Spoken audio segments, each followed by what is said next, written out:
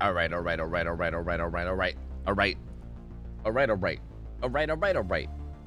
Chat, what up? How you guys doing? Hello. What up? Did I really just start streaming? The first thing I see is twins on RPD when? I'm ashamed of you guys. I'm ashamed. I'm about to just end stream, dude. It ain't even worth it. It ain't even worth it to be here, honestly. Like, why? I got out of bed for this? Resubby wubby uwu. Yo, Pretty Pirates, thanks for the resubs, 7 months. Welcome back. Appreciate it. Thank you. Stealth Bob, thank you for 22 months. Welcome back. Appreciate the support. Thank you. Where's my... There it is. My scene switch. Hello. How's it going? Hello. I know. Real moves from Rats of RPD. I know. All right. That doesn't make the suggestion any more painful. Thanks or any for less years painful, of entertainment. Okay? All right. Also, chat cute, foo cute. Yo, Hypo, what up? Thank you for the resub. 44 months, gamer. Appreciate it. Welcome back in, Feller. Appreciate you, Feller. Thanks, Feller. How you been, though? How are things? Good to see you. Thank you for the support. Yo, Slobbers, what up, man? How's it going? I have some fresh challah bread. Is that how you say it? Challah bread? That I'm going to use for some French toast in the morning. Dude, fucking poggers, bro. I love me some French toast. What's up, Gan? How's it going? If you had conversations with Miro or your cats, which would you pick? Probably my cats. I feel like Miro is already very expressive. Like, I feel like I already know what Miro's thinking all the time. But, like, my cats, I have no fucking idea, dude. They're all mysterious and shit. Hi, Panda. What up? Hope you're well, too. Hello. Hi, kitty. Early Vale, thanks for the 1 year. Welcome back, gamer. Thank you. Appreciate you, Valor. Thank you, Valor. Rank reset. I'm rich. Oh no, I didn't get the full 100 or the full 1 million on Survivor because I'm boosted. Oh no, I'm boosted. Not like this. I only got 1,900,000. Not like this. How many blood points do I have? Holy fuck, that's way too much. That's ridiculous.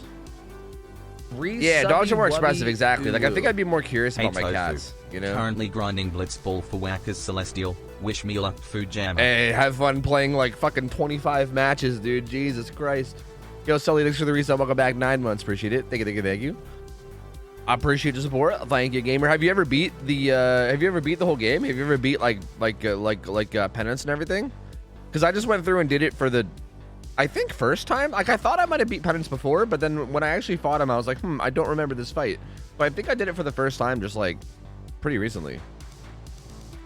But yeah, have fun with that grind, dude. My lord. Tofu, I can't invite you. Why can't you invite me? Are you going through like here? I am in your game right now. Ow. Okay, Pog. I'm in there, baby. I'm in there like literal swimwear. Okay, I gotta turn off alerts, man. But Sully, thank you for the reset for 9 months. Early Vale, thank you for the 1 year. Hypo, thank you. I think I got it away. I appreciate the support. The alerts are going off. All right, they're going off. Will Blight be put on RPD soon? Yeah, we're actually gonna put everyone on RPD. We're gonna have a whole RPD night. Yeah. It's gonna be nothing but RPD for like a whole fucking week, 2 weeks, 3 weeks, maybe a whole month of RPD. Nothing but RPD, dude. We're gonna just live and breathe on RPD because that's kind of how like the public games go anyway, right? So you might as well, get used to it since that's all you fucking play. Yo, hi bodyguard Meg, what up? Did the scrim start now? Yeah, soon. Okay, so the first is this being updated? I don't actually know if this is being updated. Oh, it looks like it is. So our first set is Chads versus Overcome. So got Chads versus Overcome, and then we got Power Struggle Rangers versus Depressed Alliance. That's all we have for today. We only have 2 sets today, and then there's 3 sets on Sunday. So it might be a little bit of a short night tonight in terms of scrims, and if so, I'm also down to just maybe keep playing just regular games afterwards. But for this first set of Chads versus Overcome, you can see on the right the whole lineup of like all the games that we're gonna see. The first match is gonna be Slinger. It's gonna be Dynamelon Slinger up against Overcome Survivors, and then Laser Raptor Slinger up against Team Chad Survivor. And then no matter what, we're gonna go to we're definitely gonna go to set 2, which is gonna be Spirit. Why is the music so fucking loud? Shut up, Spotify. God. Anyway, no matter what, we're definitely going to set 2, which is Spirit. It's gonna be Disaster Spirit versus Chads, and then Floppers versus Overcome. And then if we need the tiebreaker, if they end up going 1-1, then we're gonna have the Singularity being played, which I would love to see. I really, after I got fucking shit on as Singularity and Scrims what was it, Wednesday by DC on first down. I feel like that killer, like, genuinely, like, maybe I'm copium, dude. Maybe I'm like huffing copium, but I genuinely feel like that killer just fucking sucks. Like, it's actually just ass against like a decent team that just knows gen macro. Like, I feel like just any team that like knows remote gen macro, and it just feels so, like, it feels so hard. Like, I feel like I did decent, but like I just feel like it was so difficult to get anything going ever with that killer, man. I don't know. Didn't you win a bunch? I 4K'd maybe like 2 games out of like 8 or something. I don't know. And like those were, and it was pretty much only the games where I had like a really good start, like a disgustingly good start. And even then, it was still hard. Like, I barely was able to. It was tough, man. It was tough. I don't know. That killer feels like very not strong, for sure. Anyway, I'm curious to see how that actually happens if we get there. Maybe I'm just boosted, and maybe Dynamelon and Brewer? Is that name, Brewer? Maybe they'll teach me how, you know, fucking teach me how it's done. I don't know. Either way, that's currently what we're doing. That's currently what we're scheduled for. So let's see how it actually goes. We're just kind of getting everybody in lobby, getting everybody all set up. Getting them all set up. Do you think it's like Hag, where they're good in pubs but drop off hard in comp? To be honest with you, I really don't even think Singularity is that good in pubs either. I think it's just a matter of people learning what to do against them. Like, I think more, I think as people learn basic macro, because like I feel like the basic, okay, Hag is like decently strong in pubs, because with Hag it's like one mistake can snowball the whole game out of control, right? Because like if somebody gets downed and then hooked like in the middle of her web, then that just kind of like causes more mistakes, right? Like, that's a hard situation to like get out of, because you know, it's just like one mistake basically puts you in a situation where you're probably gonna make 1,000 more, right? With Singularity, it's not really like that. Like, if you make a mistake in Singularity, you're fine. There's really no like additional risk, you know? So I don't know. I haven't lost since he came out. You're either bullshitting or you've not played him that much, or you've just not gone up against like up against a good team, because there's no way. I'm telling you, like, I feel like any team that just like has decent macro at all, and you're just so helpless. Can I get a yeah? That prediction looks correct. Set 1, Slinger or over Spirit. Chads versus Overcome. Wait, what are you asking for? It should just be set 1 Slinger, not. Wait, what? Wait, are you asking for the whole set? Because you shouldn't ask for the whole set. You should ask for just the Slinger games. But I mean, hey, that's good enough, I guess, right? I think. Wait, but like what? But what? Yeah. Like, we shouldn't make a prediction for both sets. Just the Slinger set. And then you can pay that out once the Slinger set's done, and then you can make a bet for the Spirit set after, you know? Yeah. Anyway, here we go. So Dynamelon Slinger. Also, Slinger's played on Gas Heaven, by the way, so this should be interesting. His build is okay. This is pretty much what I'd expect to see. Kinda similar to what I'd expect to see, I guess. Floppy Butcher, very, very strong because you M1 almost all the time. Pain Res, extremely powerful perk. Corrupt Intervention to help out with the gem blocking early. And then the old spicy Noah to fall back on later. The add-ons are the green add-on helps him reload faster. Then the purple add-on makes it so that when they break free from his chains, he recovers quicker. Which is actually like really fucking fast now ever since they buffed it. So probably his best add-ons. Looks like he's going to find Claudette really quickly and get a hit on her. She's like right in the dead center of the map too. She could be in trouble. Interesting, he was kind of anticipating a juke, but she didn't juke. He tried to shoot her on the other side of the rock, but didn't connect with that either. And Claudette's going to get some distance out of that. That's going to get her a bit away. So that was good from Claudette, I want to say, but also it didn't really seem like she did much other than hold W. I guess a good scenario, a good outcome for Claudette. She makes it to Shack, where her teammates are working on gens, which is not ideal. She kind of looped right into the generators. Ideally, there instead you would want to loop away from the gens and like into the corrupted gens so that your team can do gens freely. Now Claudette's gonna go down here. Dynamelon might end up getting this hook near the gen that got done or that had progress, which would kind of help negate the progress. Might even go basement. Well, actually, I think they'll be able to get it done. You know what? I think they'll be able to get it done. Oh no! Oh God! Okay. All right. You know what? Never mind. It was all fucking 10,000 IQ calculated.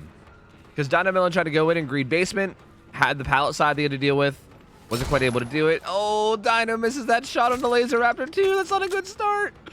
Oh, this is rough. Oh, this is rough. Jake kind of giving him the business here. I think he's going to take a shot here, I think. He could have taken a shot around that corner. I think he can just M1 now. So there's the M1.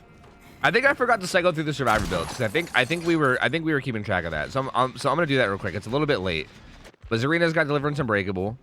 Jake's got Reassurance Kinship, which we're also discussing the possibility of getting rid of that, by the way. Adrenaline, and there's the Made for This Hope Gamer with the Resilience. So Made for This, still not banned. Oh, Dino did some kind of a fancy mind game that we didn't see. Sorry, Dino. Dino did something cool there and gets it done on a laser out there. But this is actually gonna be his first hook, and there's 2 gens done. So that pallet save at Shack was actually massive. That was really, really huge.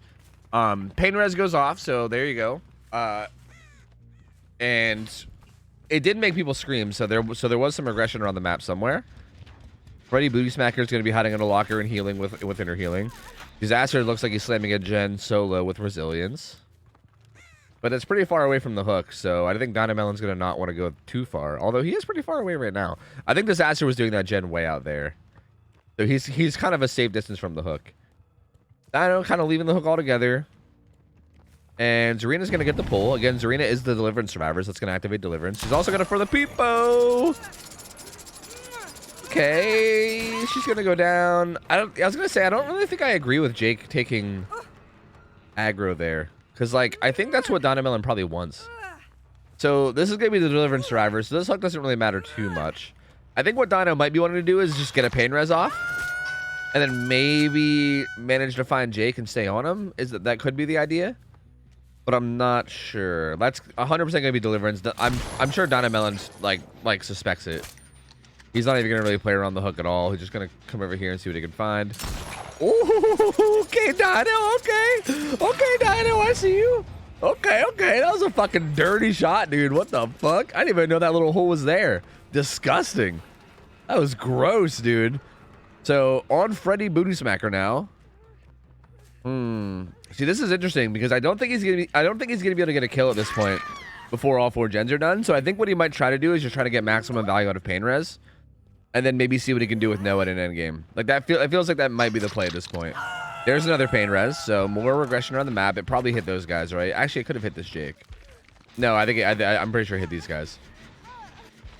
So more regression, and I believe the last pain res stack is on Disaster. Doesn't quite get that shot on a Jake, so good juke from him. Good awareness. These some scratch marks. He's going to be chasing down whoever this is. Whoever this is going to be injured, though, so this is actually really sketchy. They need to get away from the hook. These guys are both injured. They haven't been resetting. They've just been staying injured. This is the last pain res stack. A lot of shots you can get here. Oh, doesn't quite get it, though. Oh, but he vaults into him, kind of. I believe Disaster is the Made for This survivor.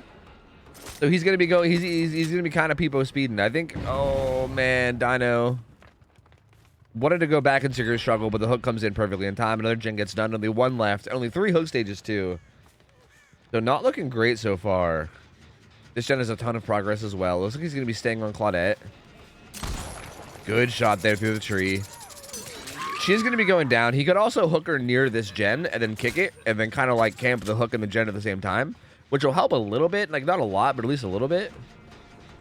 Finds Jake. Going to smack him. Looks like the other 2 are probably resetting. Yeah, these guys are healing up over here. All right, so second hook stage coming in for Claudette. And yeah, he's probably going to do it as close to this hook as he can. So that he can kick this gen and kind of keep an eye on it, I would assume. So this should be interesting. The gen split, there's 2 here. Where's the third one? The gen split's actually not good at all for the survivors. He kind of has Claudette hooked right in the middle of this 3 gen. So the survivors gen macro is actually kind of bad. Kind of very bad. To be fair, this new like gas heaven setup is so confusing. Good shot from Dino. Very good shot. He's going to let him wiggle free. That's going to put Nia back to injured. That was a very, very good shot. Ooh, gonna find a hit on the Jake too. He gets the reassurance off. But again, they're kind of... Oh, good Good shot from Dino. Gonna pull Jake close to the hook and then down him. That's not good for the survivors. That is not good at all. They're in trouble now. Suddenly, like, honestly, it's actually like pretty much fully in Dino's control now. This actually looks like it could go. That was a pretty major throw. There's one thing you don't want to do. You don't want to go down near the hook. You absolutely don't want to go down near the hook. Dino quickly getting some information about that gen just to see how much progress it has because he wasn't sure. It was a little bit risky to do because he could have gave up the unhook, but he you know, it ends up being okay. That gen doesn't have a ton of progress, so he's most likely just gonna watch Claudette die and then be able to get a hook on a Laser Raptor instead. He's also gonna have no ed. If Milton manages to pop this gen, he's gonna end up having no ed too, which is really, really strong. Looks like Nia's going to be healing up this Jake. She has made for this, so that's going to give her endurance. Dino seems to be a little torn here. He wants to protect this gen. Okay, the kill comes in. Laser Raptor gets picked up. What Dino probably should do is protect that gen at this point, but I don't think he realizes it. Yeah, he kind of realizes that they're far away. He's going to go back and protect this gen. And Milton's not going to get this done. Milton's definitely not going to get this done. He has sprint burst, so he'll be able to get some distance away. And hopefully not get shot. But he's not going to be able to get that done for sure. There's no way. Ooh, well, he did get shot. There's the hit. That's going to apply sloppy. If he can get him with his shot, this is going to be huge. If he can actually stop him from getting away, if he can get him down in this 3-gen, that's going to be so massive. Milton trying his best to just hug the outside of the map, get distance, and get away. But I don't think he's going to get very far. If he zones here, he should be... Oh, there's actually no pallet. So, yeah, he should be dead here. He's going to jump in a locker, force the pull out. Now, these guys should probably bolt down to that gen on the other side of the map and try to get it done. I think that's what Disaster's doing. He's trying to go down to that gen that Milton had with a lot of progress. He's going to try to get it done if he can. I don't know if he's going to have time, though. Dino seems like he's trying to carry him as close as he can to the actual gen. So, there he goes. He hooks him down here. He's going to immediately go over. I don't think he's going to have time to get it done. He's not. Look, I think Jake was going to grab that unhook basically instantly, and he does. Dino's in such a good spot now. I don't think he saw... I'm pretty sure I saw her legs through this wall, right? Yeah, I don't think he saw it, but he did now. Gets a quick hit onto her. He still has his gun loaded too, so Nia's got to be careful. This is an important shot. This is an important shot. It's an important shot. He's zoning. He's zoning. He's zoning. And down she goes. This is also a potential pain res too. Because Disaster's the only one that hasn't been pain res. So this could potentially pop pain res, which could be massive. Because that gen being as high as it is kind of like their one hope that they're riding on right now. And if that regresses by an instant 25%, that's going to be massive. And he's also going to hook him right beside it too.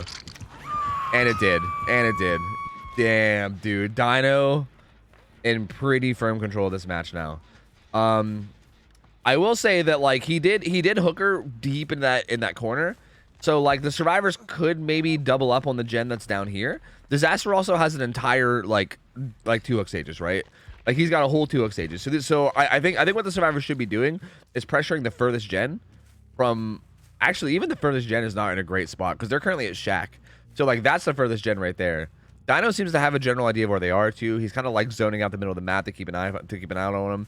Okay, he knows where both are now. He sees scratch marks over to the side, and he sees that somebody's here, too. Good shot on the laser. He's going to let him break free, and he's going to turn right around and try to come back to the hook and catch Milton off guard. Actually, what is Laser Raptor doing? What is he doing? Is this like just desperation? What is this? Why did he do that? Laser Raptor, why? What was the purpose? That had to be just desperation, I guess. I don't know what the point of that was. That was very not good. Like even if he gets the reassurance off, he still dies right on top of hook, and there's really no way you win from there. Like that's like I don't understand what the plan was. I think if anything, they should have tried to pressure the furthest gen. Like they probably should have had one person pressuring this gen, and then like another person maybe like near the hook, like maybe stealthing. That way, if the slinger comes and pressures the gen, you just grab the unhook, and if he doesn't, then you get a bunch of progress on the gen, and then you just try to pop that gen and get your final 2 points for all 5 gens being done. I don't like the way that they played this at all. Although Dino is a whole way across the map kicking Shack pallet, so he gave them all. He's literally the opposite corner of the map. So, not really quite sure why Dino did this. I mean, you kind of do need to slug for the 4K because hatch matters now. Like in the King of the Hill scrims, hatch didn't really matter that much. Well, I guess you don't have to slug for the 4K because like you know where it spawns. It's always gonna be at Shack. So yeah, I don't know. I'm not really sure why Dino did that. I feel like he could have just patrolled the gen, stayed there, and been fine. He gets to read down on the disaster though. Milton's gonna be on this gen. Laser Raptor. Still not really I think he's gonna try to hop on the far gen, which is that one over there. So yeah, that's gonna be like the furthest gen from the one that Milton is doing. Disaster's gonna be Death Hook actually. So yeah, he's now dead. Now it's now a 2v1. And yeah, Dino's pretty much got this in the bag. I think at this point, Overcome just kind of has to find a way to maybe get one of these gens done. Like that's kind of their goal right now. Is like between these two survivors, they just want to get one of these gens done and just get that final 2 points. That's basically it. If they can manage to do that, that's going to be huge. But if they can't, that's going to be really rough. A 4K with 1 gen left is a very, very good result for Slinger on this map, I would say. So if they can't manage to get this gen done, and at least get their 10 points for gens, that's going to be really tough for their killer. Laser Raptor has like 50, maybe 60% on this gen over here though. It looks like he's not using his toolbox. I can't tell if that's a glitch or like does it actually have charges and he's just not using it? Is he waiting for it to be almost done first? I don't know. Dino does see Jake on it. He's gonna come over and chase him off. He's also gonna realize that this gen has a bunch of progress. The Laser Raptor's injured. He's got to be careful. The zoning, the zoning, the zoning, the zoning, the shooting, the zoning, the vaulting, the vaulting, the whipping, the pallet, the fucking +5 wood. Dino looking for the shot. Laser Raptor doing a really good job here of staying alive. Laser Raptor playing this so well. Good shot from Dino. I don't know if he's going to be able to pull him around that corner. He's definitely not going to be able to. If he had the other purple add-on where it lasts longer, he might be able to. Milton cranking the gen in the deep corner. I don't think Dino's going to be able to get there in time. And even if he does, I think Laser Raptor will be able to get that. That was actually so clutch by Laser right there. That was so clutch. He dies there, and they definitely don't get this final gen done. Now they almost guaranteed do get this gen done. Wait, Milton was doing this gen. I thought Milton was doing that corner gen. To be honest with you, I was with Dynamillion. I thought Milton was on the corner gen, but he was on that gen. But never mind. There we go. The final gen gets done. Actually, this is getting a little spicy. They could hypothetically... Okay, never mind. I was going to say they could hypothetically get an exit gate if Milton could have a good chase. But, you know, my boy Milton, I'm not trying to shame you or anything, but a good chase was not had. So, you know, never mind. Yeah, Unbreakable was on Disaster, so there's no Unbreakable in play. At this point, Dino's just going to run down Laser Raptor. He's going to get the down onto him. He's going to kill him and then probably beeline straight to Shack to make sure that Milton can't get Hatch, because Hatch is going to spawn right here. Actually, wait. No, wait. Unbreakable's on Milton. What am I talking about? Oh, wait. I'm wrong. Oh, wait. My bad. I was wrong. Wait, why did I think it was on Disaster? No, it was on Milton. What the fuck am I talking about? So, yeah, Unbreakable actually still is on play. And he's going to get up. But the problem is that they both know where Hatch is. So I still don't really know how he gets out of this alive. Yeah, and he gets found. So, he has Shack Pallet. No, he does not. That's right. They used it to save earlier, so they don't have Shack Pallet. So, yeah, Milton's going to go down. And there you go. That's going to be the 4K. With all 5 gens done, but a 4K regardless, which I would say is a very good result. That's a very, very good result. So basically, now the killer for Overcome has to basically just get a better result than this. Like if they want to win, they got to get a 4K with 1 gen left.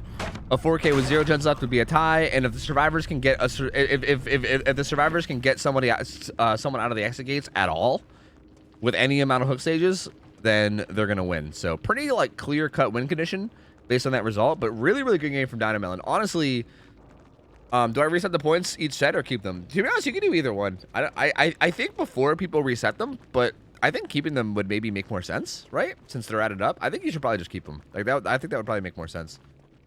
Well, they could get Hatch, but they can get, but they would have to get Hatch with all 5 gens done. Like if they don't finish all 5 gens and then they get Hatch, then that wouldn't be enough. So like, it needs to be all 5 gens done and then some kind of an escape of some kind, but like whether it's Hatch or exit gate.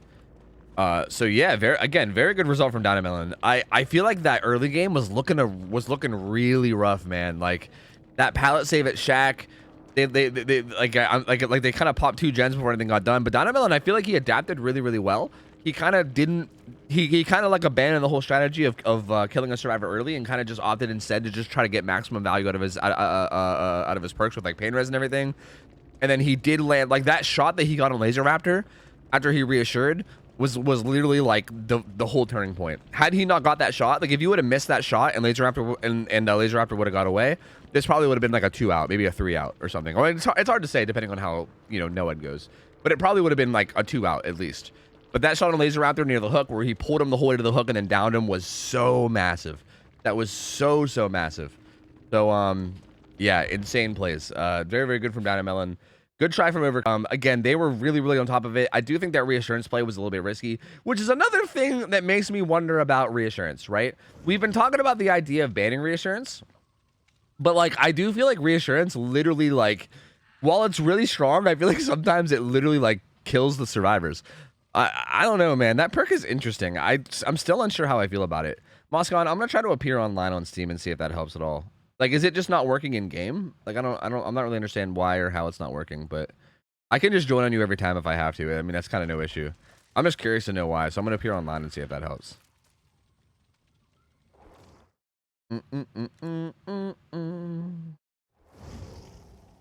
All right.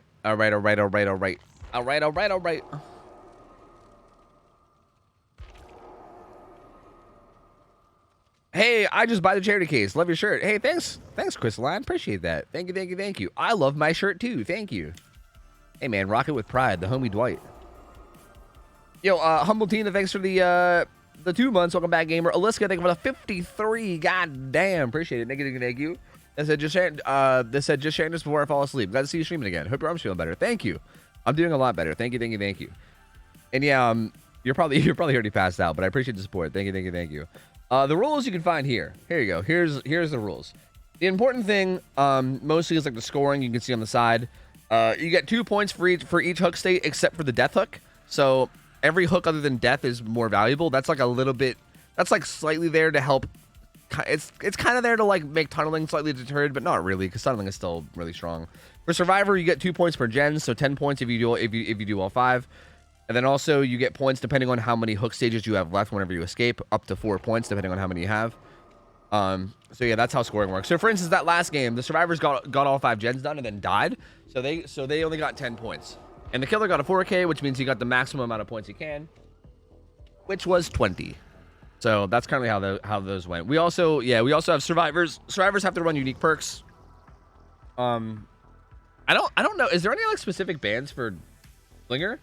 Did we like ban anything in particular for Slinger? I'm not sure, but I don't know. I haven't really kept up with that entirely to really know 100%. But yeah. That's it. No, okay. No Slinger specific bans. That makes sense. I didn't really think you would need it, to be honest with you. I think reassurance is fine. You have to play it correctly to get value. It's certainly nowhere close to free. See, I do think reassurance is more of a problem when you're playing a weaker killer, though. That's the thing.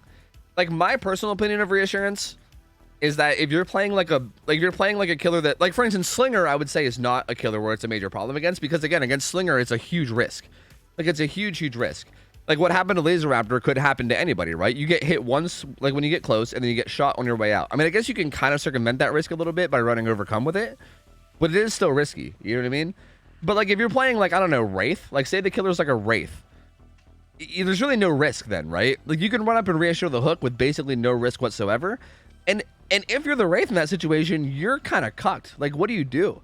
Like, I feel like it's like a supremely like feel bad perk if you're like a low tier killer, right? Because if you're a low tier killer in that situation, you have nothing, you know? Like you kind of need to like secure a kill as fast as you can, but then also they reassure the kill, so you have to sit there and just like let them pop a bunch of gens. And then also, like, I don't know, I think it just makes the gameplay feel not great for a lot of for like a lot of killers, which I don't. Again, it kind of makes me lean towards banning it, but like, I don't know, man. I'm torn. I'm torn because I almost feel like I almost want to leave it unbanned for like the stronger killers, but I don't know. We'll see. Do you even have any Wraiths in scrims? Yeah, Wraith is played on Dead Dog Saloon, which is actually not a bad map for Wraith. Like, that map is actually semi-decent for him. Like, I've seen some pretty good teams like fall apart. Well, I've seen some pretty solid teams fall apart. I think like the really, really cracked out god tier teams do pretty well on it, but yeah, I mean like the pallets on that map are kind of dookie, and good race can really fuck people up for sure. Did they just start balancing maps and such for M1 killers? Well, yeah, I've been saying that for 7 years. So yes, and I've been thinking that for 7 years, and it's never gonna happen. Like I don't think we'll ever actually have maps balanced in the way that they should be ever. I've literally been like, again, you can go to my YouTube channel and go back to like the oldest video I've ever uploaded. The second oldest video I've ever uploaded was a podcast with me and like 3 friends where we talked about literally that exact thing, about how they should balance the maps and make it more viable for like M1 killers. It was like 5-6 years ago that I made that podcast. I've been talking about it for years. It's never gonna happen, unfortunately. I've seen Zaka do a 4K3 on Wraith in real comp on Dead Dog. Who was he up against though? I mean, I've seen it. I have seen really, really good results. I mean, you're not wrong. Like it is a really strong map. Like the pallets are dog shit. Like the mobility helps a lot. Even like main is like not really abusable against Wraith because he's so fucking mobile. Because like usually that's what's good about Dead Dog is main, right? But you can't even really abuse it. So best Doctor player that streams or uploads to YouTube, you know. Sorry for being off topic. Just kind of you're just kind of an encyclopedia for these things. To be honest with you, I don't know anymore. It used to be Dre, but she quit the game, so now I don't know anymore. I'm not sure. Like, I feel like there's no... I don't really... Is there any Doctor mains? I'm not sure, to be honest with you. I don't recall knowing about any. Have any of the games been played yet? Yes, we had one game so far. We had Chad's Killer versus Overcome Survivors. It was Dino Melon on Killer, and he got a 4K at 5... Well, not at 5 gens. He got a 4K at 0 gens. Basically, all 5 gens got done, and then he got a 4K. And now we got Team Chad Survivors. We got Dame, Tina, Whopper, Dynamelon, and Laser Raptor's going to be playing Slinger on Gas Heaven, which again, a pretty tough map. So Laser Raptor's got a hell of a game out of him. He's got to have a really good result here. Let's buff all M1s by giving them 5% haste. Lame way to buff him. Lame. Anathema, what up? What's up, VG man? I know you love Doctor, man. I know. No one really plays a lot of Doctor, man. I don't know. At least I don't know any like well-known Doctor. Oh yeah, Herman the Doctor is a Doctor main, right? I don't really know that much about them, so I don't want to give them like my like official endorsement because I feel like I don't know that much about them yet. But yeah, I've heard that name before. I think they're a Doctor main. I don't see any artist mains. Really? Carnivorous is a really well-known artist or a really well-known artist main. In terms of streamers, I think Carnivorous is the main one. Which is kind of a shame because I do think Artist is mad fun. I kind of wish there was more. Also, I think Rayoxium plays Artist a lot too. So I think Carnivorous and Ray, I think, are the two that you'd probably want to watch. But I think Ray plays a bunch of different killers, so I don't think you're going to see just Artist there, but it's kind of both. Is there a rhyme or reason for the killer selections, like the 4 killers available? It's mostly just to get variety in killers so that we're not seeing just like Blight all the time.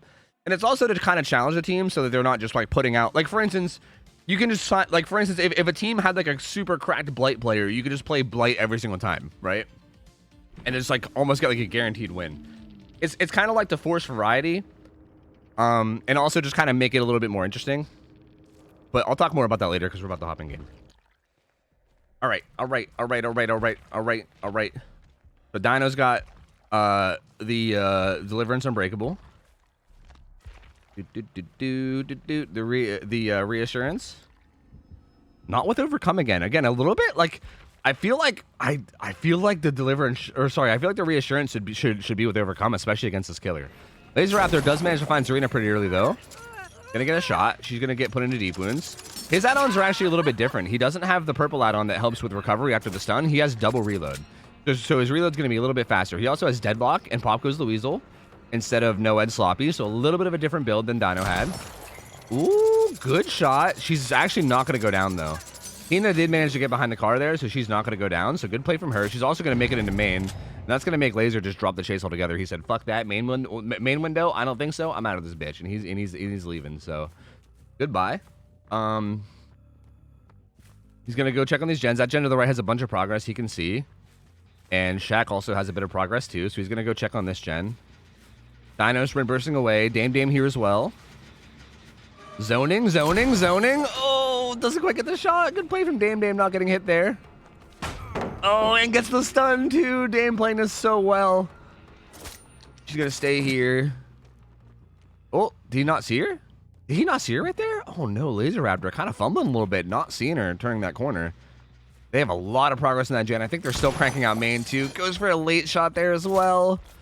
Oh man, Dino getting the heal off on the Tina. And yeah, Flopper's currently sitting in Shack. He's gonna get snuck up on though. Oh, oh, oh.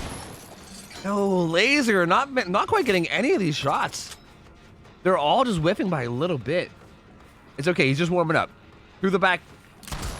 He's gonna say through the back window, but it's fine. He gets a shot on him there. He's gonna get hit, and then again, Flopper's gotta be a little bit careful here because this is basement. So like if you can get this reload off and get another shot really, really quickly and get a basement hook here, that could be a really strong start.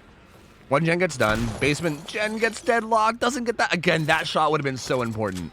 That would have been huge if he landed that. He could have pulled him towards basement, got a basement hook above the gen that has progress, or below the gen that has progress. Instead, Flopper makes it this pallet, pre-throws it, which is smart. Although pre-thrown pallets aren't necessarily safe against Slinger. Laser Raptor went for what would have been a fatal shot, but didn't quite get it. This also would be a fatal shot. And he doesn't quite, he just can't get any shots, dude. Oh man, he's looking like me on H1Z1, dude. Not like this. Okay, he gets a shot now. And Flopper's gonna be going down, and that's the first down, but there's a second gen popping too. Oh, that's brutal, man. That's a really, really good start for Chads. That's so good. Was it Shack gen or was it a different one? I don't know. No, it wasn't Shack gen. They got a different gen done. I couldn't see which one it was.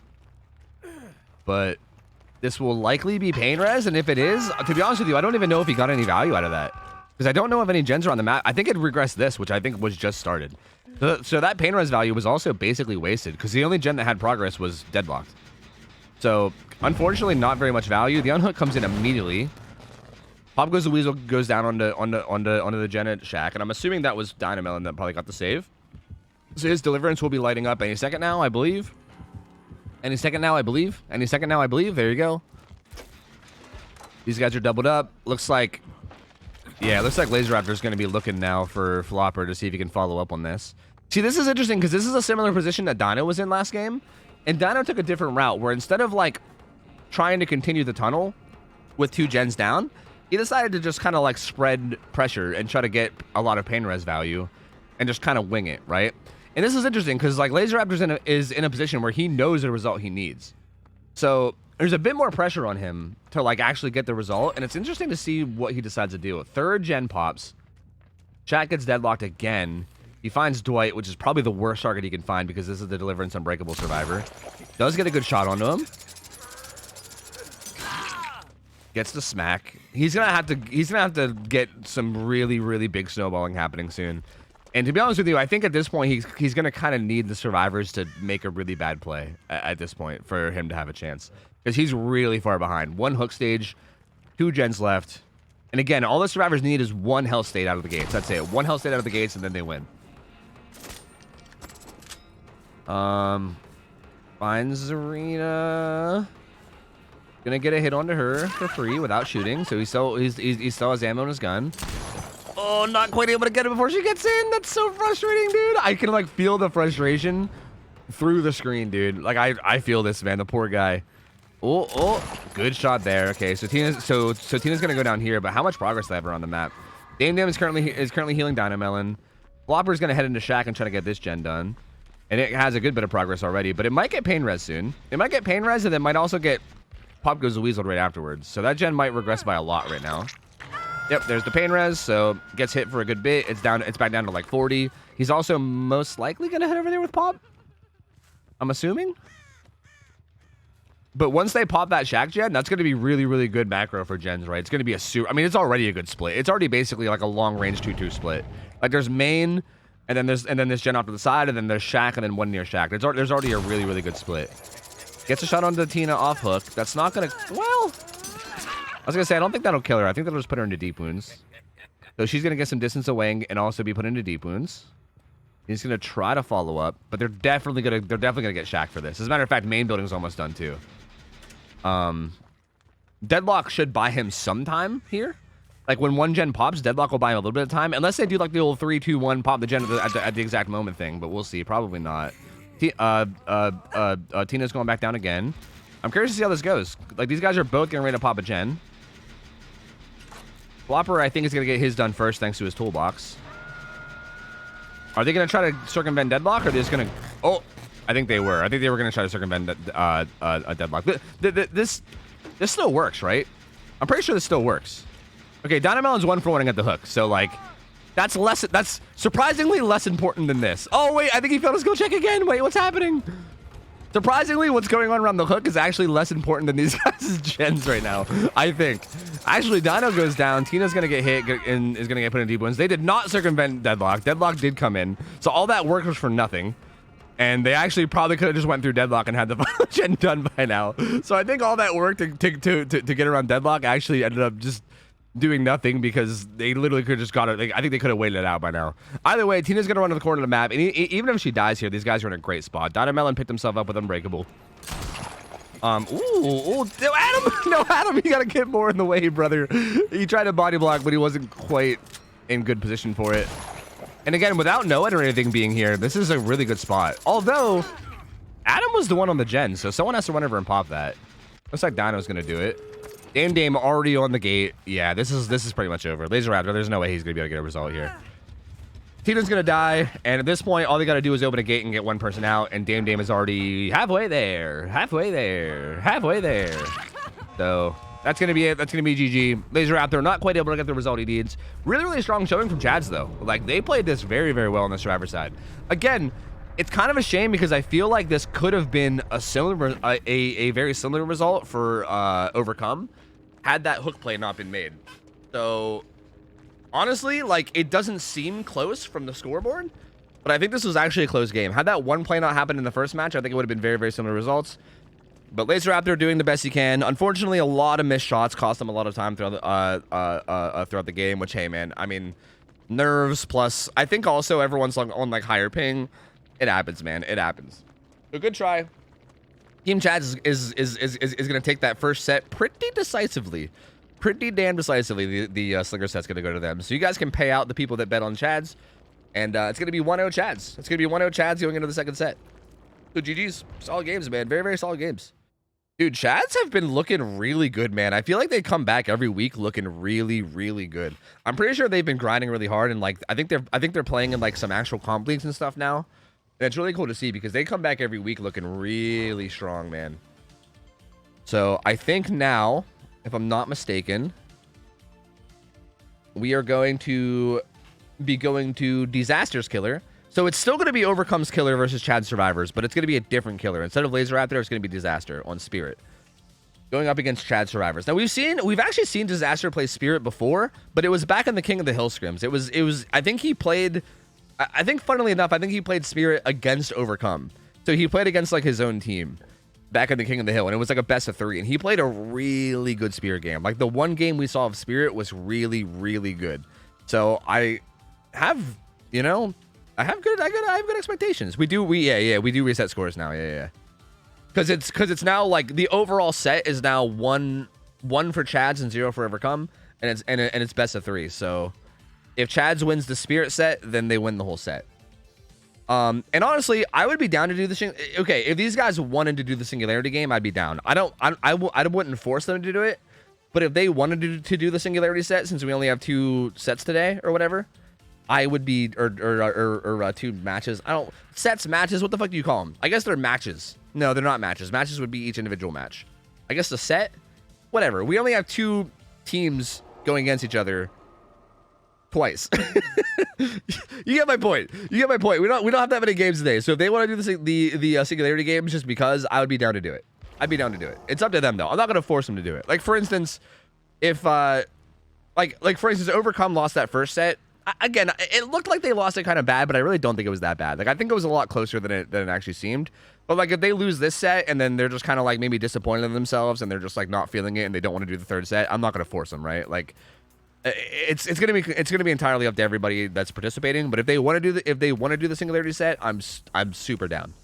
I'm super down because I love that killer. And I'm really curious to see how he's played and like how he performs. Force him at gunpoint? No.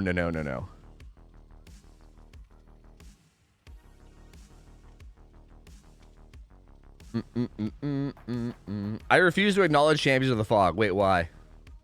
What's wrong with Champions of the Fog? In your opinion, do you think Artist, Oni, or Spirit has a higher skill ceiling? I don't think it's Oni. As much as I love Oni, he's like probably my favorite killer, but I don't think Oni's skill ceiling is actually that crazy. Like Artist is definitely higher, and Spirit, like Artist and Spirit are definitely higher than Oni. But like it's weird because I feel like with Artist, it's like you could almost say that your ability to sound whore is almost like infinite. Like I feel like, I don't know, like I feel like you can get like, you can probably get so good that you can like hear like full health survivors breathing from like far away and pinpoint exactly where they are. Like I don't know, it's hard to say exactly how high the ceiling is for sound whoring, you know? Like probably pretty high. So yeah, I think Spirit, I guess, because like Artist I feel like is mostly just like, no, I mean Artist has a lot you can do too. Like there's a lot of combinations of zoning and sniping and even like basically swarming people and then using your follow-up birds to zone and shit. Like there's a lot of stuff with Artist. I think Spirit, I don't know, it almost feels like sound whoring is like infinitely like high skill ceiling, you know? And I think Switch is right too, that I think Spirit is way harder against good survivors than people make it seem. Yeah, like I think Spirit's one of those killers where everyone like calls her easy because most people like are referring to just your average players, where you'll just like, I don't know, you'll just get a free M1 hit on, like you'll be able to get free M1 hits on them as a 4.4 killer and then chase them down while they're injured and super loud and shit. Like against really, really good teams, it's not that easy. So yeah, I think Spirit's probably the answer.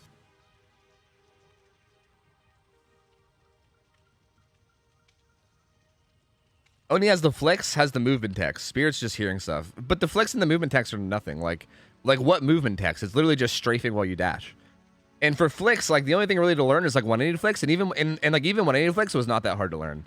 Like I learned 180 flicks really fast, and like again, I'm not even like a mega cracked killer in this game, and I'm already like pretty much consistent at like 180 flicking. I really don't think Oni's that hard at all, to be honest with you. And 180 flicking is also a bug that's probably gonna get patched at some point, I would assume, because that shit is fucking insane.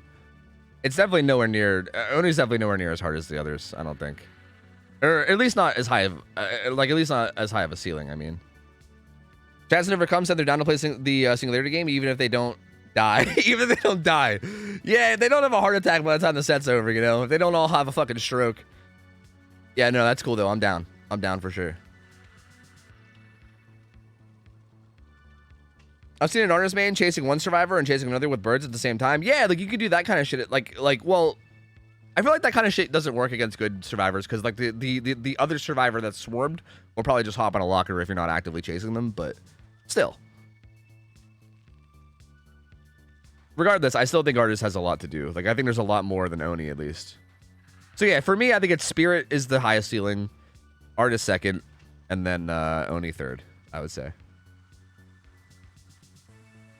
Is it still Slinger? Nope, we're moving on to Spirit now. It's Spirit. This is Disaster on Spirit against Chad Survivors, and we're actually readying up. For Spirit, oh fuck! I think we actually do have special balancing for Spirit, right? Are these being updated? I can't remember our balancing for Spirit, but I think we actually might have some special balancing for Spirit. Let me go check.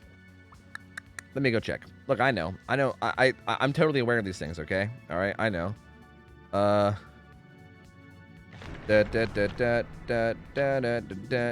I'm sure people are typing in chat right now, but I'm still gonna go check in Discord anyway. Yeah, you can't run Deadlock. You can't run Deadlock on Spirit. You also can't run anything green rarity or above for add-ons. It has to be yellow or under. So, I mean, that's pretty much expected anyway, because you're pretty much always going to see speed and duration for add-ons. And also, the map is Father Campbell's Chapel. I should have mentioned that as well. She's no longer played on... what did we have her on before? We had her on Sanctum of Wrath before. She's now on Father Campbell's Chapel. You can't run Deadlock. That's basically it. That's really all there is to balancing. And also the add-ons. You can't run like Mother-Daughter Ring, because that'd be fucking stupid. So yeah. Can we still enable E? Hypothetically, you probably could, but I don't think they're going to, no. I swear Dino changed it for greens to be allowed. It currently says... Spirit also has the following banned add-ons, all green rarity and above. So yeah, currently it says no green rarity. To be honest with you, I wouldn't have an issue with green rarity because I don't think any of the green rarities are really that strong. But it currently says you can't. I mean, everyone's going to run this anyway. Speed and duration is pretty much what you're always going to see. All right, so Disaster, Corrupt Intervention, Pop Goes the Weasel, Sloppy, and Nowhere to Hide. Interesting build. build. Interesting build. No pain res. I feel like I almost always expect to be... I pretty much expect to see pain res every single match that it's allowed. Because pain res is so strong. But no pain res for him. So, honestly, don't hate it, though. Don't hate it. This is like... that's a pretty good build there for, like, getting chased. Dyna with the lucky break. Tina rocking the old fucking doing gens with Prove Thyself, and then Kurt is gonna be rocking the old Deliverance Unbreakable, or sorry, the old the old Deliverance Unbreakable. Disaster's actually gonna find, I think this is Kurt right away. Gonna use Nowhere to Hide to see what he can see, and no, actually that's, nope, never mind, I lied. That looked like Tina, I believe.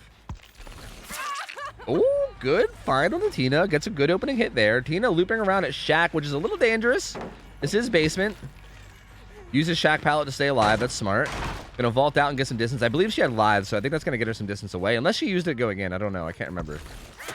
Oh, my lord. Disaster tries to catch her at that vault, but she actually fakes it. That's a good play from Tina.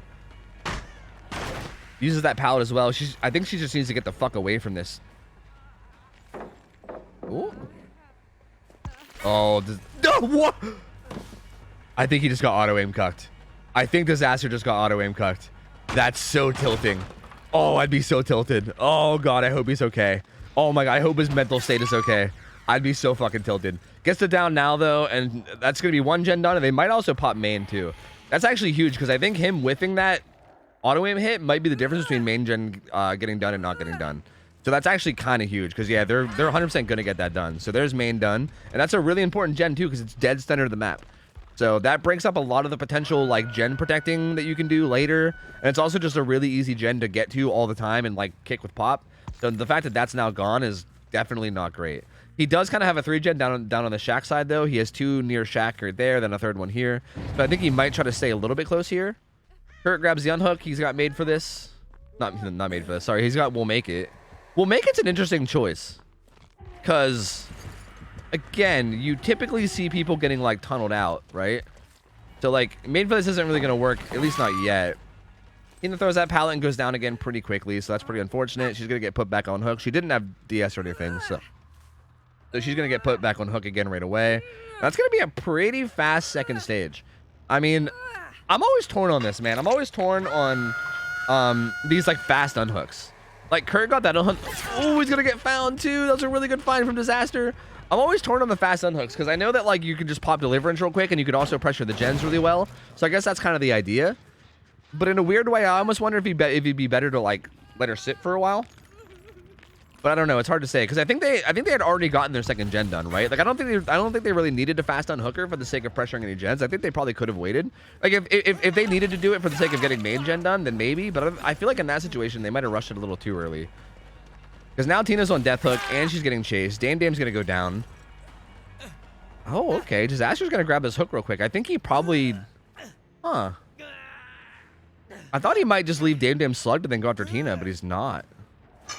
Is he going to go... Okay, now does Disaster go after Tina or does he just stay on the gens? I think he's just going to stay on the gens. This is interesting. He might just... What he might do now is he might just remember that Tina is death hook and then try to, like, keep an eye out for her. But this could be... This is a pretty good scenario for Chads here. Oh, finds Dino. Because Tina can kind of just hang out down on the carnival side and do all the gens down there. Reassurance comes in on Dam from Dino. He's going to eat a hit here.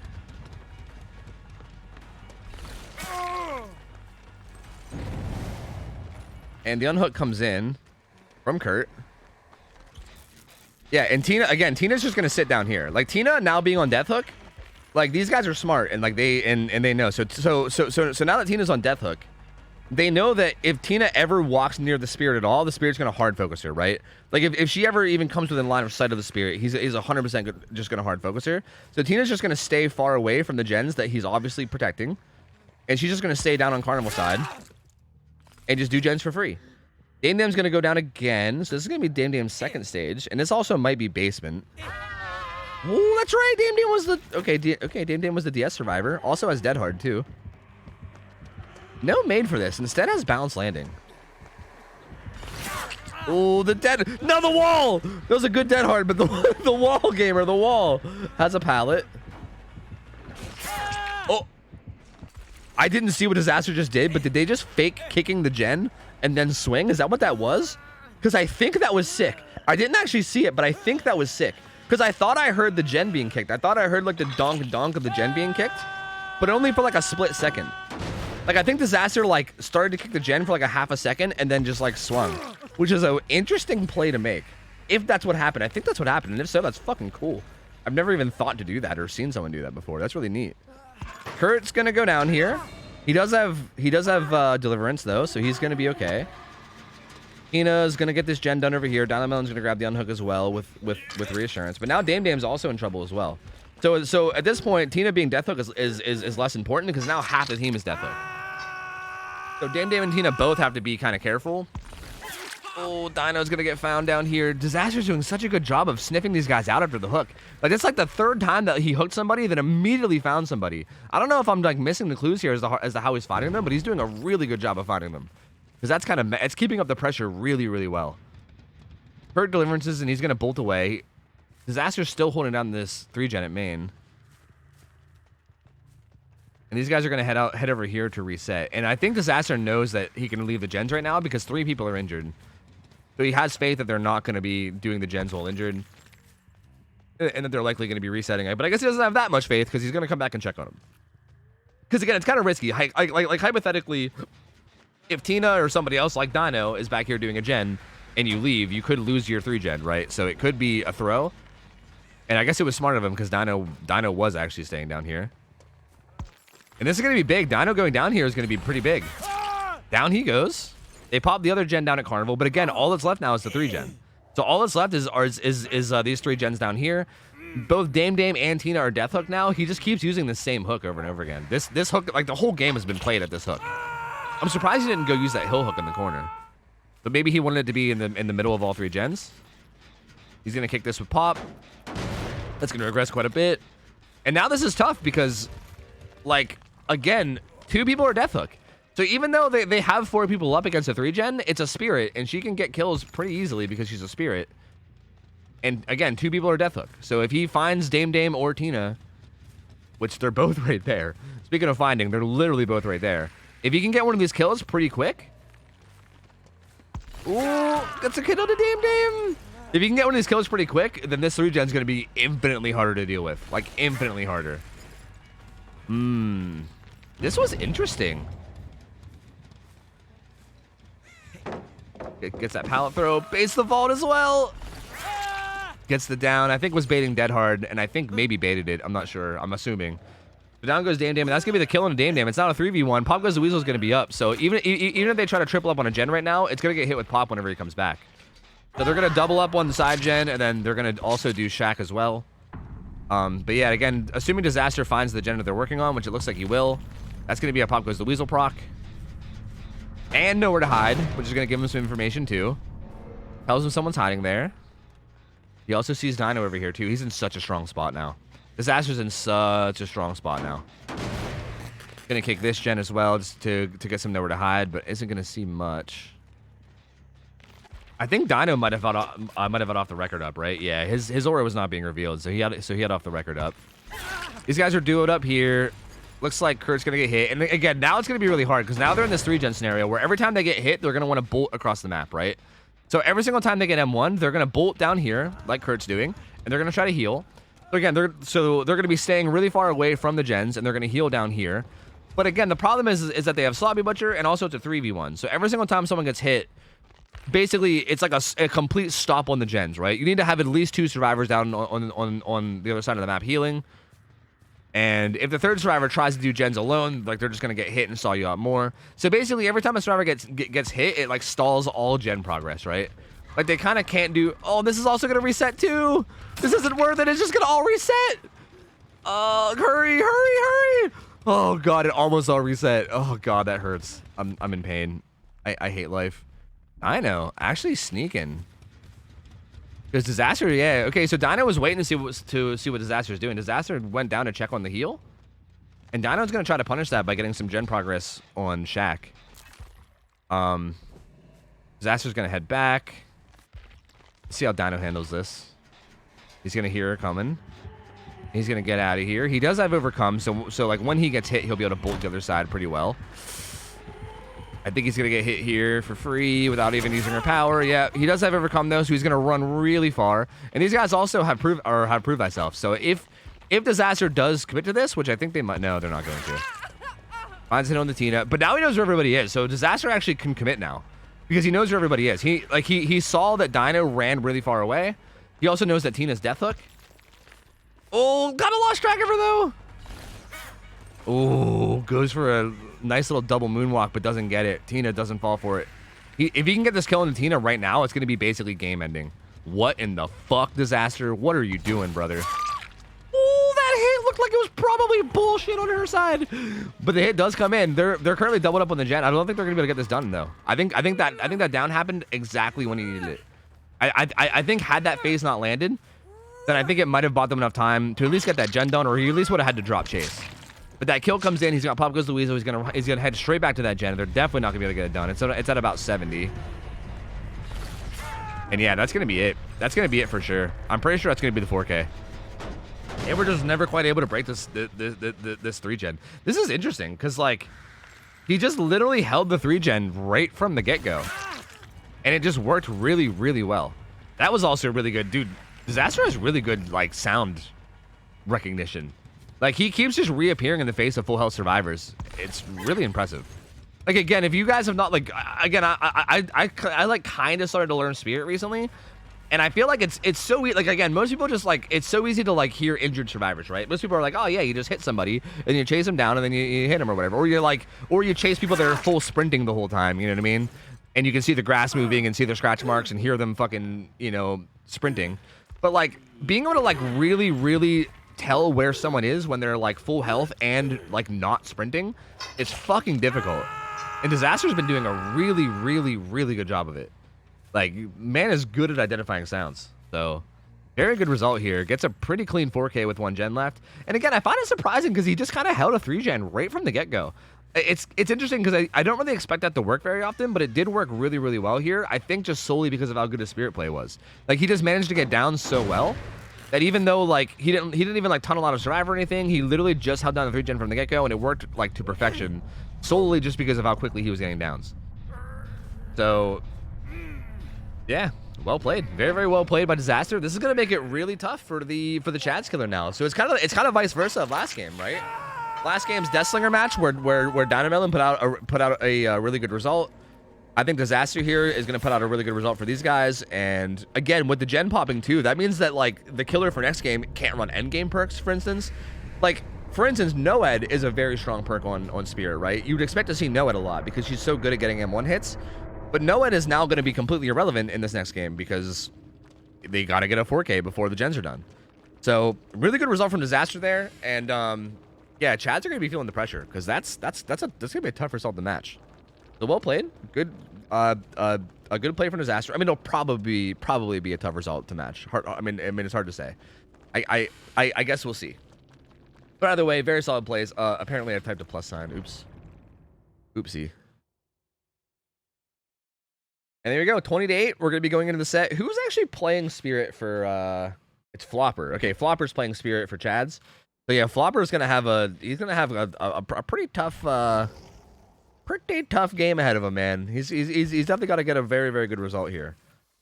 Let me hop in. Just kidding, I can't hop in. Disaster makes me embarrassed to play Spirit Sunday. Are you playing Spirit on Sunday, Zombie? Is that what you're saying? Yeah, Disaster's a really good Spirit, man. That motherfucker is gross. That motherfucker is hella gross. Oh yeah, you're on Effigy, aren't you, Zombie? So you're playing against Frosty Eyes Spirit first set. Yeah, hey man, you fucking better live up to fucking Disaster Spirit, or else we're all gonna laugh at you. We're all gonna laugh at you. Except we're actually not gonna laugh at you because fucking Disaster's gross. I wouldn't expect anyone to play that well unless you're like already giga cracked. That motherfucker is good.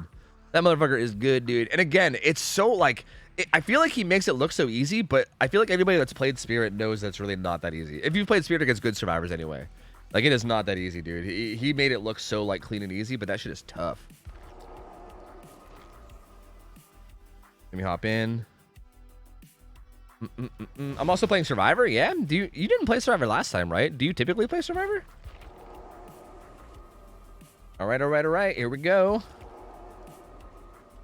I'm on Frosty Eyes, and we should expect better from our spirit. Oh, are you on Frosty Eyes? I didn't actually know you were on a team, Brownie. Wait, so like, does that mean that if we get a fucking artist on the schedule at some point, you're gonna show me Garden of Rot? Can we allow Garden of Rot for 1 week just so you can show me how it's apparently good? Since you claim it's a fucking B tier add-on or some shit, or whatever the fuck. I've seen it.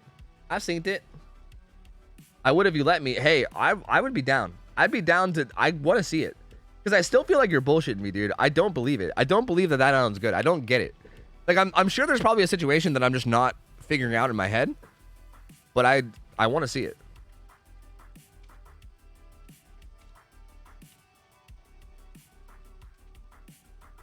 $3,953% volume spirits cheating. I'm curious to know how people feel about equalizers, like EQs or whatever. That's what they're called, right? Equalizers, EQs. Because apparently a lot of people who play spirit, not everybody, but apparently there's like a chunk of people that play spirit in like comp that use like EQs, which is some kind of like weird like third party fucking audio. I'm an idiot when it comes to audio, so like excuse me if I sound like a total moron right now. But if I'm not mistaken, it's some kind of a weird like audio thing that like makes some sounds louder than others. And apparently that's a thing that people use a lot in comp, which is kind of weird to me. Like, I can't help but feel like that's probably cheating. You know what I mean? Like, I'm not a fan of that shit at all. Like, I've heard about it, and I'm like, to me, that feels like it's crossing the line. Like, it's one thing to have like I feel like there's things like reshade and filters where you can be like, oh, this gives an advantage, but like whatever, I don't really care. Like I wouldn't get mad about like reshade or filters, but I feel like things like EQ is when I feel like that is like the line, you know? Like if you want to figure out where the line is for cheating, I feel like to me that's the line.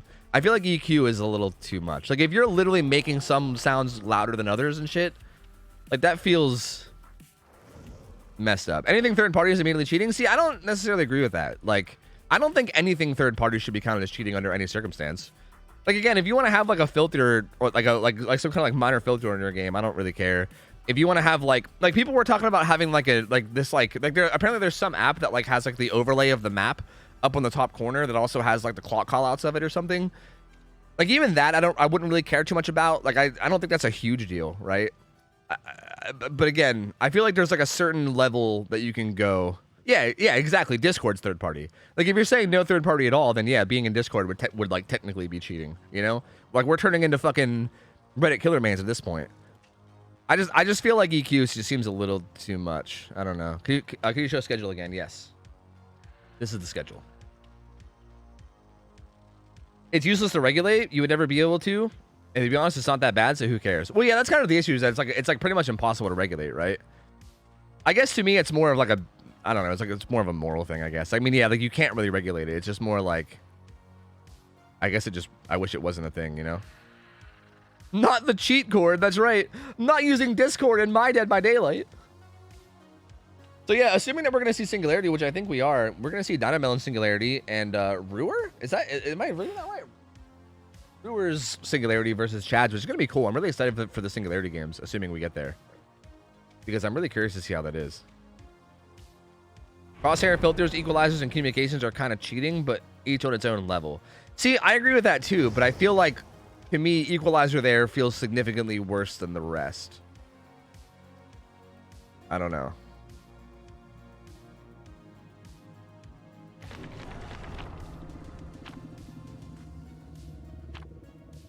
Well, no, Noxious Brownie, because like the map layout, you can just put that on your other monitor.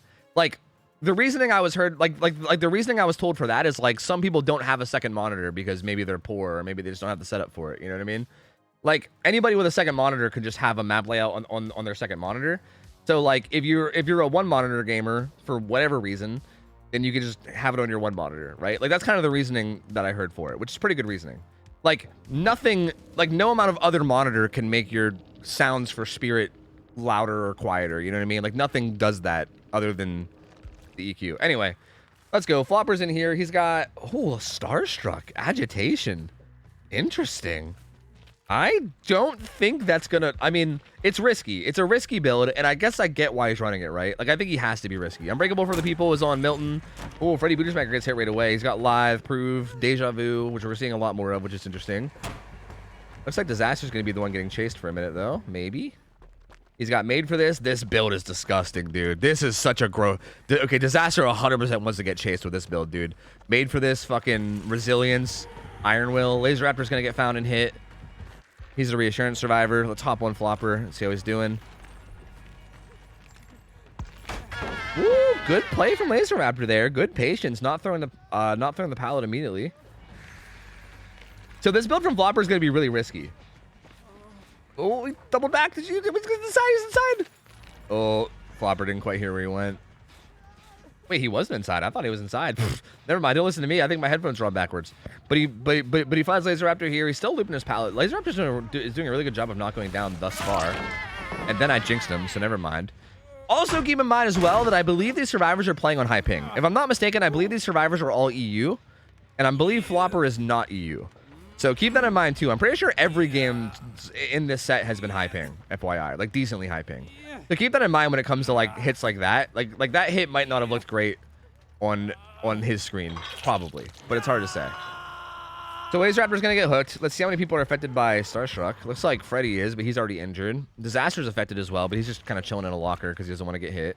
So Starstruck Agi is like, again, you're using half of. Oh.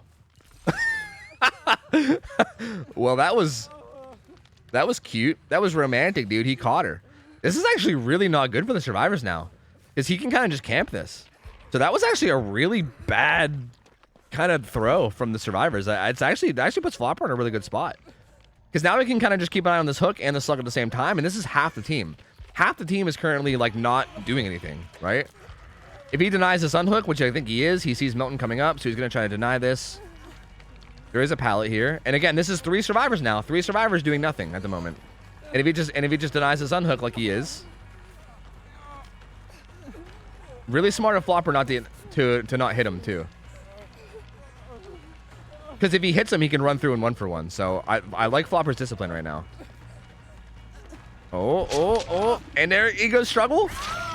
Oh no, Chow God! Overcome's kind of falling apart at the moment. Uh-oh. Laser Raptor goes struggle. They're all getting hit. Sloppy Butcher's also in play. Flopper can do anything right now. He should probably go after these guys. He should probably go after one of them. They're very close by and they're injured. He might instead just go for this hook. Maybe he's just gonna camp Laser Raptor to death. I think he activated Kinship though. His bar is not moving. So yeah, Kinship is activated. His bar has not been moving. Okay, he's gonna hook Claudette. This is kind of, dude, this is major disaster for Overcome, man. He's gonna get this hook. That also gets Starstruck. And I'm pretty sure he's gonna get down by Starstruck. So yeah, Milton goes down to Starstruck. He will have Deliverance up, probably, unless Jake goes down at like the worst time here, which could happen. Oh, okay. Jake does not. Oh, Jake has off the records. Never mind. Yes, 100% Deliverance is gonna be in play. Can't hear Jake at all other than his footsteps. Gonna smack him with off the records. There he goes. Looks like Flopper wants to secure this kill above all else. So he's gonna be staying on Jake, and Jake is gonna go down here. That's gonna be a kill on the Jake. It's gonna make the game a 3v1. And also one hook stage onto Claudette as well. And then Milton has Deliverance, and now this is gonna be really tough. This is gonna be really, really tough, man. I'm surprised. The Starstruck actually did get pretty good value there. Although I really don't think this result had much to do with the build. I think it was more just, that was a really, like, again, both games from Overcome have basically been turned by somebody just going down to the hook. I don't, like, it's strange, both matches. Like, I don't feel like they were in that bad of a position. Claudette was injured and she just stayed like super close to the hook for some reason. I don't know why. Like, she was injured and she didn't even have Deliverance or anything. So I'm not really sure why she was the one that was like staying right beside the hook. But she probably should have like got the fuck out of there. Instead, she stayed right beside the hook. And then she kind of like dropped down to the hook right when the spirit was there. And then, yeah, that's just such a massive snowball. I mean, it's not over. It's not over. So Flopper still has to, he still has to close it out. They did pop another gen. And they only need 2 more gens to tie and then 3 gens to win. If they finish all 3 gens, they win. So it's not over by any means. They can absolutely do this. Milton has Deliverance. So him getting chased is kind of best case scenario for Overcome. The other 2 are kind of free to do gens as they please. Because Milton doesn't need help at all. He has Unbreakable. Well, I don't know. He might have popped his Unbreakable. I'm not sure. What the fuck just happened? I'm not sure if his Unbreakable's up or not. He might have burned it, but I'm not sure. But he definitely has Deliverance up. They don't really have to worry about him too much. Freddy's doing the gen down at the carnival, and Disaster's doing the one off to the right side.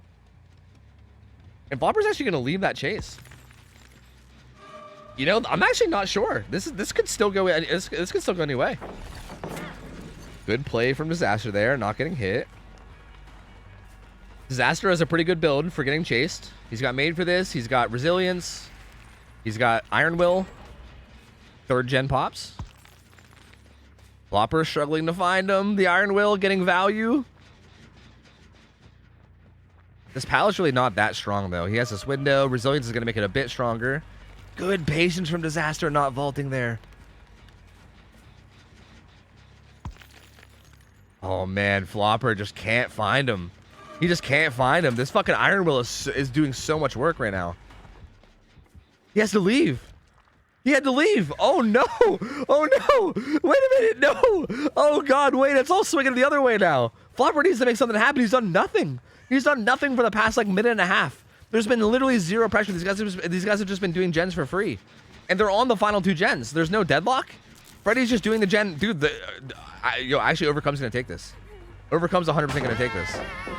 These 3 survivors have just been playing phenomenal. And Flopper is not, he's just not been able to get it down. He needs to get it down. He's needed to get it down this whole time, and he's just not been able to. He comes over to this gen. There's nobody here. They're gonna finish this gen. They're gonna finish this gen. Disaster almost has this gen done. That's gonna be done, and then Freddy is full health at Carnival. And if he leaves Milton here, Milton gets this gen done. Yeah, it's over. It's over. Overcome wins.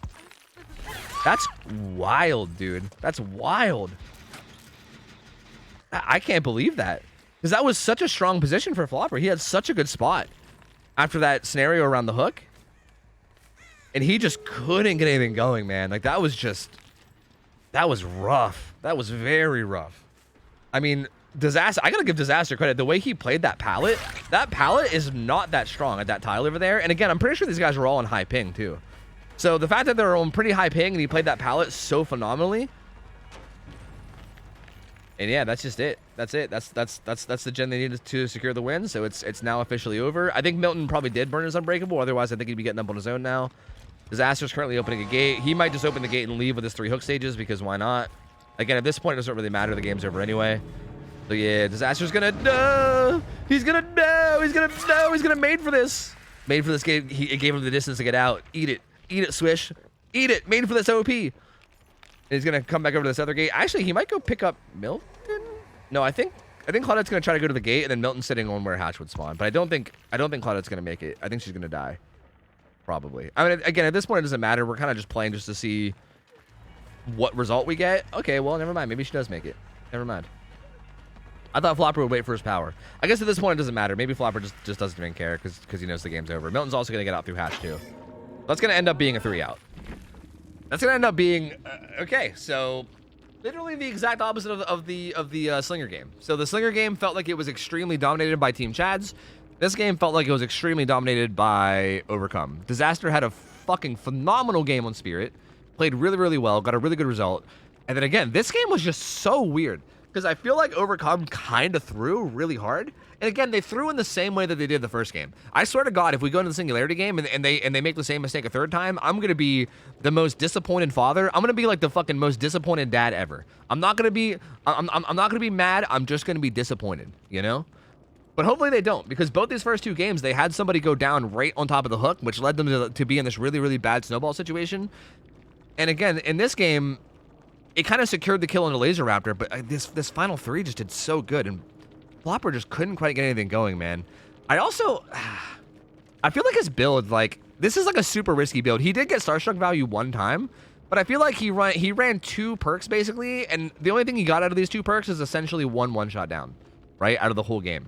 I feel like that build, while it is risky, and I feel like you could hypothetically snowball hard with it, it is super risky. And I feel like if he had maybe just, like, typical regression perks, maybe it could have been a different result. It's hard to say. Like, if you had, like, Pain Res in there or something, hard to say. Might have been a whole different result. Either way, though, GG's. We're going to be moving on to the Singularity set. It's currently 1-1 for both Chads and Overcome, and I'm really curious to see how the Singularity set will go, because we've not seen Singularity at all yet. So, yeah, very, very curious. Noed? Well, Noed wouldn't make sense, because he had to 4K before all 5 gens were done. Yeah. Quick question for Tofu in chat: is Game of Foot triggered by Jolt? Game of Foot triggered by Jolt? I don't know. Why would Game of Foot be triggered by Jolt? I don't understand. Does Game of Foot say kicking a gen too? I thought Game of Foot was only kicking pallets. Was it gens too? Because either way it wouldn't, because you have to kick it. Like you have to actively kick it, right? I think. Wait, I'm on Survivor. What the fuck am I doing? Does Game of Foot work? Like, does it actually work on kicking gens? I mean, that wouldn't make sense because you'd be chasing a Survivor, right? That'd be silly. If it does work that way, it's silly. No, it does. Damaging generators. Wait, does it? Now I don't know. Well, okay. If you down the obsession, though, I think it ends chase. So, like, does it happen before or after you end chase? To be honest with you, I have no idea. Probably not. The answer is probably not, but I actually don't know 100%. Like, I couldn't tell you 100% for sure. But probably not. Dino does the thing you were trying to do the other night, space out the cams on a gen so that one EMP isn't enough. Yeah, if he's actually doing that successfully, that's really, really good. Because, yeah, I was trying to figure out a way to do that, but it's hard. Like, on most gens, it's hard to do. It's really not, like, easy. I think on some gens, it might be impossible, and then on other gens, it's like doable, but still difficult.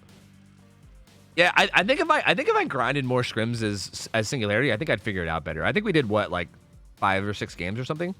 And I feel like I was learning a lot as I was going, and I feel like it was getting better and better. Yo, Sleepy Goobers, thanks for the 21 months. Welcome back. Toast Rider, thanks for the 29 months. Welcome back in, man. TJ, thanks for the 7. Gabby the Mini Mac resub for 2 motherfucking years. Queen Teapot resub for 11 months. I feel like I missed all of this. This was all a while ago, but I appreciate you guys. Thank you. Courtney gave 100 bits as well. Thank you for the support, you guys. Appreciate it.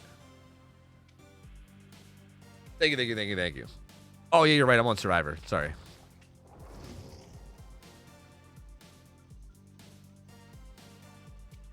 Bump. Yo, whoa, hey, whoa, brother, please.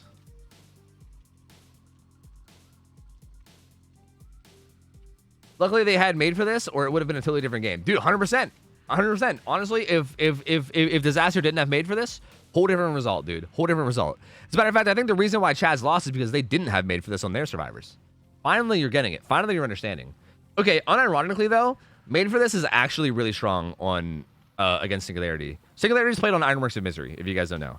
He's played on Ironworks of Misery. He has no special restrictions. So, other than like the global bans like No Way Out, No Ed Combo, Haunted Ground, things like that. Other than like the global bans, there's really nothing specific. Actually, wait, no, he does have one. Wait, never mind. He actually does have one. He has his ultra rare. You can't run his one ultra rare that makes it so that everybody starts gooped. There's that one ultra rare where all 4 survivors start gooped like straight off the bat. That one's banned. That's the only one that's banned though. Everything else is allowed. So I would expect, to be honest with you, I really don't know what to expect to see out of Dino. Like for add-ons, we might see that purple add-on that makes stuns get reduced. We might see more cameras. I don't know. I'm really not 100% sure what we'll see, to be honest with you. But I feel like, again, from what I've gathered out of most Singularity games, is it feels like as long as the survivors don't make any like major game-throwing plays, like I hope, dude, I swear to God, if Overcome has a survivor go down near Hook again, I'm gonna be so tilted. But assuming that like there's no like game-throwing plays, and also assuming the survivors just have good gen macro where they just run chases away from gens, this killer seems to not do too well. I don't think made for this is stronger against Singularity than normal. I think it is, because like there's a lot of times in Singularity where you'll like teleport on people and you'll try to get to the pallet while you have your overcharge up, and made for this will give you like an extra loop a lot of the times, and it just will like deny it. It's actually really, really strong. So I disagree. I think it's probably one of the killers that it's the strongest against, I would argue, because I think like the timer for overclock is like super important, and it's like a very limited thing. No, you're wrong. Sorry. Oh, okay. Whatever you say. All right, whatever you say. Sounds good. All right, Dynamelon's here. Here he goes. He's got Noed, Pain Res, Slobby Butcher, and Corrupt Intervention. He puts one down in like the... Was that like the deep corner? Actually, I think there might have been a gen there. He's kind of just plopping them down on gens at the moment. Okay. He's kind of just putting that one in the corner. Finds Claudette very fast. Wow. Claudette just turned the wrong corner there. That was unfortunate for her. That's a very, very fast find. There is actually no main gen, which is interesting. There's almost always a main gen. Dino tries to get a goop up on Claudette, but doesn't quite get it. She's going to get some distance away. He's going to keep that turret up. Okay, so his add-ons, this is the purple one that shows you auras. Like, when someone gets gooped, he'll see their aura. So he'll see her aura now for 8 seconds. Actually, he's just going to stay here and teleport to her. So she's going to be in trouble. The green add-on, you guys can correct me if I'm wrong. Is that the one that makes you exhausted? Yeah, that's the one that makes you exhausted when you're slipstreamed. So basically, when someone gets slipstreamed, he sees their aura and they get exhausted. So that was a really, really fast first download to Claudette. That's a really good start for Dino. That was a very, very good start. Kind of sloppy chase from Claudette there. This might end up being a Scourge hook. It is. He also has him hooked right beside the gen that has the most progress too. Goops up Laser Raptor. He gets hit with the penalty for being near the hook though, so he's like stunned for a gazillion years. The hit comes into the pallet thanks to the aura reading. I think that might have also had to do with ping as well. Jake, no, don't go down next to the hook. Guys.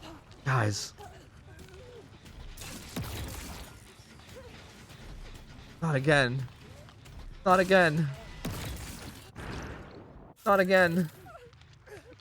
How does this keep happening? You guys can't let this keep happening. This can't keep happening, you guys. It's not worth reassurance. It's not. I guarantee, I promise you this is not worth. Like, getting the reassurance off for the sake of going down right next to the hook is not worth. Dino's probably going to carry him closer to the hook and just drop him. Yep.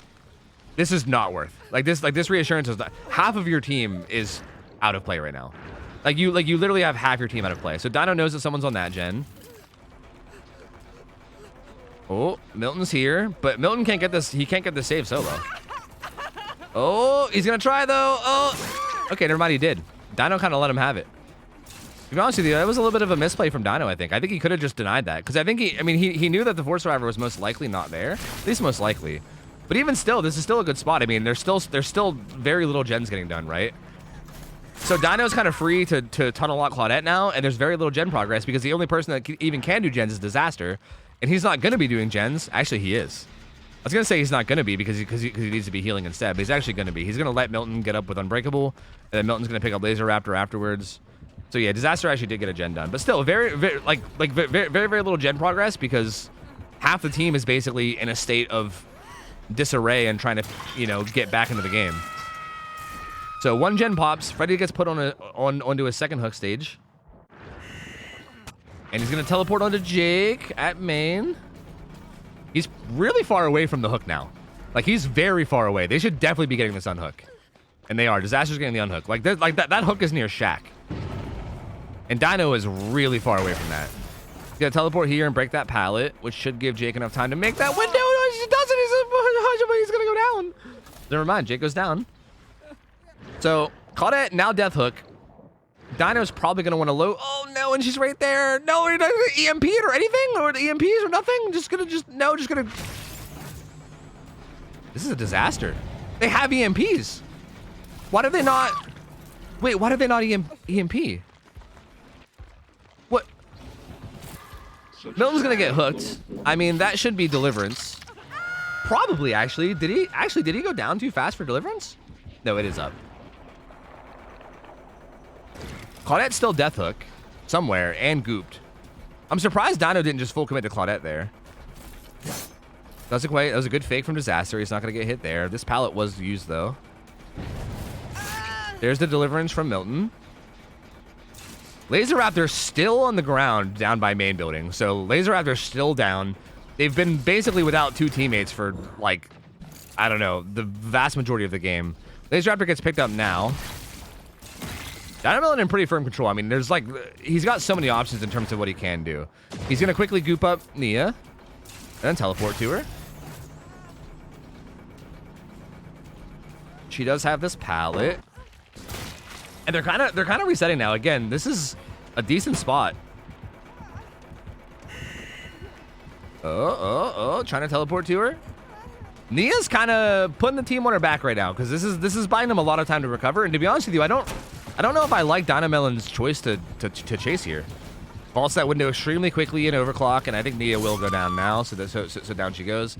But to be honest with you, this gave them a lot of time to recover. I don't know how I feel about Dino's decision to chase Nia here. I mean, he's still in a good position, don't get me wrong.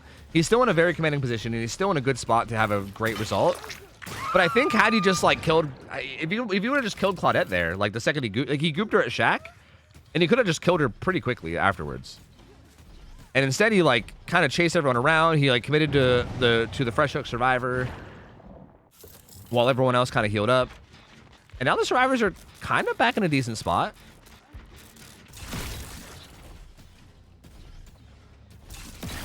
All right, he's going to get a goop onto Milton. So there he goes. Is he going to commit to this too? Oh, he is. He's just going to stay on him, huh? Okay, Milton just vaults right into him, and so down he goes. That's going to be second hook on the Milton. I mean, man, Dino's just kind of going all around the map and just fucking shit up at this point. I mean, I don't know. It's hard to say. Like, it's hard to like comment on anything about his gameplay because I feel like he's just kind of fucking shit up. The last pain res is Laser Raptor, if you can get that off at some point. Disaster's doing a good job of avoiding that. Well, Dynamelon baits him though, so good job there. There's also a survivor on that gen. Did he see? Did he see Jake on that gen? I don't think he did. Jake's on that gen. Did he not? Huh. He was. I think audio bugged out there for a minute. Oh, Nia EMPs, but she's a little too. I think she makes that. Oh, damn! But Dynamelon with the mind game, and down he goes. Dude, Dino is just kind of just fucking slaying right now. I mean, he's just absolutely slaying. This is just disgusting. He's just literally doing work. I don't know. That's gonna put Disaster on a death hook too. Yeah, I think he's going for the 8 hook game. I don't know. Like he's not killing anyone to everyone's death hook. Maybe I don't know. There's now 3 survivors death hook. The only person that's not is Jake, who hasn't been hooked at all. Oh my god, that was weird. Only 2 gens done too. Gets a goop on the Milton there. And again, the survivors have just been busy playing catch up this whole time because of that play at the hook right away. Like they're now finally reset and in a spot that's okay, but at this point it's like they've already lost so much. Gets that pallet break. Claudette gonna get this vault. Dino wisely waiting a second before teleporting, so he teleports on the same side. Gets that hit as well. And this is death hook for Claudette. So this is dangerous. This is dangerous territory. She's gonna go down here and then she's gonna die. So there you go. Down she goes. She doesn't make that. The unhook does come in. They're getting a gen done on the hill. They're also getting the gen done near Shack. So they're gonna get 2 gens done. Probably. Well, unless Dino has something to say about it. Never mind. Dino doesn't get that kill right away. Instead, instead he wants to try to protect this gen, which I like. It's basically right beside the down. So he's going to quickly try to regress that. That's actually a big play from Dino. That might not seem like a big deal, but that's big. Because if he can stop all 5 gens from getting done, that's kind of a big deal. So I don't imagine he's going to stop 4 gens. Like, I imagine they're going to get 1 more done. As a matter of fact, this one might be getting done. Maybe? Are they going to commit to it? No. No. I guess not. Yes, they are. I was going to say, I thought there was another survivor there, but I wasn't 100%. So yeah, they do commit to that. So there's 4 gens done. If the survivors can even just get all 5 gens done, that would be massive right now. Laser Raptor's the only survivor that's not death hook, so this is pretty good for the survivors. This is probably the target that they want to be chased. I'm assuming the other 2 are going to be trying to find a gen. Disaster, I can't even really tell where that gen is. I think that's at like what, like fucking 11 o'clock or some shit. What the fuck is the clock system? I don't know. It's down. It's along the left side, like the top left side, I think. Laser Raptor is actually going to go down at Shack, and he's going to get put on the pain res hook, and that's going to be the final pain res. So there he goes. Yeah. So I think this was the gen that Disaster was doing, and Dino seems to have a good clue with that. He's heading right over. Both survivors are here. He sees Milton running away. He's probably going to goop him up real quick, which will give him aura. He might also just commit to it. Now, here, I think Disaster might just commit to this. Because, yeah, he has resilience, so he's doing it 9% faster. And again, at this point, they have to know that there's a pretty, like, not great chance of them getting people out. They might just want to commit to this and just try to get their gen points. But, we'll see. Dynamelon's going to come chase him off. Gonna goop him up. He does have an EMP. Oh, he's trying to catch him off. That EMP is gonna come in though. It's gonna, yeah, nope. The EMP is gonna stop it. So you know what? The survivors are actually not in a bad spot now because Milton can grab the sun hook. They're all far away from the singularity now. Looks like they want to go somewhere else to heal. If they can manage to not, I was gonna say if they can manage to like not get gooped up and found, they can maybe actually start to mount a recovery here. But it looks like that's not gonna happen. He's gonna goop them up, so he's gonna get aura reading on him. He's also gonna find Disaster and down him. He's death hook, so this is gonna be the 2nd kill. And I think from here, if he just kind of makes sure he keeps an eye on that 11 o'clock gen and make sure it doesn't get and make sure that they don't try to sneak it. Because look, they're kind of already rushing over towards it. So I think at this point they're probably just going to try to rush down that gen at 11. And I think as long as he stops that from getting done, then I think he's in a good spot.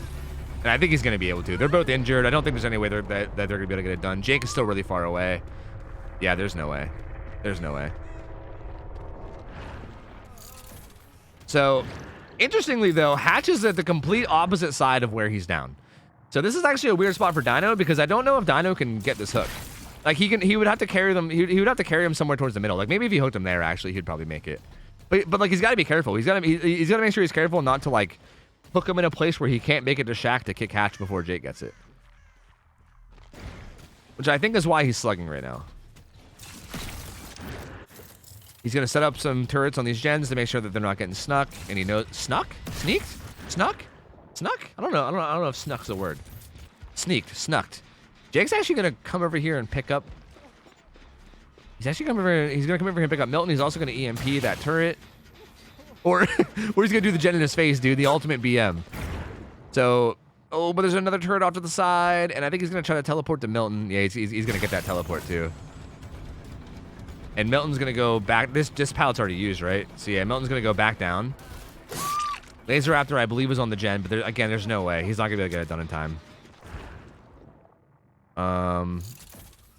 Dino. Oh, I mean, he knows he's there. Okay, he ran past.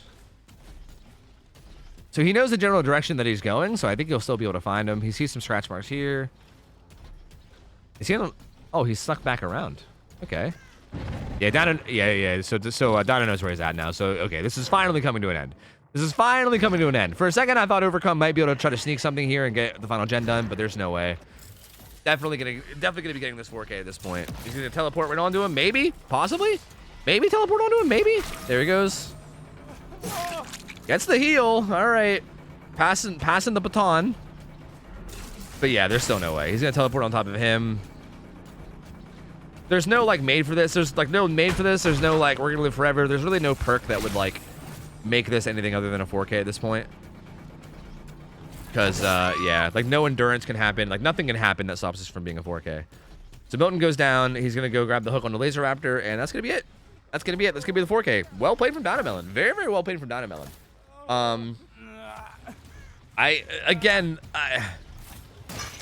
don't want to be like harsh or like overly like I don't want to be overly harsh, but I just it hurts to see that Overcome made the same mistake all 3 games on Survivor. All 3 games. They had somebody go down right on top of hook every single time. It's just so bizarre to me. Like every single Survivor game, they had it happen and it put them like massively behind.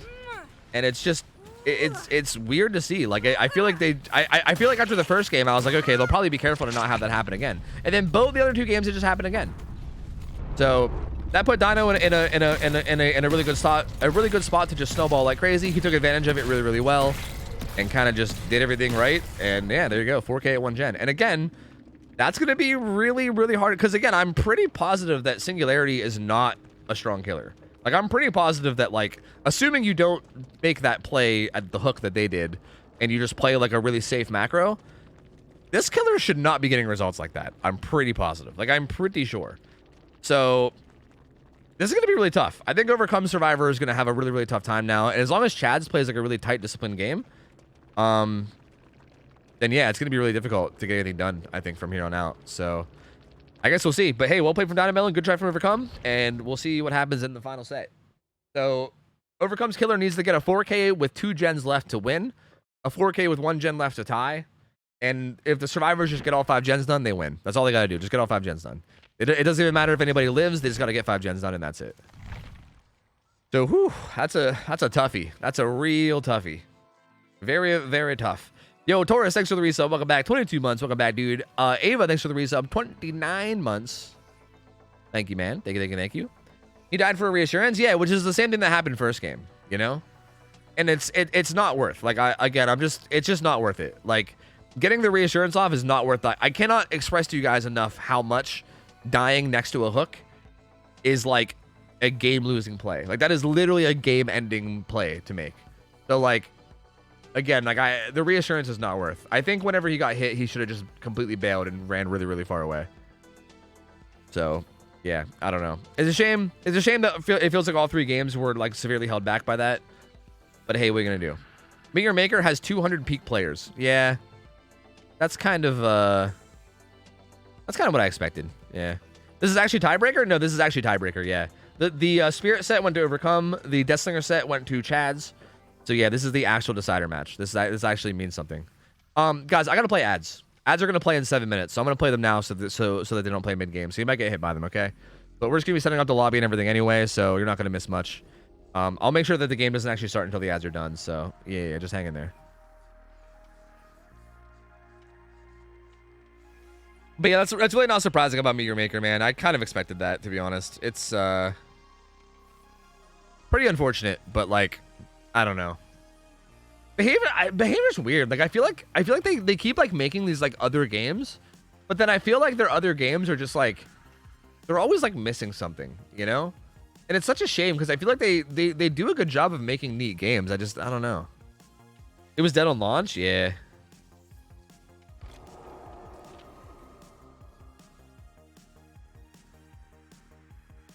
Yeah, I don't know. It's just a shame, man. It's a shame.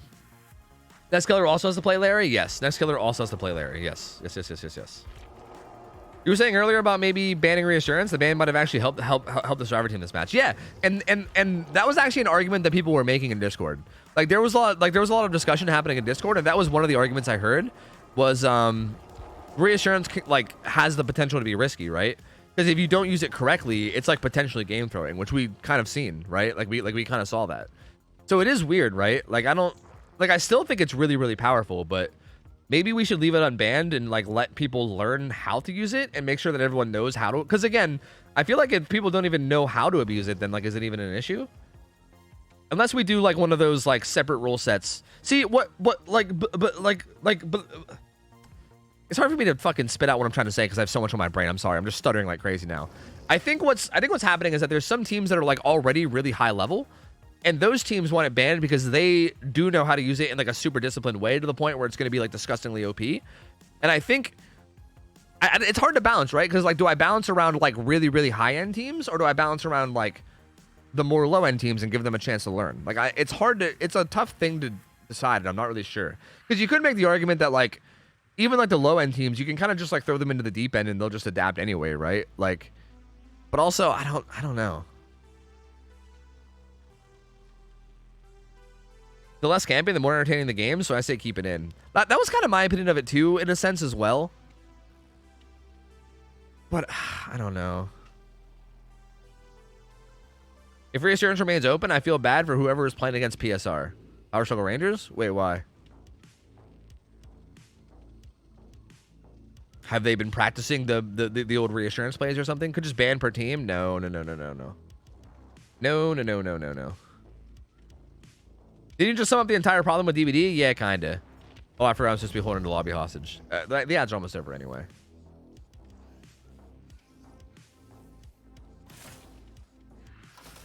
Swingblade from PSR said he's gonna get so good with reassurance that it gets banned. I mean, good. I hope he does. I hope he does, man. I would love to see like honestly, usually what we do is that we kind of wait until people show us a reason for something to be banned. You know what I mean? Like we typically don't ban something until we like have someone show it, you know? Like if someone shows something and showcases how it's OP, then we're like, okay, well that's OP, let's ban it, you know? But until it gets showcased, we usually just don't do it. And again, like so far, a lot of the games you see, it's like it seems to be the opposite. People go for reassurance plays and it gets them killed.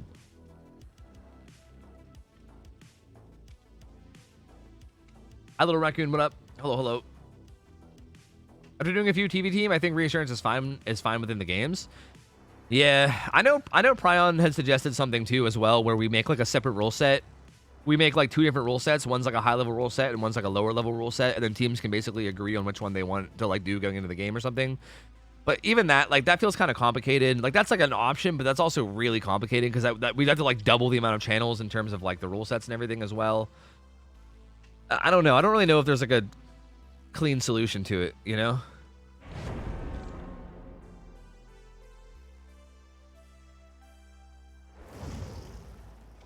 Larry get a 4K one where the expected result is a 2K6. Is that what you guys think the expected result is? Because I could agree with that. I feel like, again, I don't know. It doesn't feel like Singularity should. Because again, it just feels like good gen macro should be enough for him to lose pretty heavily. Like good gen macro, and then Survivors just having like decent looping and just running to like whatever side of the map doesn't have gens should be enough for him to struggle, I think. When would we be hosting community scrims for the Dead by Daylight board game? Oh, I don't know, man. Whenever I eventually try it. I have it upstairs. I literally own it. I just haven't played it yet.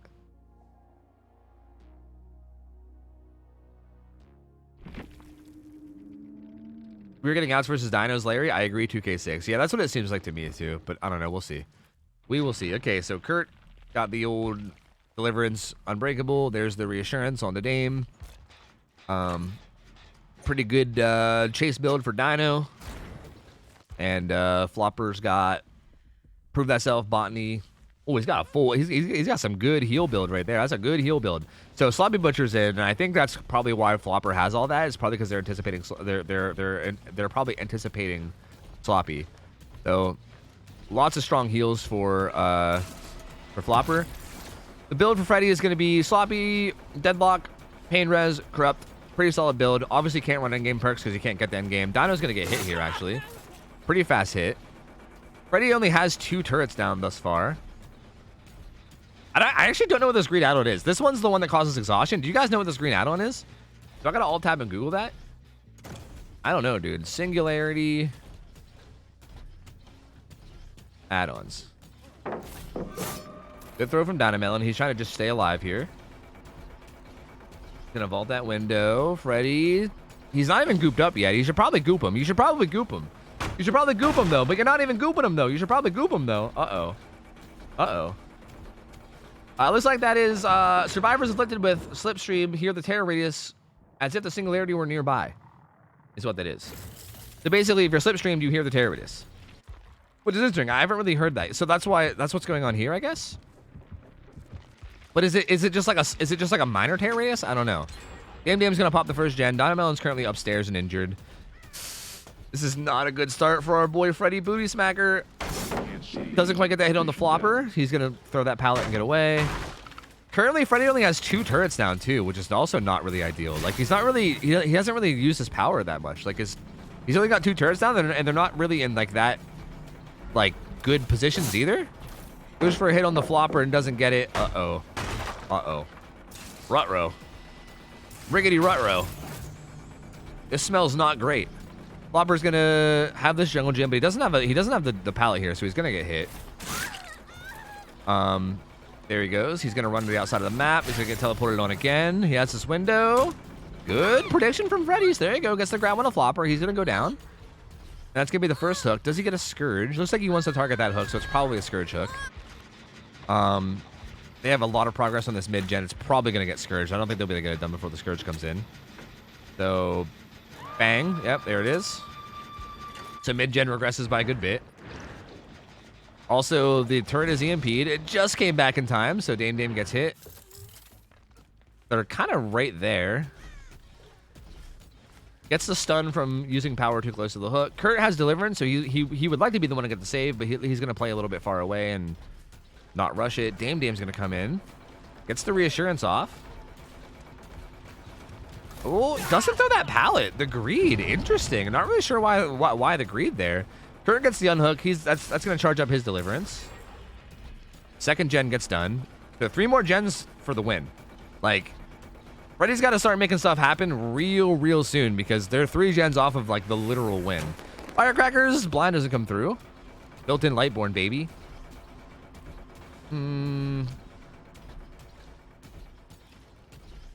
Huh. For the people happening. So Kurt pops for the people on the Flopper, so he's now a lot safer. Kurt has Deliverance on Unbreakable, so if he goes down, it's not the end of the world. He does make that pallet, though. But he's Bing chilling over here at Shack. And yeah, this team is just kind of free to do gens as they please right now. Freddy is not putting out enough pressure to stop these guys. Flopper is currently doing main gen, and it's almost done. That's going to leave 2 gens left after that. Gonna get the plop on the Kurt. gonna try to teleport, but it's not gonna happen. It's not gonna happen, man. It ain't gonna happen. Kurt's gonna get away. Main gen pops. Deadlock comes in on this gen along the top side.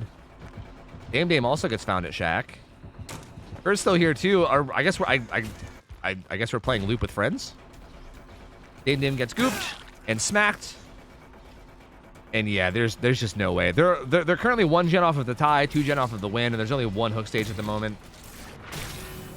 No, gets kind of stuck after the teleport too. Dame's gonna make it to. They didn't go this way though. They went behind you. They went behind you. No, Freddy Booty Smacker. They went behind you. Not like this.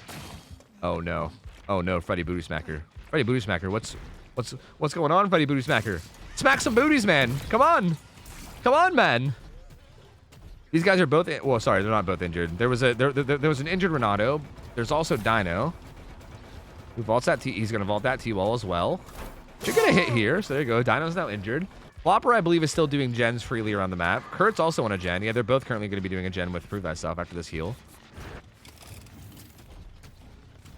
Flopper kind of has the, like, medic build at the moment, so he'll probably just be trying to heal people when he can with his botany knowledge, and also will make it when whenever he can get it off. Okay, predicts that vault with Dino. Dino's going to go down here. He should. Uses the locker to avoid the first hit. He's going to get grabbed out. So there you go. Dino's going to get hooked, but that's only his first hook. And again, all this gen progress is coming in. This is the gen that ties the game. So no pain res. Unfortunate. Kicks out main door.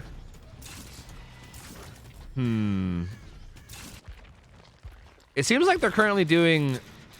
Yeah, okay, they're currently doing the gen off to the left side. Yeah, this one. They're not gonna get to it though. That gen's gonna pop. There you go. That's officially the tie. Now one more gen is the win, and yeah, there's really no way he's gonna be able to stop this from happening. This is 100% gonna be the win for Chads. There's no way. Only 2 hook stages. All 4 survivors still up. This is like the freest. This is the freest gen ever for these guys. There's like basically the only way that they're gonna be able to pull this off is if the survivors like have a fucking heart attack, or I don't know, if their cats maybe step on their power button or something. You know what I mean? That's pretty much the only way. Dino's gonna go down here. He does have DS though, I think, right? So he's actually not even gonna be hooked again. He's gonna hit this DS, right? He's not gonna fail it. Nice. And he also has Dead Hard and made for this. So, oh, and for the Peebo comes in from Kurt. But Dinomelon back to full health. He's big chilling. He's big chilling. Kurt's gonna be getting chased. He's got Deliverance Unbreakable, so he's totally safe even if he goes down. He doesn't. Good stun from Kurt. He's gonna be getting the fuck out of dodge. Flopper currently on the final gen. Also Dame on the final gen. They're currently on 2 different gens. So yeah, I mean, even if one of them gets chased off, the other one's gonna get done. Kurt's gonna go down. Didn't quite read that double back correctly. He's gonna go down. He's gonna get hooked. But again, Deliverance is gonna come into play. So yeah, not gonna happen. Not gonna happen. This could be pain res, but even if it is, like, again, this gen might get pain res, but even if it does, Flopper's gen has a ton of progress too. So yeah, that just lost 25, but like Flopper has a gen. Wait, actually, Flopper got chased off. Okay, but I mean, it still doesn't change much. I mean, this gen's still gonna get done. It's the whole way across the map, the complete opposite corner. They actually unhook the Deliverance survivor, because why not? You know that we don't have to deal with broken, I guess. So you might as well. Does he have? No, I was gonna say I thought maybe he had adrenaline or something, but no. Freddy's gonna stay on Kurt. Kurt's gonna go back down. So there you go. Kurt's back down. But there's the final gen popping. That secures the win officially. And I feel like they're probably gonna get a 3 out. I imagine they're gonna get a 3 out here. They could hypothetically, if they wanted to greed it, they could maybe go for a 4 out. I mean, they're all healthy. They could save. I have to imagine that they would assume that Noed isn't in play since the win condition was doing gens. So if they really wanted to try to greed for this 4 out, they could, which they might. But either way, I mean, it's going to be a 3 out or a 4 out, unless they like hardcore throw. But either way, they take the win no matter what. So well played from Chads. Good try from Freddy. I feel like his singularity play was a bit sloppy. I feel like he wasn't even using his turrets a lot early game. Not really sure what was going on there, but Chads had a very, very good performance. Played it really, really well. And Freddy just couldn't really get anything going. And yeah, they actually are going to get the 4 out. So there you go. All 3 of those guys are out. Flopper's there too. And that's going to be it. That's going to be it. That's going to be, I think, 4 hook stages is what it was, I believe. And Chad takes the win. There you go, GG. Chad takes the overall set 2-1. Good try from Overcome. The matches were very, very solid. I mean, that fucking Spirit set from Overcome was phenomenal. Chad's just played really, really disciplined the whole way throughout. Again, Overcome, I'm hoping that next time next time they come back, hopefully we don't see downs next to the hook next time. Because I think if they just didn't do that, like hypothetically, if they just didn't go down next to the hook the way that they were doing, I think that this would have been a much closer set. I feel like every one of their Survivor games felt solid up until that happened. Like every single Survivor set looked good until that happened, and then it all just fell apart. So if they could just avoid that, I feel like these games could have been a lot closer, and they could have even maybe taken the win. But unfortunate. Chad just played a little bit more disciplined, and they got the 2-1 and GG's. That's gonna be the full set. So well played, Chads. Well played, Overcome. And yeah. Chads gets another win. Has Chads lost a set yet? I don't know. Maybe not. I think they might still be undefeated overall in terms of like overall sets. So I think they might be like 3-0. So sick. We're gonna move on to the next group. We actually only have 2 groupings today. So that was our first grouping. Our second grouping is Power Struggle Ragers versus Depressed Alliance. So we only have two sets today. So we're moving on to our second set. And if these guys would like to do all 3 games too, I'm also down. It's up to them. Because we only have 2 sets today, normally I don't play out the tiebreaker unless we need to. But if they want to, I probably wouldn't be opposed. You mean if Chad's lost a set in scrims overall? Yeah. I don't mean like one killer, right? Like for instance, like they clearly lost that Spirit like match, right? But yeah, I mean like the overall set. Like, have they lost fully to another team yet? I don't think they have. Have you considered he wasn't programmed to harm the crew? No, I didn't know that at all. No idea.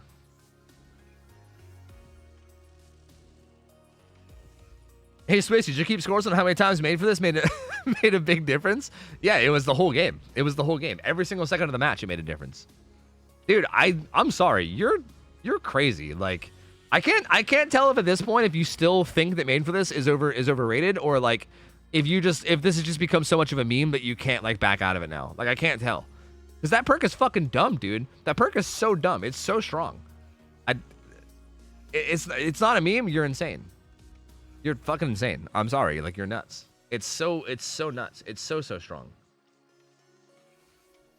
Again, it's only not strong if you're playing like very specific killers. Like, yeah, sure, if you're going against, like, a Blight, then maybe it's not that big of a deal. But, like, that's fucking Blight, you know? Whatever. I feel like against, like, 80-90% of killers, that shit is fucking dumb. It's so dumb. You think it's better than most exhaustion perks? Yes. Yes, I do.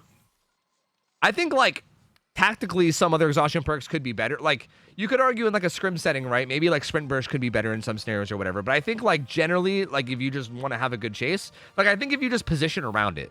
Like, for instance, like, I think Sprint Burst is valuable because you can position around the fact that you have Sprint Burst, same thing with, like, Balanced Landing. I think if you just position knowing that you don't get, like, if you're just like, okay, I don't get this, like, massive speed boost at any point, but I get, like, this little speed bonus all the time. And if you just position around knowing that, then, yeah, I think it's definitely more valuable than other exhaustion perks, yeah. Again, especially against most killers.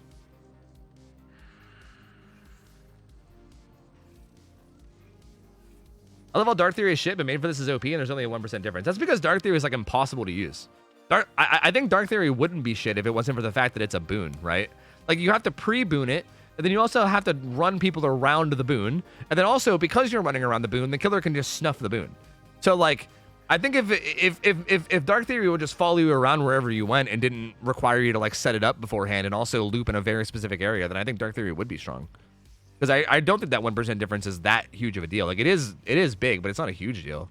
Like, the problem with Dark Theory is much more of how it activates rather than anything else. Lord of Lotus, what up? How's it going? Hello. Yo, Flopper, thanks for the resub, by the way. Tier 3, $25 massive dick sub. Thank you, man. Welcome back in. 27 months. Appreciate the support, dude. Thank you, buddy. JC, thanks for the resub as well for 27 months. Thank you, man. Indigo Ninja gave $1 and said, let's go, Rats, let's go. Even if I couldn't be here tonight, it's always a pleasure to watch. Regardless of the outcome of these matches, maybe in a future cycle, I'll be able to be there for as the Balumba Nemesis. The Balumba Nemesis? Am I saying that right? Balumba? What does that even mean? But I don't even know what that means. What you're saying is Dark Theory should be map wide? No, I'm saying that Made for This should be fucking deleted. Well, not deleted, but I think Made for This should be nerfed. And I think Dark Theory is just an example of why Made for This shouldn't exist, because Dark Theory is like the same thing, but like significantly worse. And they were just like, well, what if we just made the same thing, but way fucking stronger? Because fuck you, you know? Yeah, I'm sorry. I think, who was it? Was it Zelric that suggested this? I can't remember. Somebody suggested this in chat, and I can't remember who it is. I can't remember who to give credit for. But somebody suggested that it works based off of, like it has like a limited, like amount of charges, kind of like Lucky Break. And you have to like recharge it by doing something. I would love it if Made for This was like that. Like maybe if by default it had like 60 seconds or 90 seconds worth of like use. And then once that ran out, you had to like, you know, recharge it by, I don't know, healing people, doing gens, I don't know, whatever the fuck. Like some kind of an action would give you X amount of charges, you know? And then you could like recharge it over time. That would be a cool way to do it, I think. Because like it would still be strong, but it would be less like stupid as fuck, you know? Healing people since it already has endurance from that? True, that's a good point. Yeah, that's a good point. It would have it would have synergy with the healing part. So yeah.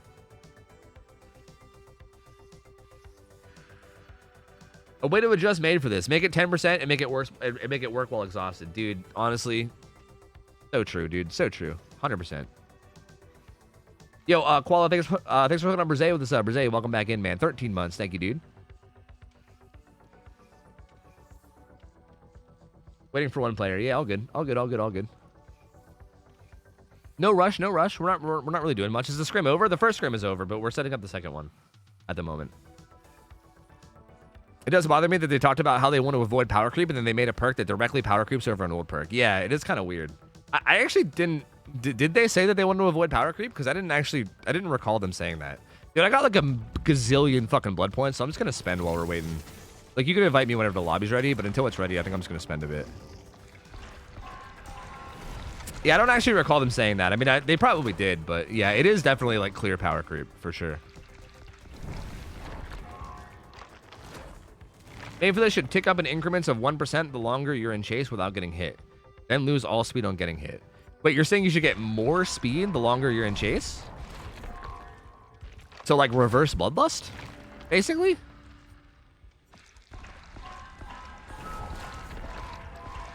That's interesting. That's like a very much win more perk. I don't really know if that design works well on the survivor side.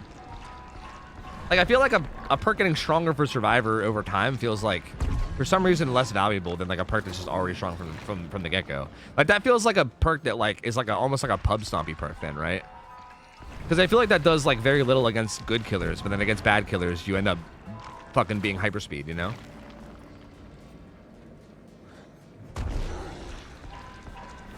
Hey Dovu, I'm not getting at the 1,000 hour requirement during scrims, but when I do hit it, I would love to join, but I just don't know what killer to play for scrims. Well, at the moment, we're currently doing TV team scrims, and also the killers are like kind of predetermined. Like we basically determine a set of 5 for each week. So you'd have to be on a team, and you'd also have to discuss with your team who to play. But that's assuming we keep TV team. Did you redeem the new code? No, what is it? Oh, there's an alarm going off. Thank you, phone. I guess it's time to wake up. Yo, Rye Guy, thanks for the 10 subs. Appreciate it, man. Welcome in all the new subs. Welcome on in, fellas. Welcome on in, fellas. Yo, thank you, dude. Appreciate the support. Bastille 23? What? Why? That's interesting. Hoping King of the Hill style comes back? Yeah. I'm wondering more and more every day about it. Like, again, I like Team v Team, but, like... I also feel like, King of the Hill was also 147,000? Why? This is a strange number. I also feel like King of the Hill was also just a lot more simple. I don't know, man. I'm torn on it. I'm very torn on it.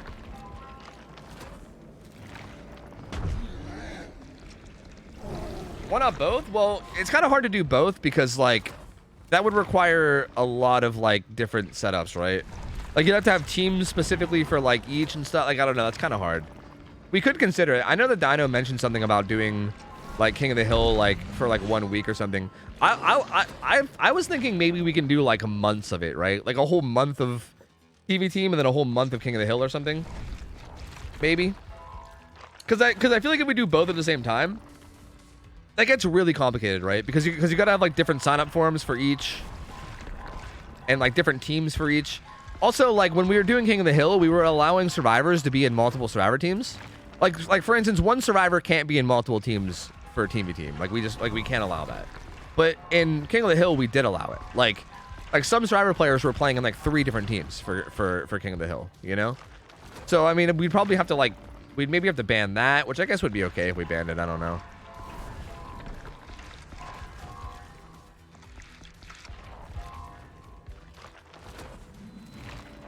Dude, the number is the European date, 14th of 7th, July 14th. Was it the storming of the old thingy majigger? I see. I didn't know the exact date.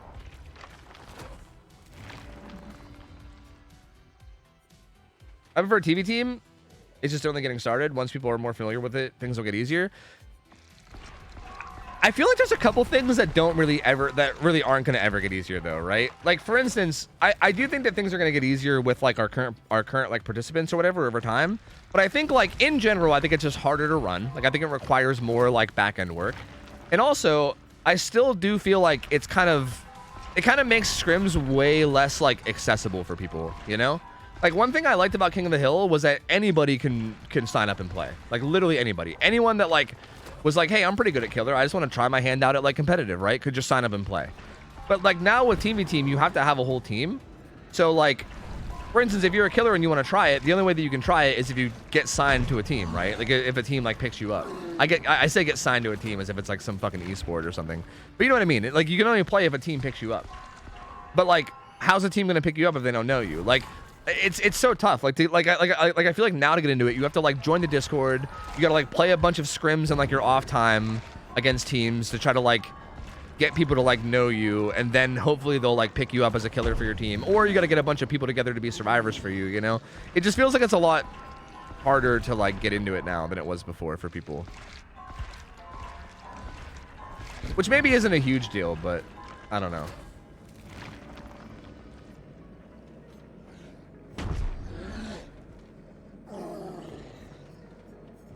Like, I guess if the whole point of Scrim Nights was to be like a fun thing for the community, it feels like the best way for it to be a fun thing for the community is to make it accessible, right? Like yeah, like from a competitive point of view, I think TV Team is a lot better. But I guess I just don't know. Like, what do I care about more? It being like highly competitive, or it being a good community event, you know, for like, I don't know. I don't know. It's tough. I have so many thoughts about it, and I just don't really know. Like, I don't really have a strong opinion one way or another, I guess.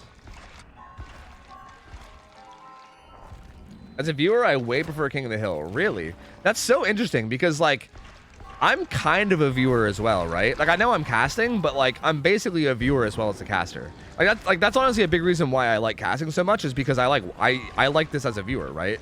Like I'm genuinely enjoying myself just watching these games, and I get to just talk about it too. So like for me as a viewer, I way prefer Team v Team. Like I think Team v Team is way cooler for myself as a viewer, but a lot of people have said that they like King of the Hill more.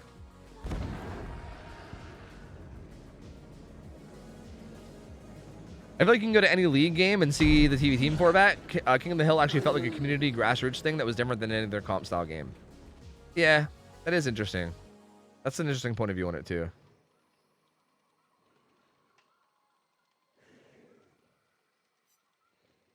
Do a poll? I mean, we could.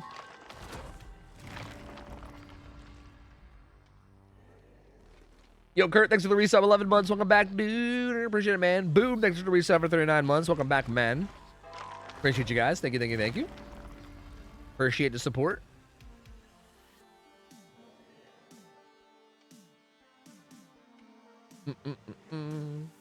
I like King of the Hill because I can play in it, but for less selfish reasons, it was also a good way for people to dip their toes into comp play.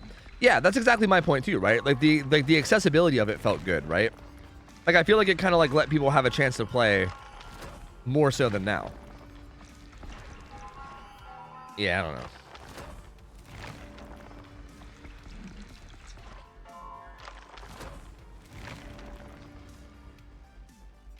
TV Team, in my opinion, is way more interesting and fun.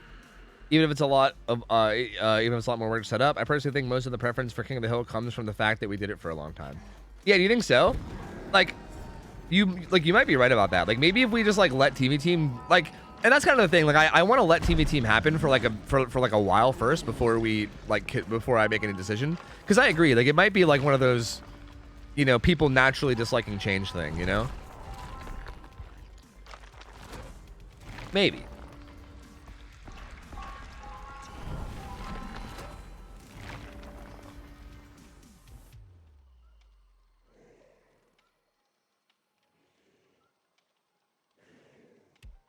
I don't like King of the Hill because you never knew exactly which killer you were playing against, and the 9-hook win condition felt bad. Yeah, the 9-hook win condition was really hard to balance around. Like I feel like it was never really truly balanced, right? Like for instance, we struggled to ever balance Blight because Blight, like good Blight players are almost always going to be hitting their win condition. You know what I mean? Like it was so hard to balance around 9 hooks. And the same thing with like weaker killers, right? Like if you had a weaker killer, it was just really hard to balance around the 9-hook, the 9-hook win condition. Whereas like these more dynamic win conditions are so much better.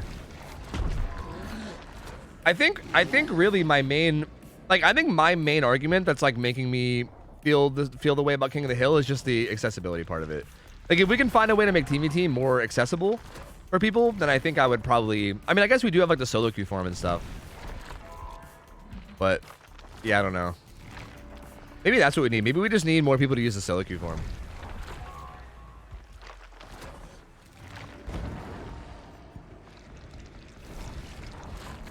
What's up, Waskers? How's it going? Hello, hello. I just like all change for any reason. Same. Nothing needs to ever change ever. Everything should stay exactly the same always, or else. Oh, I have mentioned, guys, I have mentioned the idea of doing scuff scrims. And I'll mention this again. And I know I sound like a broken record, but hypothetically, if one of these days, if I just said, hey guys, like this Thursday or something, like so if I just named a random day, or maybe I could even replace a scrim day with it. Like for instance, I might do this next week because I don't know if we're actually going to be able to do scrims next week. So if I just did a scuff day where I just like went to the Discord and said, hey guys, anybody that wants to play scrims on, you know, or wants to play scrims on Friday, just like show up to stream. And then if I can get like teams to show up, then we can just pull random killers from chat and we could just do like basically like scuffed King of the Hill where I just kind of pull people from chat without really even doing signups. If we can do that, then hypothetically then we could do both, right? Then we can do team v team that are like more organized, and then we can do like fucking mega scuffed King of the Hill where we kind of just do it on the fly. Scrim's already good to go for next week. Forum's out. We're just waiting on more teams to sign up. Oh, fuck yeah, dude. Let's go, Dino. Let's fucking go, dude. Never mind. Then we'll have to do it on a non-scrim day. But even still, we can still do it on a non-scrim day, right? We can do it on like a Thursday or something. Like if you guys wanted, like on just like a Thursday, we can do that. And then Friday, we would have the actual team scrim. I mean, I don't know what people's availability would be like on a Thursday, but like it would be, even if we just did it for like half the day or something, I think it could be cool. Just getting like some games in.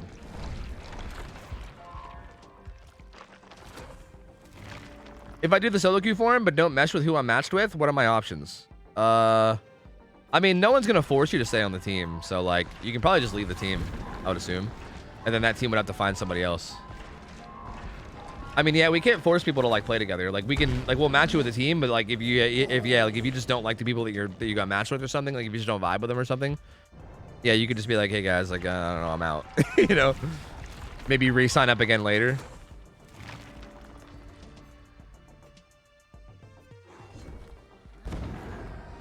I'll sign up for scuff scrims every single time. Do you think that like, do you guys think your survivor teams would? Because I think the main thing about scuff scrims is I would need survivor teams.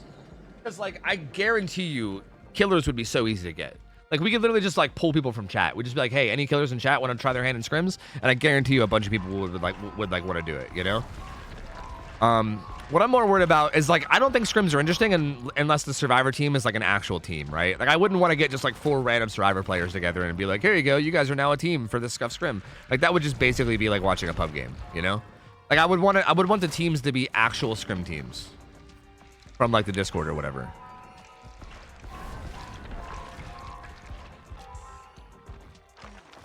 Teams will not always be available. I think maybe 2-3 teams would be available for impromptu scrims like that. Yeah. But like if they were down to play all night, I wouldn't even be opposed to it.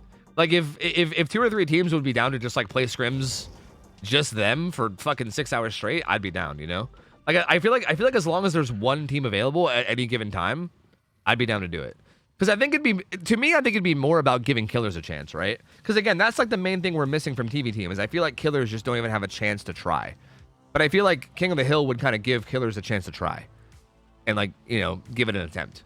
So even if we just had, yeah, like even if like Overheated played every single fucking game for 6 hours straight, I'd be totally okay with that. Yo, Skinbowl, thanks for the raid, dude. Appreciate it, man. Hope you had a good stream. Thank you, buddy. Floribor Slam, thanks for the 19 months. Welcome back. Curly Fry, thanks for the primer. Appreciate you guys. Oh, thank you.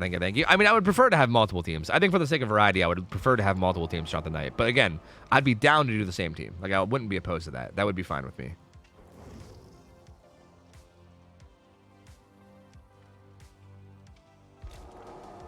If you're down to let him run it over and over, we definitely do it sometime. Yeah, I would totally be down. Yeah. We have a bunch of people who do pickup games. So it doesn't really necessarily have to be a pre-made team. That's true too.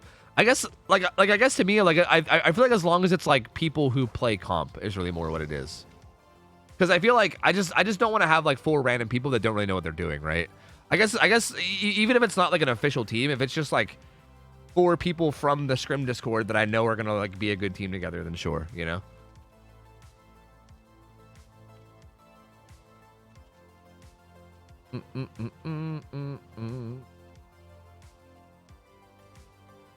Yeah, you're right, Koala. My super high MMR games. Did you see that fucking randomizer? I'm assuming that's what you're talking about, because God, that was awful. God, that was terrible. The matchmaking was so bad. What's up, Jins? How's it going? Anyway, so here we go. So just to fill you guys in, we're currently doing Power Struggle Rangers versus Depressed Alliance. Looks like Power Struggle Rangers is the current Survivor team. And Teckle Troubadour is playing Killer against them. And they're starting out with Ghostface. Ghostface is playing on Larry's. So Ghostface on Larry's. Do we have a prediction? I think we already do. It seems like you guys have already gambled. Ghostface is playing on Larry's. I don't think have we seen Teckle play yet? I'm not sure. But we got a full team of survivors for Power Struggle Rangers. Pal Inspector, Swingblade, Georgie, Rain. Ghostface on Larry's is a hard killer to go against. Like, it's very tough. Larry's is a very tough map in terms of like I feel like it's one of those maps where like I feel like you need to have a lot of experience. Like, I think a lot of these teams that are like kind of learning comp still and are still like getting into it are gonna struggle a lot on it. It's very hard to have good coordination. Even like call outs are very tough a lot of times because everything kind of looks the same. And on top of that, just like I think you need to have like very disciplined callouts in terms of the killer as well, because the fact that he can stealth up and just appear anywhere at any time is fucking terrifying. And having like really good calls of knowing where he is or even knowing where he isn't, like if you're like, you need to be aware of like whether you know where he is or where he isn't all the time. And I think it's going to be like I think this killer is going to be a really big test in terms of the team's ability to like communicate and coordinate. Because I think if they don't have really tight coordination and really tight like communication and everything, I think it's going to be really hard, really hard. So, yeah, we'll see, man. We'll see. But then again, I think if they do have good coordination, it can definitely be tough as Ghostface. It definitely can. I think it's definitely a good map for him, but it really could swing either way. I think when it comes to like people that are newer to the comp style gameplay, I would probably say that Ghostface is probably at a pretty big advantage here, I would say. But again, I mean, both sides have to play, so it's a matter of who can do it better. So I guess we'll see. Which is another reason why I love Team Team, because I think if this was King of the Hill, then I think Ghostface gets like, I don't want to say free wins, but he gets pretty like, I think Ghostface would win more often than not in like a Team format, especially when people aren't mega experienced in comp. But that's what kind of makes this so cool. With Team Team, it's just whichever side can do better. So I'm curious, man. I guess we'll see. We will see. What are all these copy pastas? Swingblade isn't so great. Are you kidding me? When was the last time you saw a player with such an ability and movement with Dwight? Swingblade puts the game on another level, and we will be blessed if we ever see a player with his skill and passion for the game again. Nightlight breaks records. Zaga breaks records. Swingblade breaks the rules. You can keep your statistics. I prefer the magic. Nice. That's great. That's really inspiring. I love that. Thank you. I feel really inspired now. I'm really excited to see what happens. Did the Spectator get buffed? I thought scrims weren't coming back till the Spectator got better. No. It had nothing to do with the Spectator being bugged, I don't think. Wait. Yeah. There was a bug a while ago, but yeah, that got fixed like a few weeks ago, I think. It's been a while, so yeah, we're good. Why burn 4 hatch offerings? I think it's just to make sure, you know? Because, like, you have to burn at least one, and if your teammate says that they got it, but then they don't got it, then you end up getting a penalty. So sometimes you see teams burn multiple just in case, right? Like, just in case, just to make sure you have it. Because why not? The press alliance already messed up. Wait, did they burn the wrong... Oh, did they burn the wrong offering? Oh. They don't have... Oh, you don't have to burn offerings on Larry's. They're chilling. Yeah, I was going to say, I didn't think it would matter, because, like, it doesn't actually do anything. There's no shack. So I didn't think it would really matter. So yeah, I don't think it matters. It's fine. All right, Deliverance Unbreakable on Rain. Reassurance Kinship on Georgie. Is that... What the fuck is that Empathetic Connection? Is that what that is? What the fuck? What the figgity fuck? Balance Landing. Balance Landing is interesting. I think Circle of Healing is also interesting too. Heckle's got Nowhere to Hide, Sloppy Butcher, Brutal Strength, and Corrupt Intervention. Or sorry, not Corrupt Intervention, Eruption. He actually doesn't have Corrupt Intervention, which is really, really interesting because I feel like Corrupt is pretty standard. Oh god, what's the green add-on? Okay, he's got Philly, which is the one that makes it so that he stalks faster. I'm pretty sure the green one is getting his power back when stunned, if I had to guess, right? I can see, but I'm pretty sure that's the one where he gets his stealth back when getting stunned by a pallet. Or is it breaking a pallet? Oh fuck, let me just go check it, dude. God fucking damn it, I can't remember. Oh god, he's stalking people and I can't see. You know what, it's fine. You guys tell me. Breaking pallet. Okay, thank you. Breaking a pallet gets his, okay, yeah. So if he breaks his power, it fully fills his stealth for him. That's what I thought it was, but I wasn't sure. He finds Swing Blade. He's currently trying to stalk him around this little loop. Well, not. We can't hear the breakout sound, so we can't really tell how close he is to being broken out. See, like, we couldn't really tell. Now, here's the thing. Does he leave him or does he hit him? Looks like he wants to... Huh. See, I don't think it'd be crazy for him to just leave him altogether, because he's like 99% stalked. Okay, he hits him instead. I think either one's fine. Either hit him or leave him, I think. I don't think staying at that tile is a good idea, though. There's no door there. There's no door there. So no Corrupt Intervention means that gens are probably getting slammed right now. Yeah, that's currently getting done with Prove Thyself. And another gen is being worked as well. Looks like the killer gets broken out. Swingblade gets a good stun there on that pallet. Teckle's gonna kick it real quick with Brutal Strength, and this is not a good start for Teckle. He's gonna lose 2 gens. This first down's gonna take a while. These pallets aren't exactly safe. Swingblade doing a good job of playing them thus far, though. Teckle, where are you going? Teckle, what Teckle should be doing here is he should be forcing the pallet throw and then playing it after it's thrown. Like, those pallets are not safe. Like, you can, like, force the throw, like kind of like he did, and then immediately swing around the left side and kind of just play the pallet. But instead, he kind of just let Swingblade throw it and then run away from it for free. You really got to take advantage of those bad pallets. No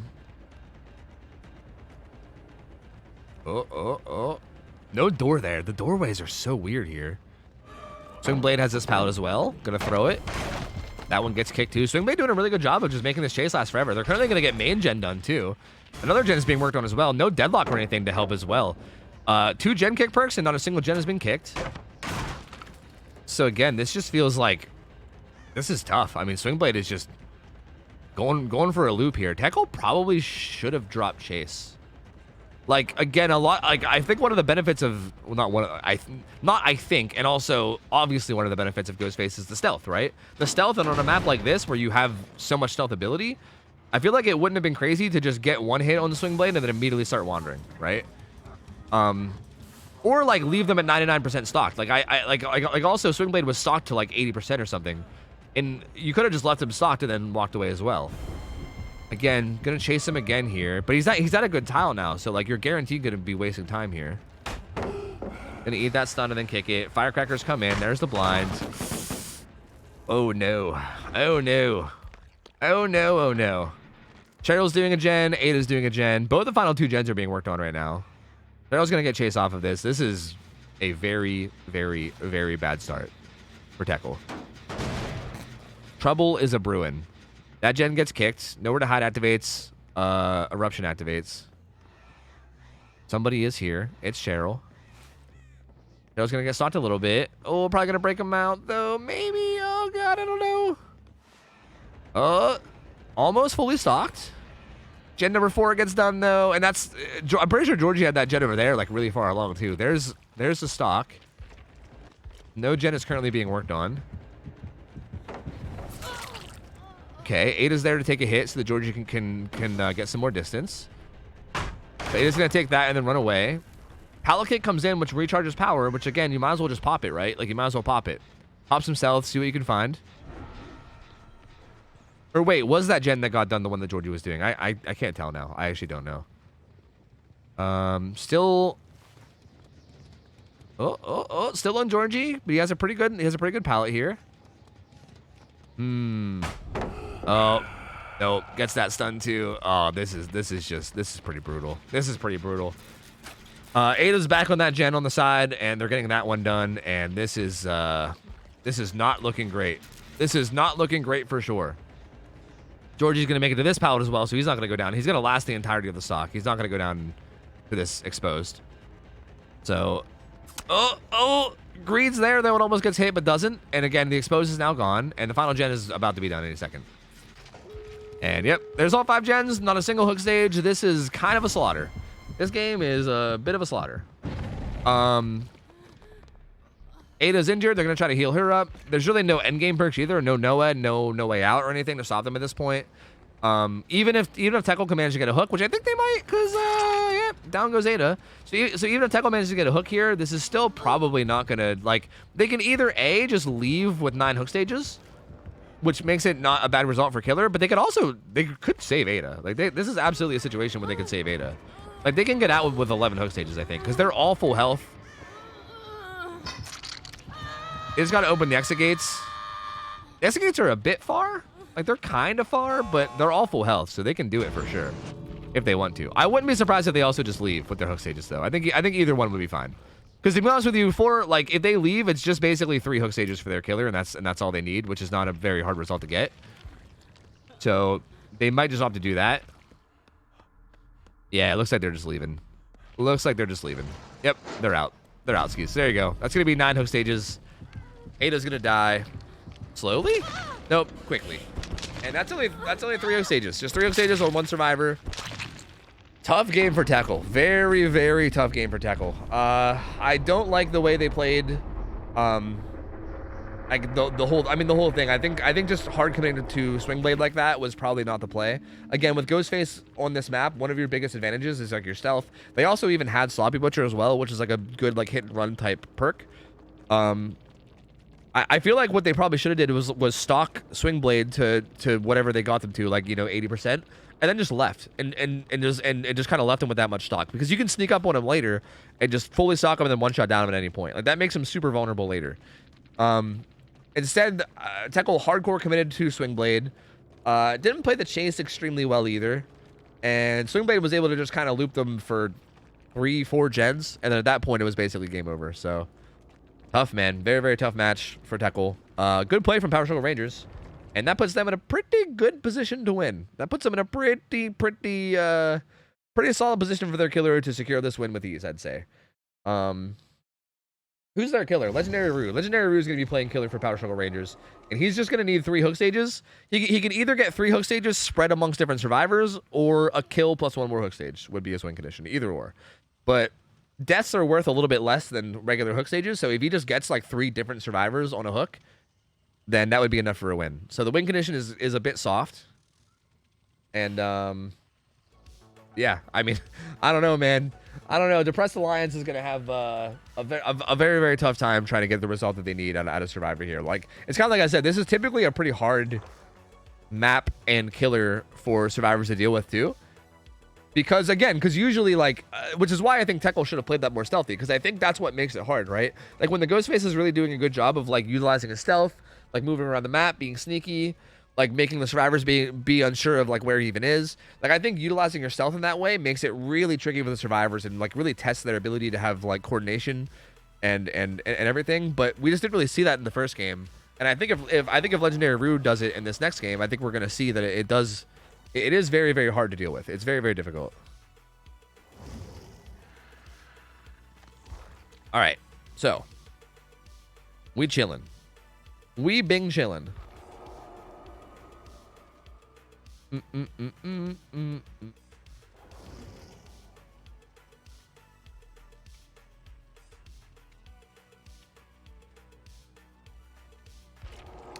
we kind of have to go off hours, Xenomind, until we actually see games. So like we're kind of waiting for people to play. We're getting like the results of their matches. We're getting like their win-loss ratios and everything, and then we're matchmaking off that. Like until we can see everybody play and until we get like win-loss, some matches are going to be a bit, you know, one-sided in terms of like balance. But that's just kind of how it has to be.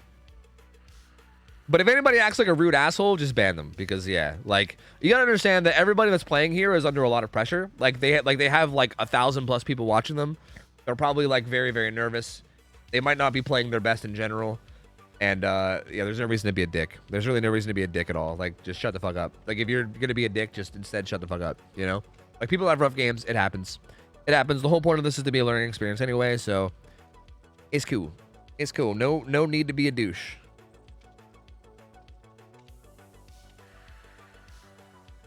And that Dwight for not wearing the tofu shirt. Yeah, how dare he? Well, I don't think he has it, because it's I literally just bought DVD for that account, and that's all I did. I didn't buy the charity case, so I could maybe sign in and buy the charity case. That way it's that so like that way it's rocking the tofu shirt, but I don't know. Rue is up. I hear he's quite legendary. Yeah, I've heard that about Rue. I've heard that he's quite legendary as well. I also have heard that. Guys, I gotta play ads. I'm gonna play them real quick. Okay, give me a minute. Give me a minute. I'm gonna play some ads. I got like fucking 16 minutes until they play, so I might as well just get them in real quick. So I'm gonna hold the lobby hostage, and I'm gonna play some ads, and I'll make sure that the game doesn't start until the ads are done.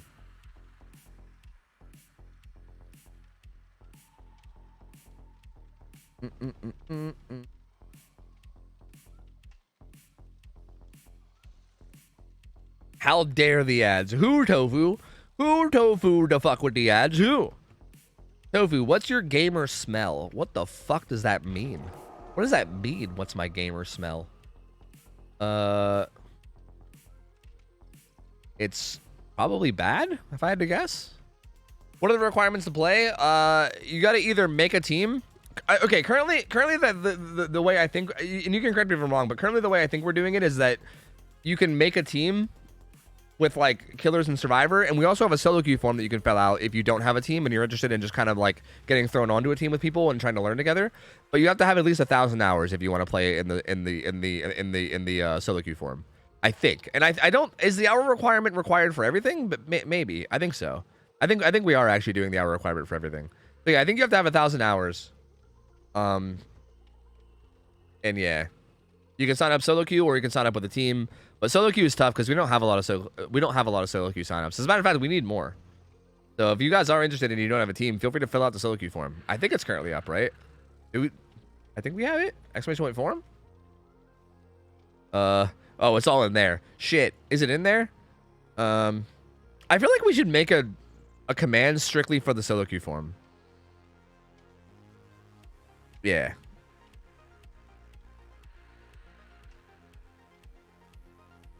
There you go. That's the form. Exclamation point solo queue will give you a link to the form now. That's the solo queue form. If you guys want to sign up solo and like but again, keep in mind that we're just gonna like mix. Like if you sign up for the solo queue form, we kind of just mix you up with people that are from the community that are also interested, and it's just gonna be a bunch of people that want to learn, right? Like. The only requirement is that you go into it with a positive attitude where you probably will keep in mind that you're probably not going to be very good at first because, you know, obviously you have no experience and you might be going against people that do have experience. But the idea is to match you up with other people that are also interested in learning, and you guys can kind of just grind together and figure shit out together. And again, there's plenty of people in the Scrim Discord that'll give you scrims even off stream. Like most of these teams do scrims off stream like all the time. Like they practice, like it's not like they do nothing and then show up on scrim nights and they're like, well, let's just try our best. Like they'll scrim throughout the whole week and everything. Like there's constantly scrims happening. So like, yeah, you can like make a team with people, go scrim the other people from the Discord. They'll gladly help you learn things too. I mean, if you have questions about things, everyone in there is super friendly and super happy to help. So you can like get a team of random people together, go scrim other teams, ask them for feedback and advice, and kind of just get some gamers to play with, you know? So yeah, feel free to set it up if you'd like. Does 1K across more than one account count, or does it have to be 1K on a single account so it's easy to prove you have 1K or more? I mean, I guess 1K over multiple accounts does count, but like, I also feel like if we suspect that you're lying about, like for instance, if you claim that you have 1K hours and then you end up getting in game and it seems like you have no idea what you're doing, we might be like, did you lie to us? Did you lie to us, sir? You know? So I don't like, I think maybe we could allow that, but also I feel like if we allow that, then I feel like everyone's just gonna say that, right? Everyone's gonna be like, oh yeah, I have 800 hours, but I totally have another account with 200 hours. I just can't prove it. So yeah, maybe we should be more strict. I don't know. That feels like a can of worms that you would open up where I think everybody would just say that they had 1,000 hours even when they didn't, you know? I mean, really the main idea is that we don't want people in scrims that are like so new that they don't know like anything yet, right? Like it's one thing to be like kind of new and still like a little bit bad and still learning, but it's another thing to be like so new that you like don't even know the maps yet and you like don't even know like killer powers and stuff, right? Like we want people to at least know like the basics of the game before they join scrims, because otherwise what's the point? How do you know how many hours you have? Well, it depends on what platform you play on.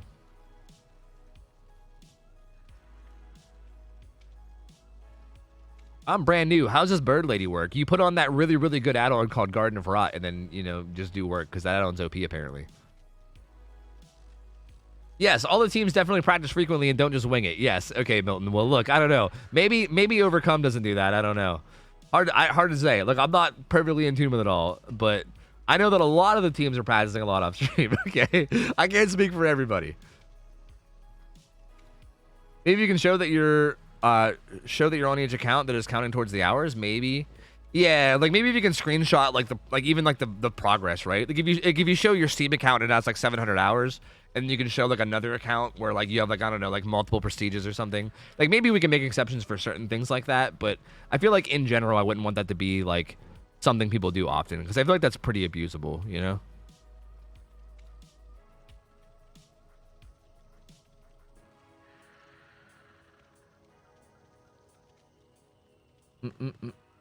As someone who's always played this game very leisurely, watching the comp scene is pretty fascinating. My almost 3K hours is not indicative of my skill level. I mean, the comp playstyle is so much different too than anything else.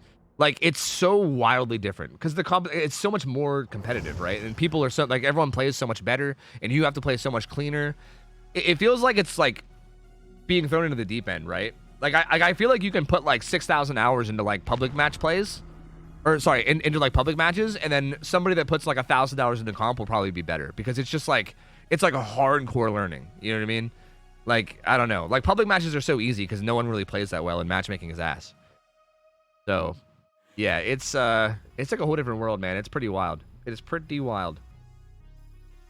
Like I have 11K hours, and I'm fucking dog shit at competitive. Like every time I've ever done a scrim, I'm always like running around not knowing what the fuck I'm doing because it's just a whole different world, man. It's wild. All right, so here we go. Legendary Roo, he needs 3 hook stages or 4. Either 3 spread across different survivors or a kill plus 1 more. That's currently what he needs to win. Circular Healing is here. Reassurance Kinship. Blast Mine is interesting. The Unbreakable Deliverance is there. Oh. We reset. What happened? They had 2 deliverances. Yep, they had 2 deliverances and 2 unbreakables. Yep.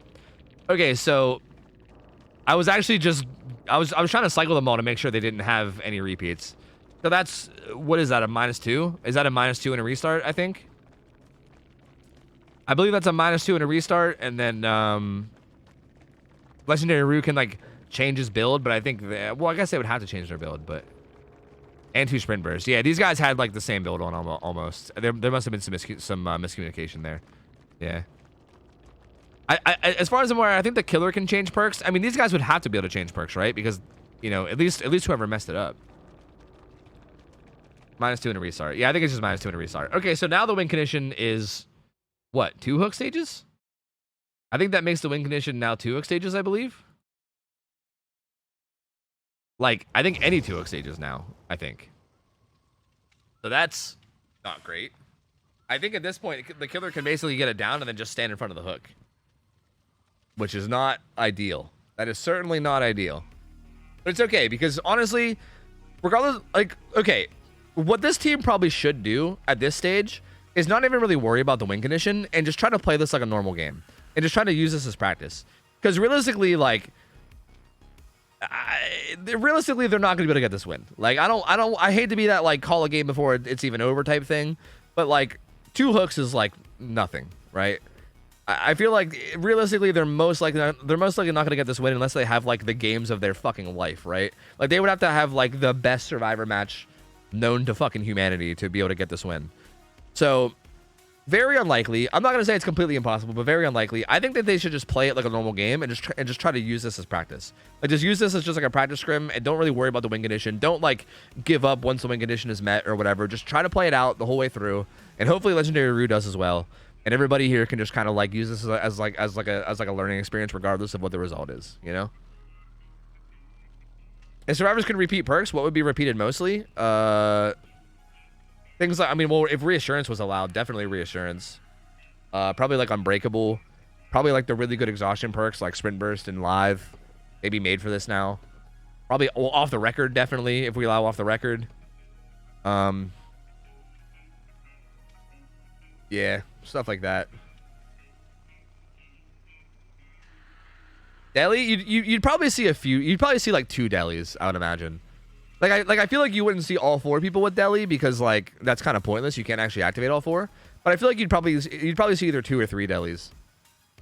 And then they would probably also have unbreakable. Like, you'd probably have multiple survivors with, like, deli unbreakable, and then, like, multiple survivors with off the record. Yeah, it'd be some pretty gross shit. It'd be super fucking gross. Metal Bro, what's up? How's it going, dude? What's the match 2 for? They had repeat perks.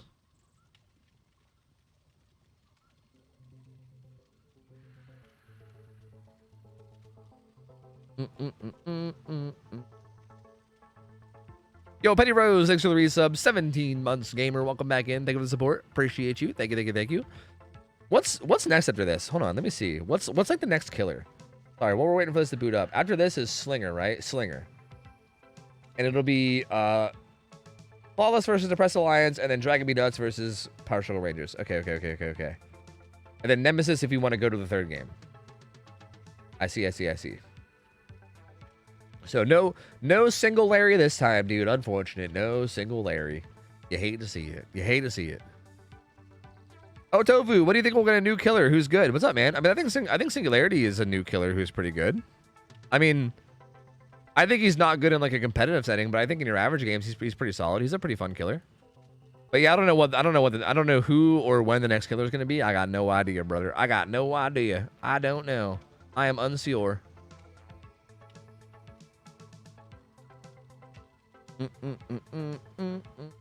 4 made for this hope. Made for this hope is actually not that crazy, to be honest with you, because like made for this hope really is only like nuts in like the end game, and like if you don't get to the end game, then what's the point? I think you're better off running perks to help you get there. I think made for this hope is actually super overrated. I think made for this alone is super OP, and I think hope alone is super OP. I don't think you really need to combine them. I think combining them is like kind of unnecessary, honestly.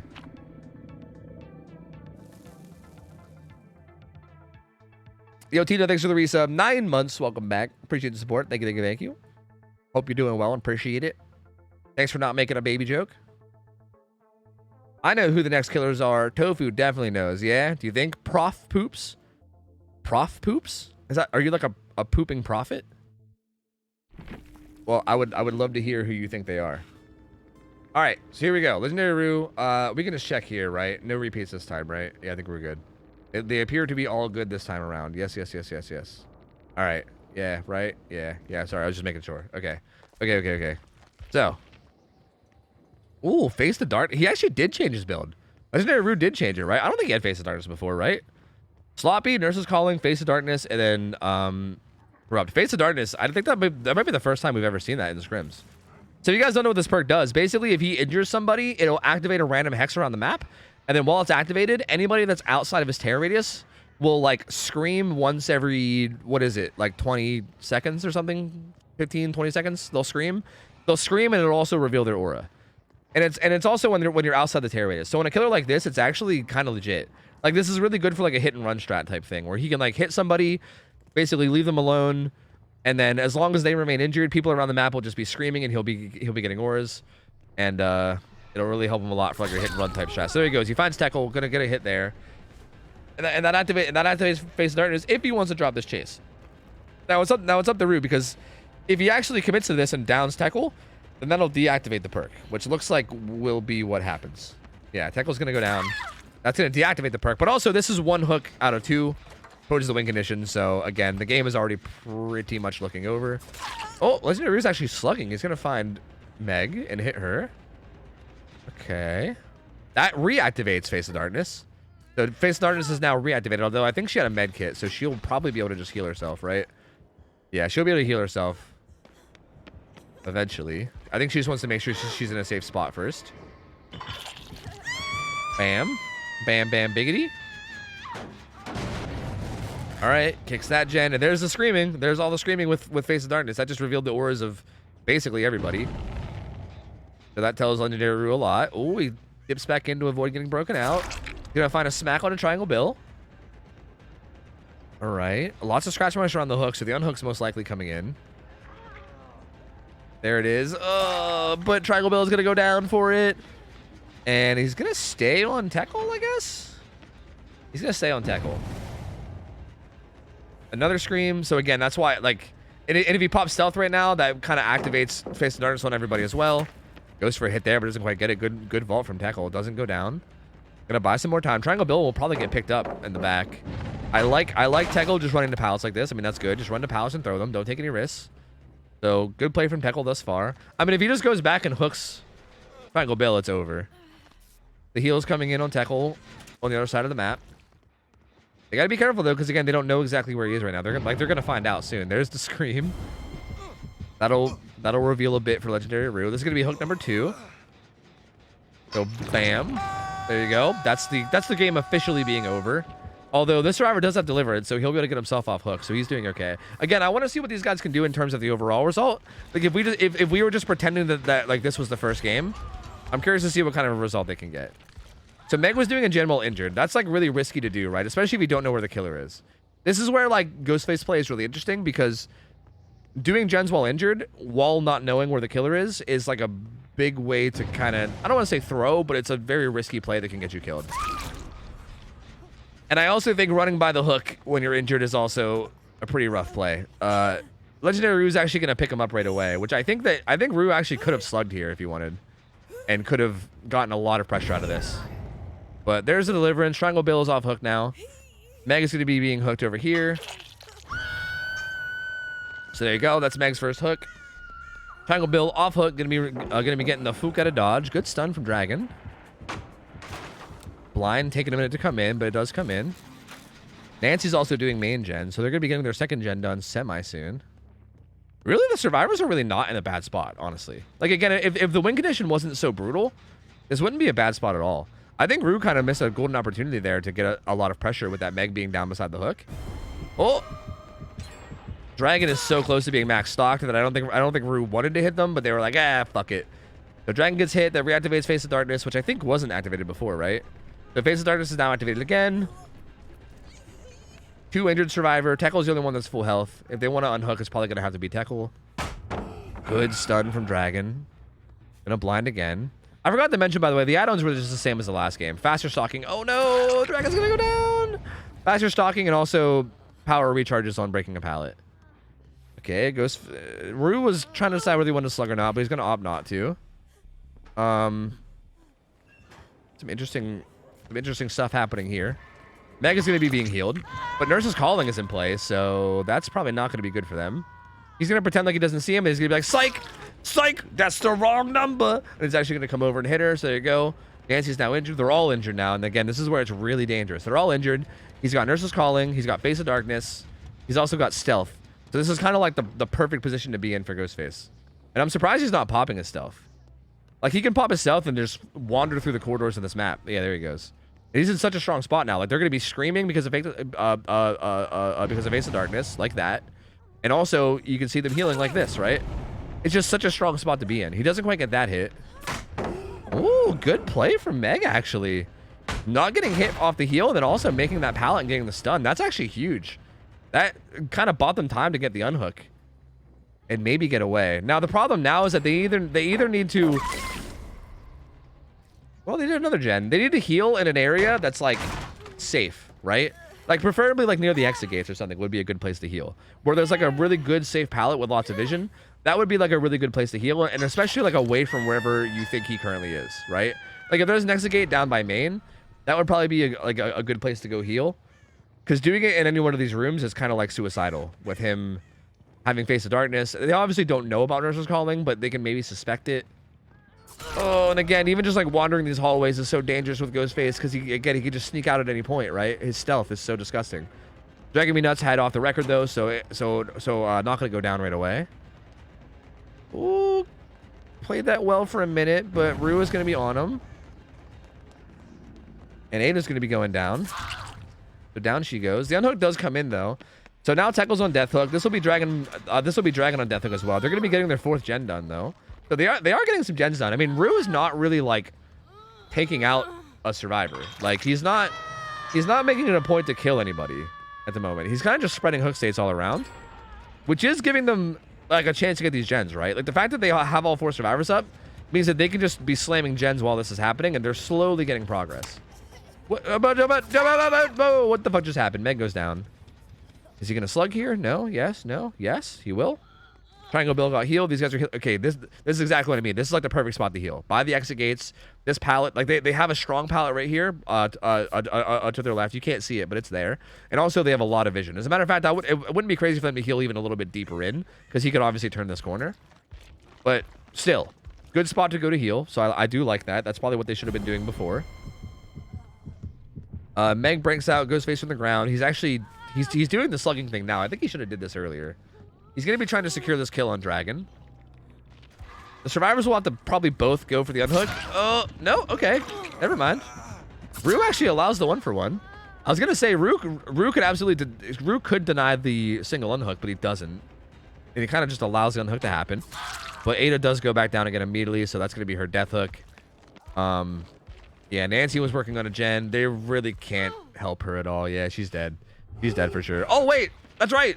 Decisive Strike. I forgot. Builds exist. The DS off the record plays. Let's go. No Dead Hard or anything, though. But that will buy her some time. Meg's going to get hooked, and Meg is not Death Hook, so this, again, remains a 4v1. Still remains a 4v1. Interesting. Some screams across the map. He sees somebody over here. It's Ada. Okay. She should make that pallet, right? No, it doesn't. Interesting. I thought she would make that. So down she goes, and that's going to be her death hook, so she's done so. These guys are going to be healing up over here.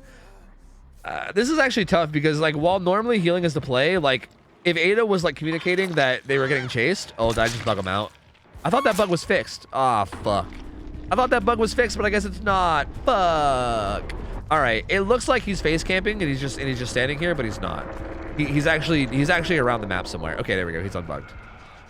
It unbugs whenever he gets like stunned or blinded, or I think if he kicks things. It's like if he does anything, it unbugs him. But it does bug him for a little bit. But anyway, Ada's dead. The unhook's gonna come in here from Gabriel. So there you go. Gabriel, the only survivor that isn't Death Hook, is gonna be the one being chased, which is again pretty good for the survivors. They might be able to get their final gen done, at least get some points for the sake of like morale, you know. Goes for that hit, but doesn't get it. Good stun. The firecrackers. Oh, a little late on him, though. Actually doesn't get the blind. He actually loses distance to go for those firecrackers, too, which is kind of not ideal. Nancy slamming this gen right now. With Meg healing behind. But I think Ghostface, yeah, he's going to show up. He's going to show up.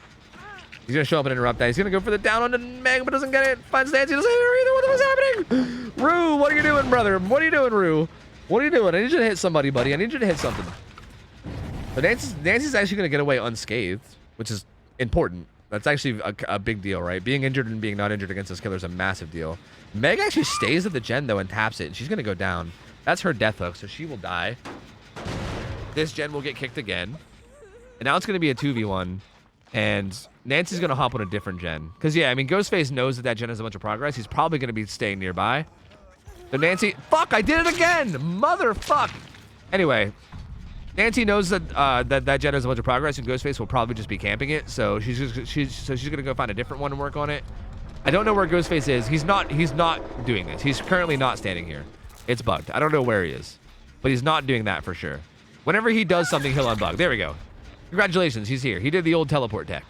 So he found them healing with Nurse's Calling, breaks it up, and it's not looking like they're going to be able to get the final gen done. Triangle Bill goes down. Again, he's not Death Hook, but Rue will probably slug here, I would imagine. I think Triangle Bill is unbreakable, though. So, yeah. Unbreakable is going to be in play. So they still could get the final gen done. It's not impossible. It's going to be pretty hard, though, because Tekko's going to get hooked. Maybe he can get Hatch, actually. Even better, he can maybe get Hatch, and he can escape with 2 hook stages remaining. That would be even better than getting the final gen done. So there's the Unbreakable. I'm not switching cameras. I'm not doing it. Okay, there's the hook. And yeah, now there's an opportunity for Hatch. So that's at least something. We'll see. We'll see. We'll see. We'll see. I like this, positioning himself at an exit gate where he knows he's relatively safe if he gets found. But he has to leave it eventually, right, to look for Hatch. And again, this is so... Oh. I was going to say it's so scary because of stealth. And now it's... Yeah, now it's extra scary. Now it's super scary. I think they'll try to do an exit gate play. The exit gates on this map are actually typically... Oh, never mind. I was going to say they're typically in a spot where the survivors can get it. But Rue managed to find the blood, and that's going to be it. That's going to be it. That's going to be the 4K for Rue. And, yeah, pretty dominant performance here for Power Struggle Rangers. This game was a pretty... This Ghostface set in particular was pretty one-sided.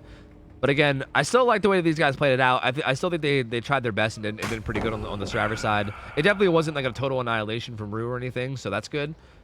And hopefully they don't let this bother them too much, and, you know, maybe they can go to next set with morale high. Hopefully. Because, you know, it happens, man. Everyone gets bad games sometimes. It's all good. Triangle Bill doing a really good job here of playing these pallets. No. Ooh, the juicer. The absolute juicer. Triangle Billiam out here. Doing work. Rue kind of struggling. I think they went upstairs, yes. Dying endgame collapse, boys. That's right. You can't take me. I'm dying endgame collapse. I don't think so. They're just gonna be bolting around the outside, just getting distance. Dude, I think they're gonna leave the whole into endgame collapse at this point. I think. We'll see. There's not much left down here, I don't think, but yeah, because that pallet's actually still down. It's just not a very strong pallet. Oh, nope, they're dead. Nope, they're dead. Oh, nope, definitely dead. Nope, certainly, most definitely dead. There you go. Down goes Triangle Bill. And there we go. There's the 4K. Plus 11 points if he dies at endgame. That's right. Plus 10,000 points for endgame collapse death. Congratulations. They actually win the game. No, but there you go. There's the kill. Legendary Rue takes the 4K. And that's going to be it. That's going to be GG's. So well played. Power Struggle Rangers takes the first Ghostface game, and I think we're moving on to Slinger for the next set, which should be pretty exciting. I love Slinger games. Slinger is played on Gas Heaven. We saw it earlier. And yeah, again, I'm hoping that Depressed Alliance can kind of like chill out, you know, reset mentally. Don't really worry about this first set. Just, you know, it's all good, just a warm-up game, all good. And then hopefully we can see this next match be a little bit closer. Hopefully. How do I find a comp group to play with? You can type !point solo queue and fill out the solo queue form if you'd like. You have to have over 1,000 hours though, or else we won't allow it. But we can match you up with other people that have also filled out the solo queue form. That's really the only way that I know of. Other than that, ask your friends if they want to play. I don't know. That's basically the only ways to do it as far as I'm aware. Do you think the hook grab's going away? That forced hesitation might see an uptick in use? Maybe. I think in like comp especially, it's possible. But I mean, I don't know. Using one of your 4 perk slots for that, it's hard to say. I don't know. It's really hard to say. Guys, I gotta get some coffee. I should have got coffee last game, but I didn't. But I'm gonna go get coffee now. Okay, I'm gonna hold this lobby hostage. I'm gonna go grab a cup of coffee. I'll be back in a minute. Okay. I'm gonna switch to Slinger so you guys know who the killer is. But yeah, I'm gonna go grab some coffee. I'll be back in a minute. Hey, I'm not even gonna play ads. I don't need to. We still have some time. I just need to get some coffee in me, so I'll be back in a minute. BRB, 1 sec, uno momento. I will be back in just a moment. Wait, I need my text. I need my text. Bam. Sweet. 1 second. BRB.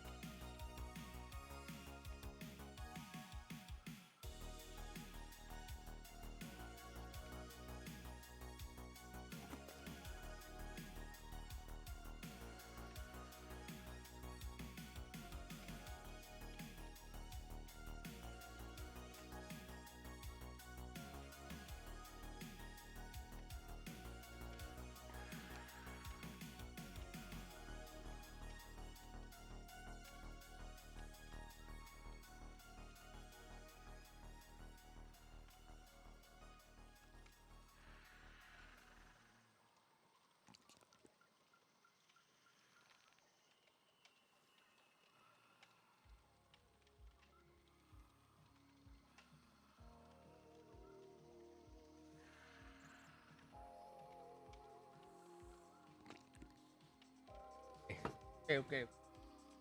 Okay. Sorry, I'm here. Hello. My bad. I'm ready to go. Whenever they're ready. When's next game? It should be right now. Currently, Slinger games are coming up. Slinger's playing on Gas Heaven. We got Flawless playing Slinger. Hold on. Flawless is playing Slinger against the Press Alliance. So this is the Power Struggle Rangers killer going against the Press Alliance, which is the survivors you guys just saw. And then we're gonna flip flop, but then Dragon Be Nuts from the Press Alliance is gonna be going up against Power Struggle Rangers killer, Power Struggle Rangers survivors. And same thing, whoever can do better. So we shall see. You forgot the music, old man. Did I leave without the music? Uh-oh. Yo, Jake, thanks for the resub, man. 77 months, gamer. Welcome back. Appreciate it, dude. Thank you, buddy. Welcome on back in. I don't think it's your first time, but I appreciate it, man. Thank you. Tryhard Scrub, thanks for the resub for 8 months. Welcome back. Cashlin, thanks for the resub for 4 months as well. Appreciate you. Thank you. Thank you. How do you feel about console players joining scrims? Does it matter? No, it doesn't matter. We actually have had a lot of console players playing scrims that have played really, really well. So no, it's not like there's no like restrictions or anything against it. Console players can definitely be quite good. Yo, Unapologetically Sam, thanks for the resub for 18 months. Appreciate you. Welcome back. You guys play all 3 sets regardless of results? No, we normally don't. Normally, like if a team goes 2-0, we just end it there. But because, okay, like today we only have 2 different sets scheduled, whereas normally we have 3. Like if you see on Sunday, we have 3 sets. So we have like, 3 different sets of 2 teams playing against each other. On Sunday, if a team goes 2-0, we're just ending the set. Like I'm not playing the third. But because there's only 2 sets today, even if a team goes like if these guys go 2-0, if they want to play out the third set, I'm down. Again, I'm not gonna force anybody. Like I'm not gonna force it. If they want to just like hop off or whatever and not keep playing, like I'm down with that. But like if they want to, I wouldn't say no, basically. But on other days where there's actually 3 different sets, I would say no. I only want to see the tiebreakers if it's a tiebreaker, basically. You feel me? Imagine allowing soulless console players into scrims. I know, right? Those subhuman fucking actual filth, literal sentient filth. How dare they? How dare they try to sign up for scrims? How dare they? No, but really, it doesn't really matter at all. There's only 2 teams today. Well, 4 teams, but yeah, there's only 2 sets of 2 teams. So yes, we didn't have a third set for today. So yeah. And also, the signups are open for next week. Just saying. Scrims for next week. The signups are currently open. So if you want to play next week, if you have a team, sign up. If you don't have a team and you want to try to make a team, solo queue forum is open. ! Solo queue will give you a link. So, yeah. Hop in, man. Hop in, gamers. Hop in. Balloomba set. I still don't know what the fuck that means. Balloomba? Yo, Winter's Grave, what up? Welcome, buddy. Good to have you. Hello. Only 5 teams signed up so far. Forum closes tomorrow, so they better sign up soon. Oh, shit. Yeah, you guys need to sign up then. If only 5 teams signed up, that is not enough for next week. We need more gamers for next week. Sign up, man. Sign up with your teams, man. Yeah, we need more teams. That's really the thing, honestly. Balumba is a random pub's nemesis that ended his win streak.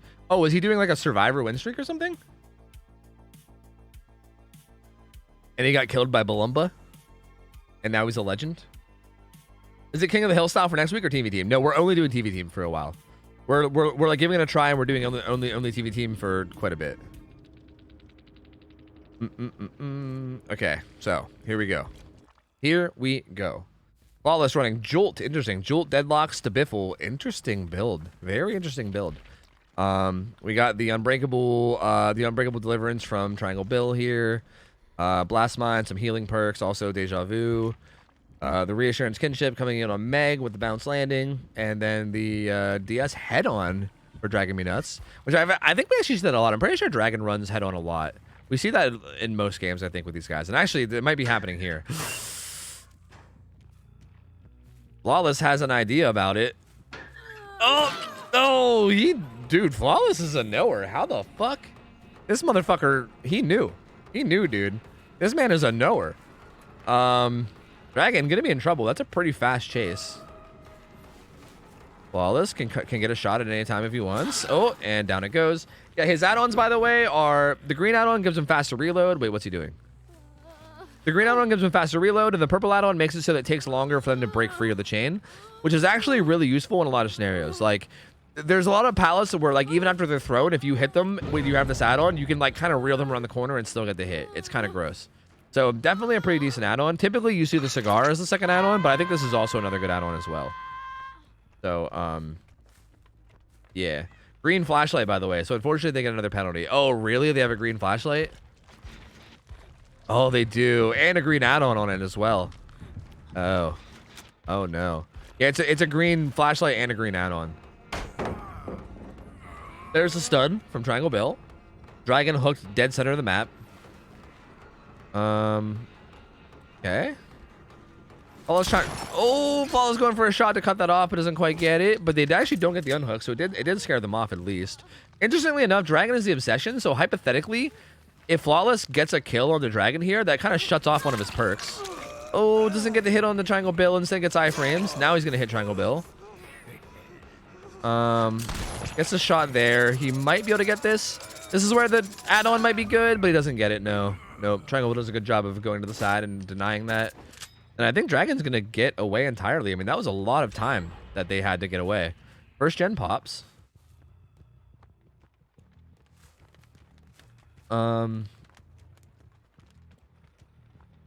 see if he can find whoever's here. Looks like they're probably stealthing on the outside. I don't think it's easy. He's not going to bother. He said, fuck this. I'm not going to bother. Ada's currently doing Shack Gen, which is where he's heading. Teckle is actually off to the side. Looks like he's actually going to swing by and get Teckle instead. Teckle going to get one hit for free. Has this pallet, but it's not a very strong one. He's going to hold W away, which is probably the wise move. Flawless looking around. Can't quite figure out where she went to. There. Okay, there. Gonna run. Okay, this is actually smart from Teckle. I like this. Teckle running to the gen that's done. So this is obviously a good place to run because you're not going to be interrupting any gen progress, and also this is not really a bad area to go down either. If you're going to die somewhere, that's an okay place to go down. I'm going to vault that window with Lithe and get away. So honestly, solid. Oh, good shot though. Good shot from Flawless. That was an okay chase from Teckle though. Goes down. That was a good shot from Flawless to get that down. That's gonna be a fresh hook on the Teckle. Dragon and Triangle Bill are gonna be able to get that gen done, and Mega's also doing the gen in main. It's gonna get deadlocked. She looks sad. She looks real sad. But the hook comes in. But that's only the second fresh hook, so really Depressed Alliance not in that bad of a spot right now. Like kind of doing okay. Dragon gets healed. So both survivors are here. Triangle Bill is still injured though. Flawless goes for the shot through the Shack pallet, but actually aims a little too far to the right and doesn't get it. The Triangle Bill still doing okay, still alive. He's actually just gonna leave him. Interesting. I'm not really sure what Flawless is doing because he's not playing close to the hook, but he's also not going after that injured guy either. He's going over here. Looks like he's just kind of like proxying the hook a bit. It looks like he's giving a little bit of openings for hook play, but then still coming back. They're going to get the heal off at Shack. Meg is currently still just doing a gen. She doesn't really seem too interested in making a reassurance play at all. Oh, he goes for a preemptive shot, and that kind of gives him the unhook for free. Dragon runs in and takes a hit. That gets rid of some stacks of Stabiffle. I wonder if they've discovered Stabiffle yet. Because Dragon seemed to really want to get in there and take a hit. Ooh, Gabriel doesn't get shot by that. Was Gabriel the one with Deliverance? I think he might have been. This is where the purple chain can be really useful. To be honest with you, I don't even know if the purple chain's needed here, but situations like this where there's like a pre-thrown pallet, the purple chain can be really good. Yeah, I mean it's not really needed here at all. That would have happened regardless. But the purple chain can be really good in those scenarios. And yeah, he is the Deliverance survivor. So Deliverance will be coming through from Gabriel. And this is the third fresh hook.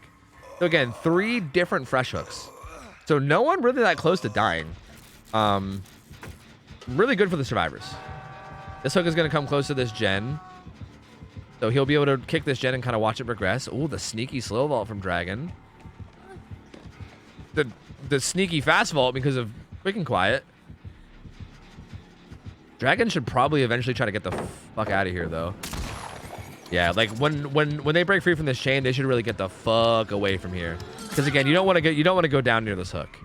So yeah, Dragon's out. They're just gonna leave, head down towards Shackway. Nancy does the gen in main. Looks like Meg actually got the reassurance off, so they're just gonna let Triangle Bill sit. And again, Triangle Bill doesn't need saved. So that's a good reassurance. Like if Flawless wants to sit here and patrol this hook, he's gonna be wasting so much time because Triangle Bill can wait until the last minute and then just pull themselves off hook with Deliverance. So we'll see what Flawless decides to do here. I don't know if he's noticed, but it seems like Triangle Bill has been going for most of the unhooks. So if you can kind of just be aware of that. Okay, he's actually leaving. Yeah, he's leaving. He's gonna down Ada. The Deliverance comes in now. So Triangle Bill is gonna get the Fook out of there. And Flawless? I don't like this slug. I feel like he's really leaving a lot of room for Ada to possibly just get away or get picked up. I'm not sure how I feel about this. Ada also already had a hook stage.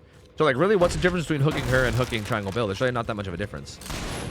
But he is going to get the shot on the Triangle Bill. He's going to down him. I imagine they'll probably be going for the pickup one day. Well, you know, they're actually kind of not, though. They're kind of not prioritizing the pickup very much, are they? I think somebody should be going. Somebody should definitely be going. Somebody should definitely be going. Okay, Meg's going. But Meg is going, and she was the furthest one away. So this pickup is actually happening super late. And I think he's actually going to bet. I don't think he should have been. I think this was actually a bad time to slug.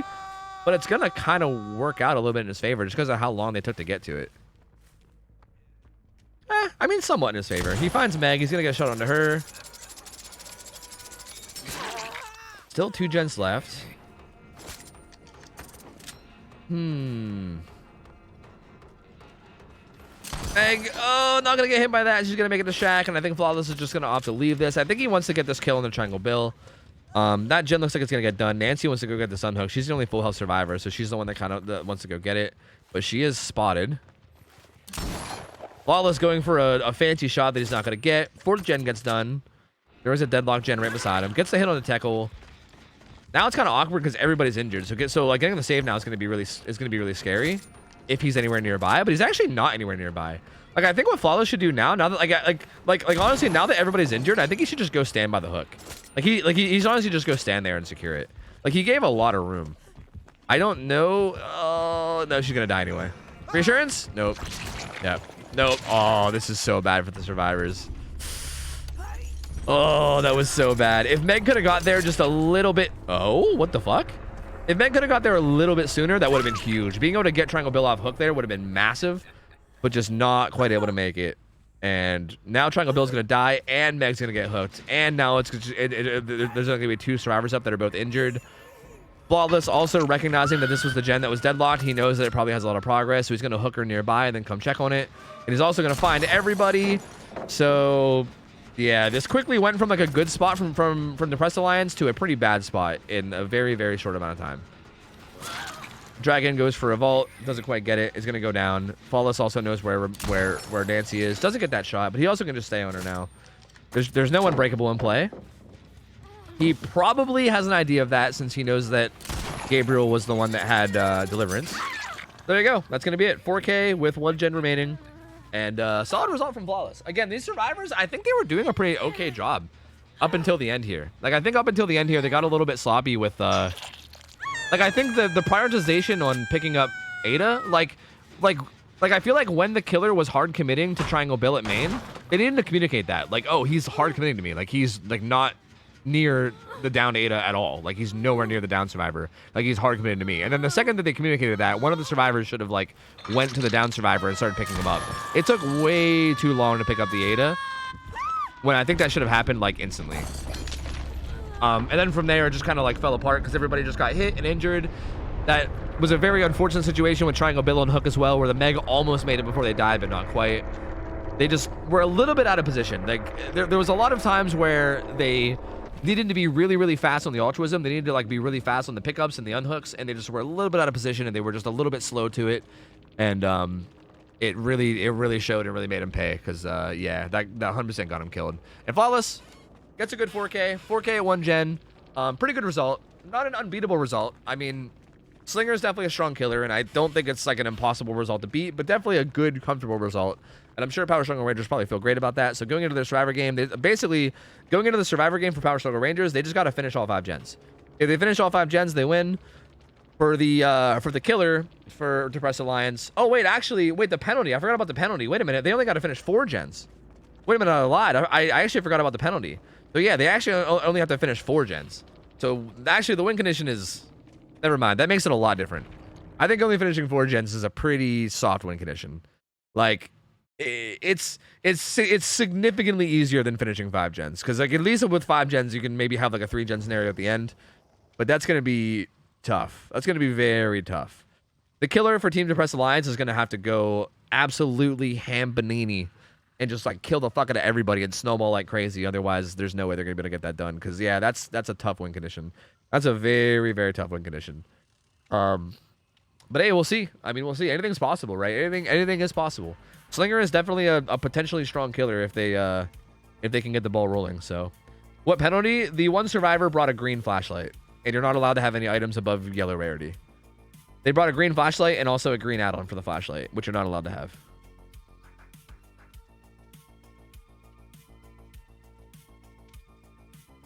Yo, Dutch, how's it going? Hello, hello. Yo, Bomb Saw, thanks for the 13 months. Welcome back. Appreciate it, buddy. Thank you, dude. Appreciate the support of my guy. Thank you, man. Welcome on back in. Are the matches best of 5 or best of 7? They're best of 3. So neither. They're best of 3.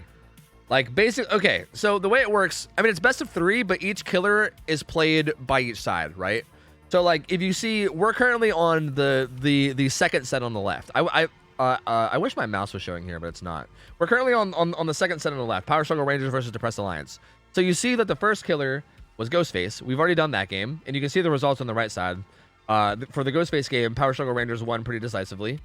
And now we're doing the Death Slinger game. So basically, both sides take turns playing the killer, and then you add up like the results of both games, and then you decide the winner from there. So it's a best of 3, but each thing is like 2 games because each side takes a turn, if that makes sense.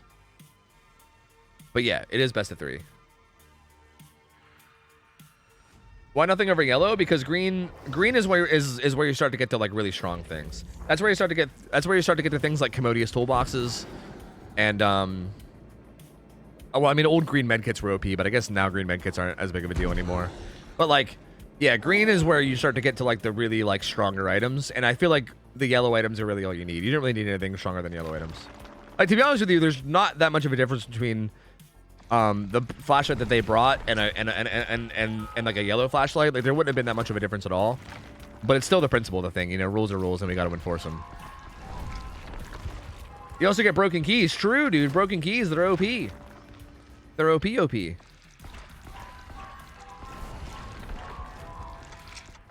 I fall into the dark side. I'm a coffee bitch now. You mean a coffee? I'm trying to think of a positive thing to replace bitch with, but I don't know. A coffee. I don't know. You're cultured. You're cultured now. You're fucking cultured now. I can't think of a good word that goes with coffee. Coffee enjoyer? Yeah, but that's lame. That's lame. Coffee connoisseur? Coffee. How do you even say that?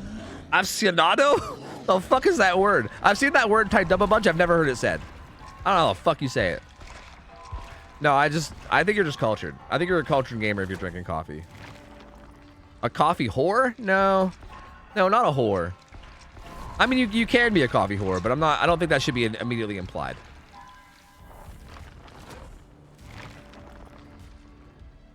Either way, you're cultured. Coffee's the shit, dude. I love coffee. I love coffee. I mean, I'm hardcore addicted to it, and it kind of rules my entire life, but I still love it. It's so good. So good, dude. So good.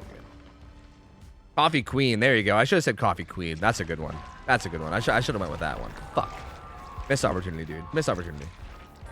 Do you have the DVD coffee? DBD coffee? Is that a real thing? Are you just making stuff up now?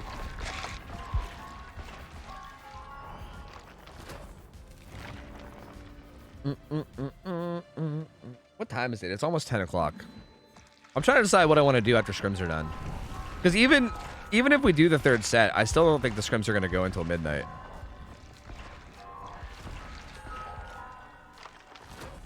It's aficionado. oh, aficionado. Okay, I have heard that word said. Never mind. I just didn't realize it was the same word. Okay, never mind. I'm dumb. I'm just dumb. Never mind. I'm just a big old dummy. I hate that word. Yeah, that word sucks. I agree. That's a dumb word. An aficionado. DVD coffee came out not long ago. They also have a tea. Wait, really? Did they sell it in like their official shop or something? Like, where do I go to get official DVD coffee? I've never even heard of that before. Check DMs. Dead Sled Coffee. Dead Sled. Time to fuel up for your next deadly pursuit. The official licensed Dead by Daylight Trial Grounds coffee and End to Tea are here. Sip on the intense flavors while plotting your survival or hunting strategies. Oh wait, plotting your survival or hunting strategies. Okay, I read that wrong. I thought you were hunting down some strategies, which made no sense. Okay, this is interesting. Trial Grounds. Do I buy the DBD coffee? I feel like I should buy the DBD coffee. Like, I feel like I have to try it, right? Dead Sled. Some fucking Dead Sled. Yeah, I think I have to try that. What if it sucks? Can I say it sucks? Am I gonna get my fog whisper removed if I say that if I say that the DBD coffee sucks? I hope not, because I'm gonna be honest. I'm gonna say if it sucks, I'm gonna say it. I'm gonna fucking say it if it sucks. All right, I'm just gonna say it. Say it in a constructive way. You're right. I'll be like, this coffee's flavors are very lackluster, and I believe that they should instead brew from the finest fields. And I don't how the fuck do you even make coffee good? Like what makes one coffee good over another? I don't actually know. I have no idea. I drink cheap shitty coffee. I don't know what the fuck makes one coffee good over another. They need a specific blend of coffee grounds from different parts of the world or something. Some fancy dumb shit. Can't be worse than Tim Hortons. Tim Hortons is what I drink, dude. Tim Hortons is good. I like Tim Hortons. It's like the shitty coffee that I know and love, and I enjoy it. I'm like comfortable with it, you know?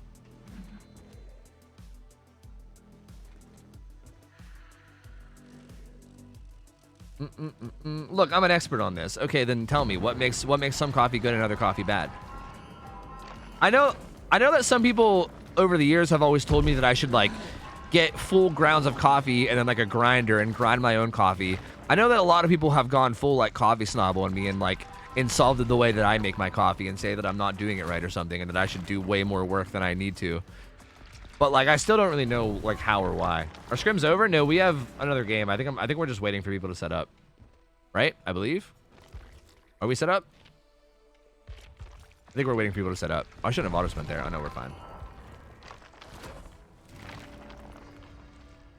Does the Hortons have the tar-like texture cheap chain coffee in America does? I don't know. All right, Larry, I'll drink some coffee or I'll drink some water for you, man. I got you. Okay. Here. Water. It's blue water because I flavor it with blueberry shit, but it's blue water, okay?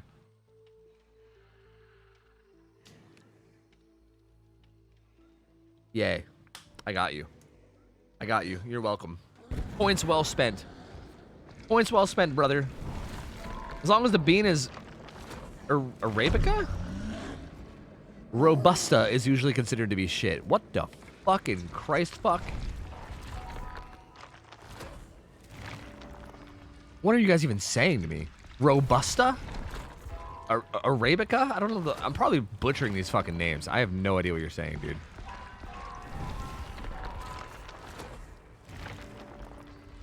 Robusta these nuts. Dragon was having some tech issues. Oh, okay, I see. I love the nails. Thanks. It's very punk rock, isn't it? It's super punk rock, isn't it? Very, very punk rock of me, huh? I'm trying to see if they'll grow on me. I don't know. I don't know how I feel about them, but I'm trying to see if they'll grow on me. Also, there's more on your health and hydration than you playing Hag. Yeah, realistically, you're never gonna get to the Hag redemption anyway, to be honest.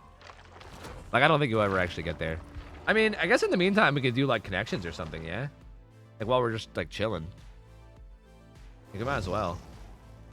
I like connections. That's fun. We can do Worldle. I don't know, is Pine Twins here? I usually wait for that gamer. Okay, Dragon Me Nuts is now playing Slinger. Same map. Needs a very good result. Needs a 4K at 3 gens left to win. 4K at 2 gens to tie. Very, very difficult situation to be in. For sure. Let's play connections. Cuban cigar. Club cigar. Round cigar. No, I don't know. Ferry. Sub. Wait, sub, ferry. Wait, these are boats of some kind, right? Yacht. Tugboat? Tugboat, ferry, sub. I mean, submarine. Does that count as a boat? Is there a better boat here? These boats? One away. Yeah, I feel like sub doesn't fit here. But what else is a boat? Shank? Flank? Club? Junk? Junk boat? Junk boat. Let's go. Let's go. Fucking pogger. Sub. Club. Are we rhyming? No. Round. Loin. Beef loin. Beef round. Beef blank. Melt? Shank? Chuck? What's another beef term? Fuck. Chuck? Shank? Shank, I think, right? That's like a kind of cut or something, right? Yeah, cuts of beef. I thought a shank was, but I wasn't sure. Okay. Rob, Josh, Sue, Chuck. Are these like people from a show or something? Cuban, club, sub, melt. What are these? Club sandwich, sub sandwich, melt. These are like some kind of sandwiches. I think this is it, but I don't know what are these names? Nicknames that are verbs. Oh, you can chuck something. You can josh around with somebody. You can rob somebody blind. You can also sue someone in a courtroom. I see. What are these? Sandwiches. That's fair. Wait, what's the... Yeah, that's fair. That's pretty fair. We did it! We're the best! Woo! We did it! Yo, tier 3 sub from Aaron. Thank you. 8 months. Tier 3, $25 massive dick sub. Thank you. Thank you, thank you, thank you. That's very kind of you. Dude, I'll take the coffee on you. Sign me up. I'm fucking down, dude. Thank you so much. That's a big sub, dude. Thank you. Yo, King.G-Ray, thank you for 23 months as well. Welcome back, gamer. Thank you for the support, gamer. Appreciate it, buddy. This is currently the Worldle. I feel like we've done this one before, right? Dude, I think this is Uruguay. I'm not even going to think about it too much. I think this is Uruguay. Fuck. I should have thought more. God damn it. It's fucking... Well, is this Tanzania? Mozambique? No, it's not Mozambique. Tanzania, right? No? North? Djibouti? Is this Djibouti? Not Djibouti? Southwest? What? It's Uganda. Uganda, suck on these nuts. God fucking damn it. I should have known that.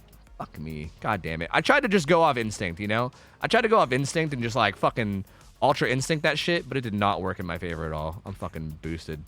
Don't worry. We'll go back whenever it gets closer.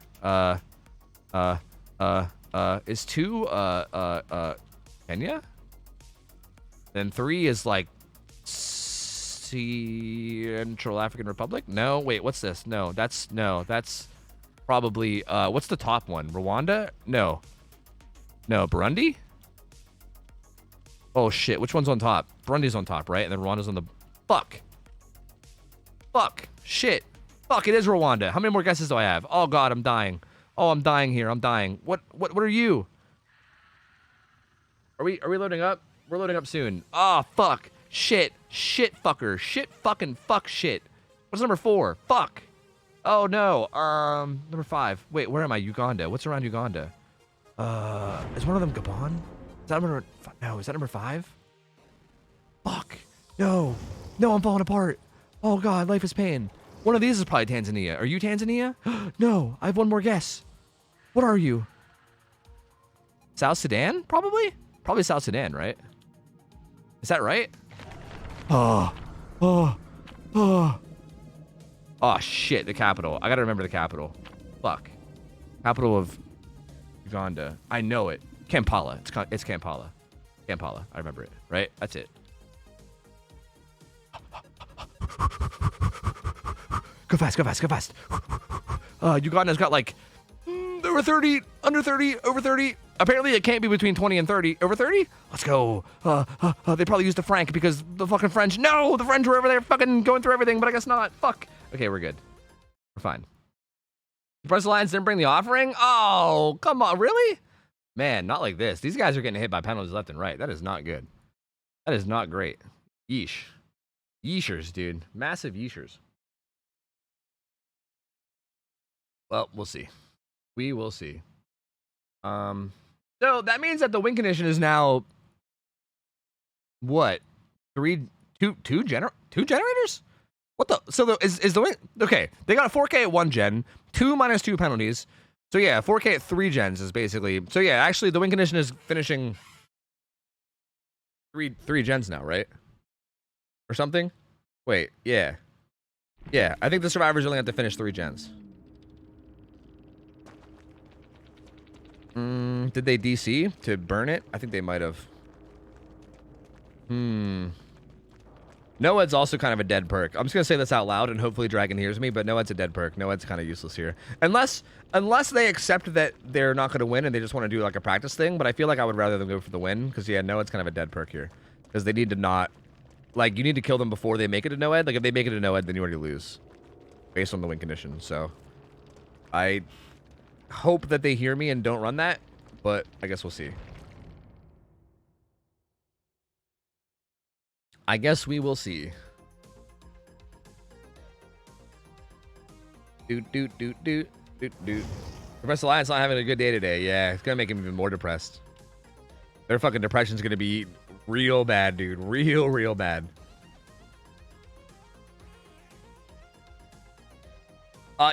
Z, thanks for the resub. 20 months. Welcome back. That said, 20 months. Hope you're well, buddy. Glad to see the two-arm Andy. Please take care of yourself, buddy. Let's go. Hey, thanks, man. Thank you. I'm glad to be two-handed again as well, man. And Wadness, thanks for the resub for 1 year. That said, thanks for the quality content. Hope you're okay with your arm. And then you said, meow, wow, meow, wow, meow, wow, meow, wow, meow, wow. But I don't have text-to-speech on, so I didn't read it. But I'm doing it for you, so don't worry. But yeah, you spam that like a couple hundred times. But yeah, no, there's no text-to-speech, so you kind of got cucked. You know, what are you gonna do? Is Deadman still a good perk with artist? Yeah, it's insane. It's super good on her. What could you run here? Corrupt Intervention, Deadlock, Pain Res, Pop. Something like that. You can run Sloppy Butcher in place of one of those two. Just not NOED. Just definitely not NOED. Because, yeah. Yeah. I'm impressed you didn't see my coffee knowledge. Oh, yeah, my bad. I got distracted by connections, I think. Hold on, I can scroll. It's better to grind your own because it gets stale when ground. For example, our ground coffee expiration is like 9-ish months. But when you open the bag, it's shorter. Oh, so that's why. That's why you grind it, so it's like extra fresh. It doesn't get stale. I guess that would make sense. That would make a lot of sense. I'm kind of scared. Like, in a way, I kind of want to try like getting good coffee and then like grounding it on the fly and having like the best quality coffee possible. Like, in a way I want to try it, but in another way I'm kind of scared too, because I'm afraid that if I try it once, I'll like never be able to go back, you know? Like, what if I try really good coffee and then like I then have to have that all the time? Because that's too much work, dude. Like, right now it's nice and chill. I got to just like throw on a fucking pot of coffee with shitty fucking Tim Hortons ground coffee. It brews itself, and I just have a whole pot that I can sip on as time goes on, you know? Like, it's cheap, shitty coffee, but I like it, you know? So, like, I'm afraid to try better coffee, because, you know, I don't want to live this lavish lifestyle. I want to keep living my fucking broke bitch lifestyle, you know?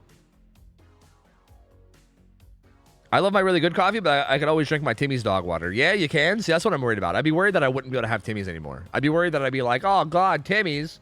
I can't do this anymore. I got to go ground up this fucking Colombian grain shit that I fucking ordered for $10,000, you know? And I just don't want that to be a thing. Okay, here we go. So, Dragon still has NOED. You hate to see it. You hate to see it. I mean, again, if Dragon is just accepting that the win condition is like not something that they have faith in reaching, and they just want to do this as like a practice game, like maybe they just want to see how good of a result they can get with the build that they would normally run. I can maybe see that, but like if they want to go for the win, then that's really, really bad. They basically are wasting a perk slot. Because yeah, if they get to NOED, the game's already over. The win condition, if I'm not mistaken, is 3 gens being done, right? I think if the survivors finish, no, wait, yes, no, hold on. The first killer 4K'd with 1 gen left, right? Right? Yes. That means, yeah, no, 3 gens remaining. Yeah, no. If they finish 2 gens, it's a tie. If they finish 3 gens, then it's the win. So yeah, that's correct. Technically, according to our penalty rules, he wasn't allowed to change perks anyway. Oh, you're probably right. That's true. Yeah, that's true. Yeah, good point. Good point. Well, either way, we'll see what happens. So far, he finds Swing Blade over here. Goes for a little bit of a late hit and doesn't land. Swing Blade gets away with that. Dragon kind of losing track of him. He ran into the map, but Dragon couldn't quite keep track. Gonna be rotating around and try to find somebody else instead. So far, no pressure. Lots of gen progress without really a whole lot of pressure coming in on the survivors yet. So far, really strong start from the survivors. Not so great start from Dragon. Finds a couple different people at main. Is looking to line up a shot, but is not going to get it. Is going to drop back again into the map. Not really committing to anybody.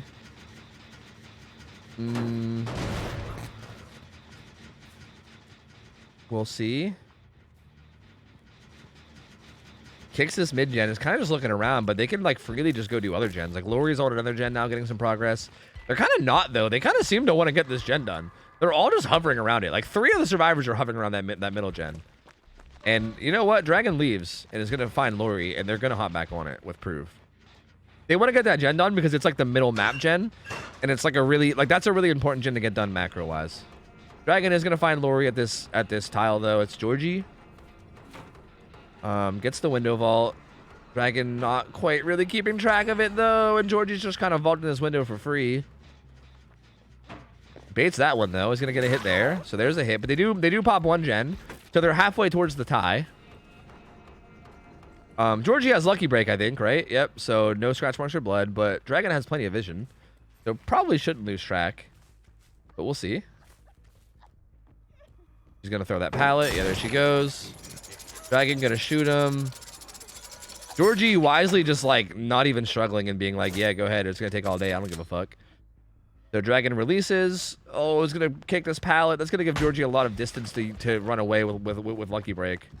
Which is gonna make it a little bit harder to keep track of. Although I think Dragon still sees them. But again, gens are flying. This one's about to get done. This one's also got a lot of progress. Is there even deadlock in play? Okay, yeah, there is deadlock in play, which will buy a little bit more time. But yeah, this is not looking great. There's gen number 2 that locks in the tie.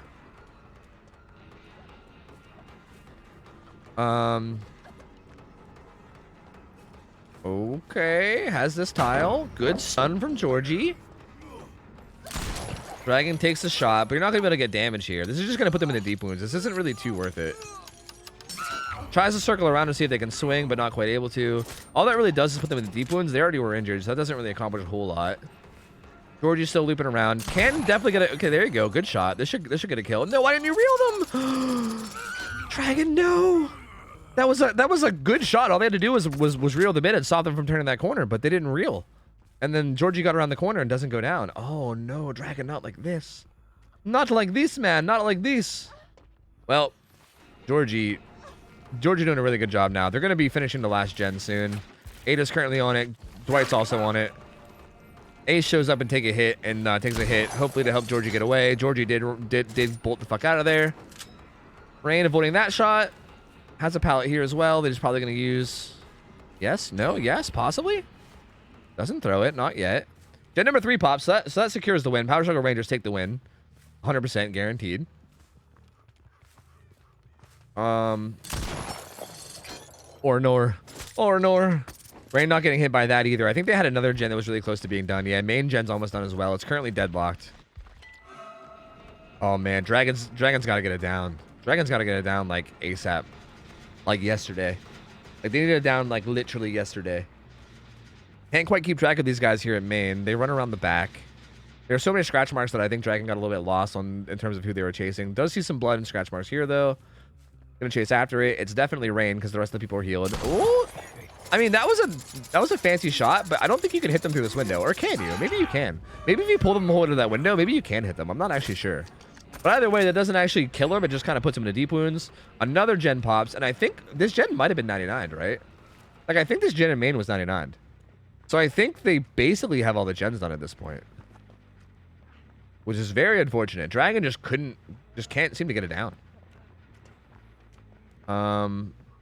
Rain looping around the back of this high wall loop is actually pretty decent. Dragon's still just circling around. Can't quite find a shot or an opening. Gonna double back again. Yeah, this is a pretty strong little loop against Slinger, to be honest with you. Respects the pallet too, which gives him even more distance. Rain kind of has all day to play here. He's also got made for this as well, which is making this even worse. Like, made for this against the... Oh, Jesus Christ. He could have died there with that medium vault. Made for this against a 4.4 killer like that, though, is brutal. Final gen pops. Oh, he's going to go down now, probably. It's also going to reveal no Ed. That's only the first down. There's... No, don't tell me. Don't do it to him. Don't do it to him, Pallet Inspector. Don't. You don't gotta, bro. You don't gotta do him like that. You don't gotta go and do him like that, bro. Come on. Come on now, man. Gate opens. Rain looks like he's gone. I think they're gonna just all get out.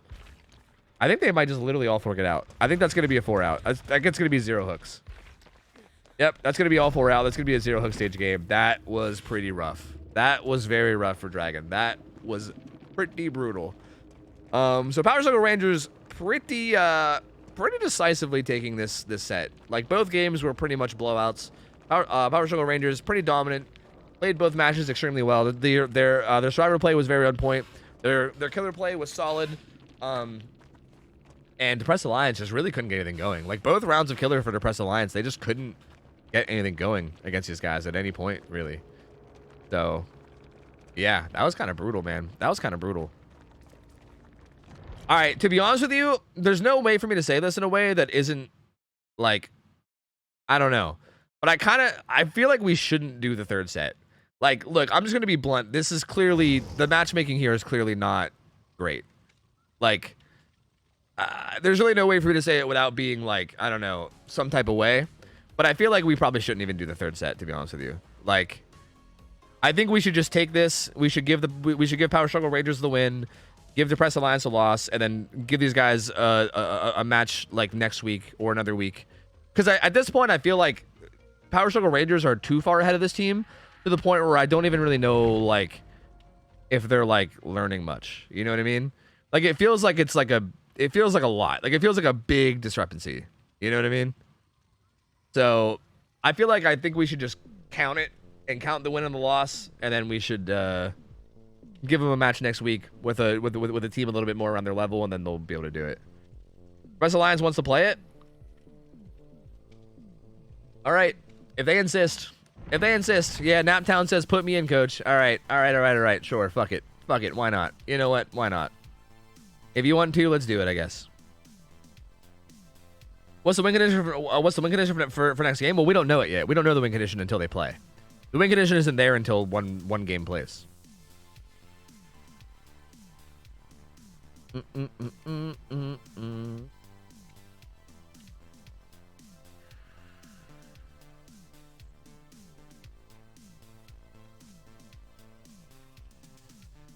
Let them play a learning experience. I mean, I'm kind of the opinion that, like, if you're playing in a game where it's, like, severely mismatched, I don't think it's even, like, I don't know how much you learn, you know?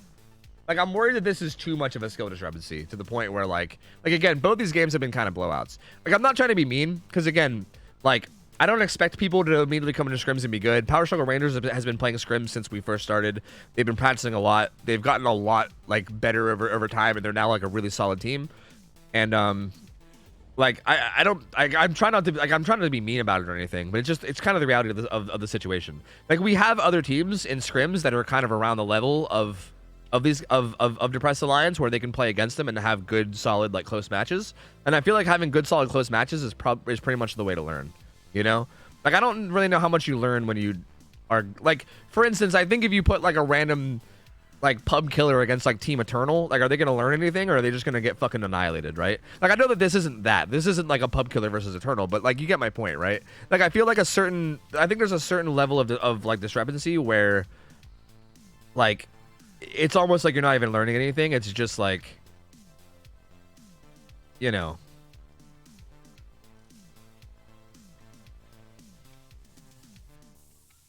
Yo, Cowboy, what's up, buddy?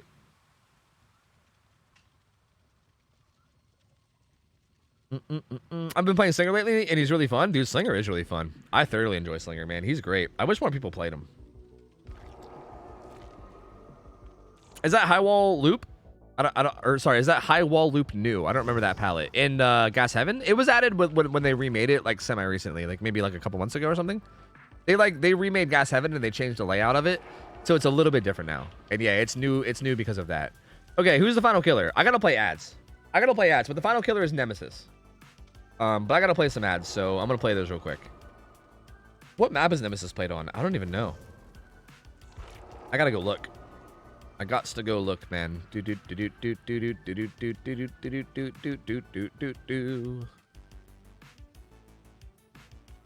Rancid. Okay, Rancid Saboteur. That's what I thought. That's what I thought. Okay. All right, so Naptown's gonna be going up against Power Struggle Rangers, and then Georgie's gonna be going up against Suppressed Alliance.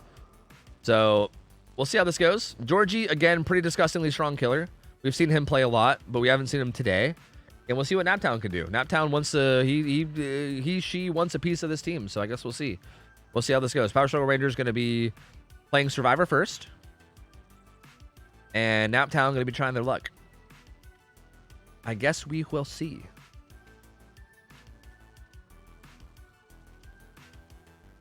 I always felt like I learned a lot from the hard games when I was playing Overwatch on teams. I didn't feel very good. See, but like, again, there's a difference between like losing a game and it being like a learning experience, and there's a difference, and then like losing, and then like losing where like it's not even close. You know what I mean? Look, I'm not gonna argue anymore. It's fine. I think going I think this is a big reason why I don't like to play out the third game every time in like most sets. For when we get bad match made games, but like if they want to do it today, I'll let them do it. It's fine.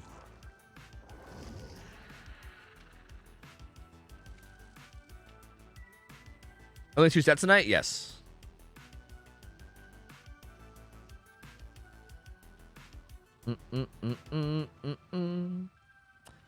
No, we're not upping the threshold to 2K hours. No. Even the 1K hour threshold is like, it's tough, man, because I feel like depending on your hours and like how you spend your hours playing, it's so hard to like, there really is no like hour level where you're expected to be like a certain level of skill, right? Like somebody who like you know, watches like competitive level play and participates and maybe even has friends that play competitive, they can be like super good at the game at like 600 hours because they like invested that 600 hours in like a different way than somebody that maybe just like plays casually, maybe like fucking gets drunk on the weekends and plays Star Friends with their you know, like with their homies and doesn't really care, right? Like that person could have 2,000 hours and not be very good because they just never really like bothered to grind and take it seriously. Like it's so hard. Like hours is such a hard way to like determine things, but I feel like the 1,000-hour minimum is just there so that you at least know, again, things like the maps and stuff, right? Like again, 1,000 hours does not mean you're going to be good. 1,000 hours does not mean that you're like not going to be bad or anything. Like it's really no way to determine your skill, but it at least determines that you've put a lot of time in the game and you know the maps and you know the killers. You at least like know the general basics of the game, you know?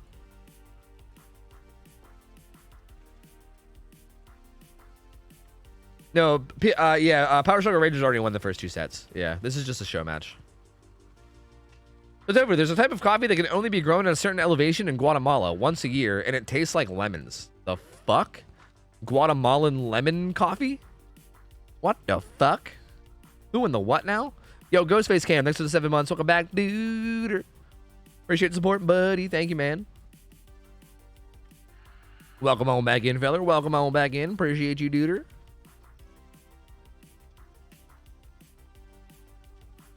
People learn at different speeds. Yeah, I mean, people learn at different speeds, and again, a lot of it comes from just like how you spend your time too, right? Like again, even me, like I'm a perfect example as well. I have 11,000 hours in this game. That's a disgustingly high amount. But I guarantee you that like a lot of these killers that play in scrim nights, like there's a lot of killers that have been playing in scrim nights that do scrims all the time. Like they practice scrims throughout the week, and they are probably much better than me at like all this kind of shit, right? Like if I'm playing in like a competitive setting, I'm so fucking lost because I've spent my entire 11,000 hours not doing competitive stuff. Like I spent that whole 11,000 hours beating up on random survivors in pub matches where, you know, the matchmaking is dog shit, right? Like I've not spent that 11,000 hours playing scrim games against like good teams that are organized, right? Like, so even that's a good example, right? Like I'm gonna be worse than a lot of the people that have like 3,000 hours, 4,000 hours, maybe even like 2,000 hours if they've spent a lot of time doing scrims, you know? And like grinding 1v1s and like getting good at chase and shit, you know? Like there's a lot of things like, it really depends on just how you dedicate your hours to the game. Much more than the actual hours themselves.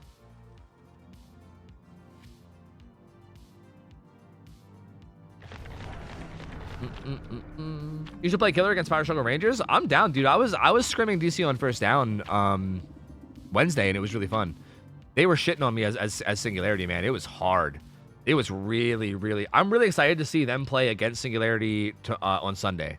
They're going against. Hold on, I'm gonna check real quick. All right, they're going against who? Lorem Ipsum. Yeah, on Sunday. The first match of Singularity. I'm really curious to see how that goes, because they were fucking hard to go against, dude. Like, they were tough.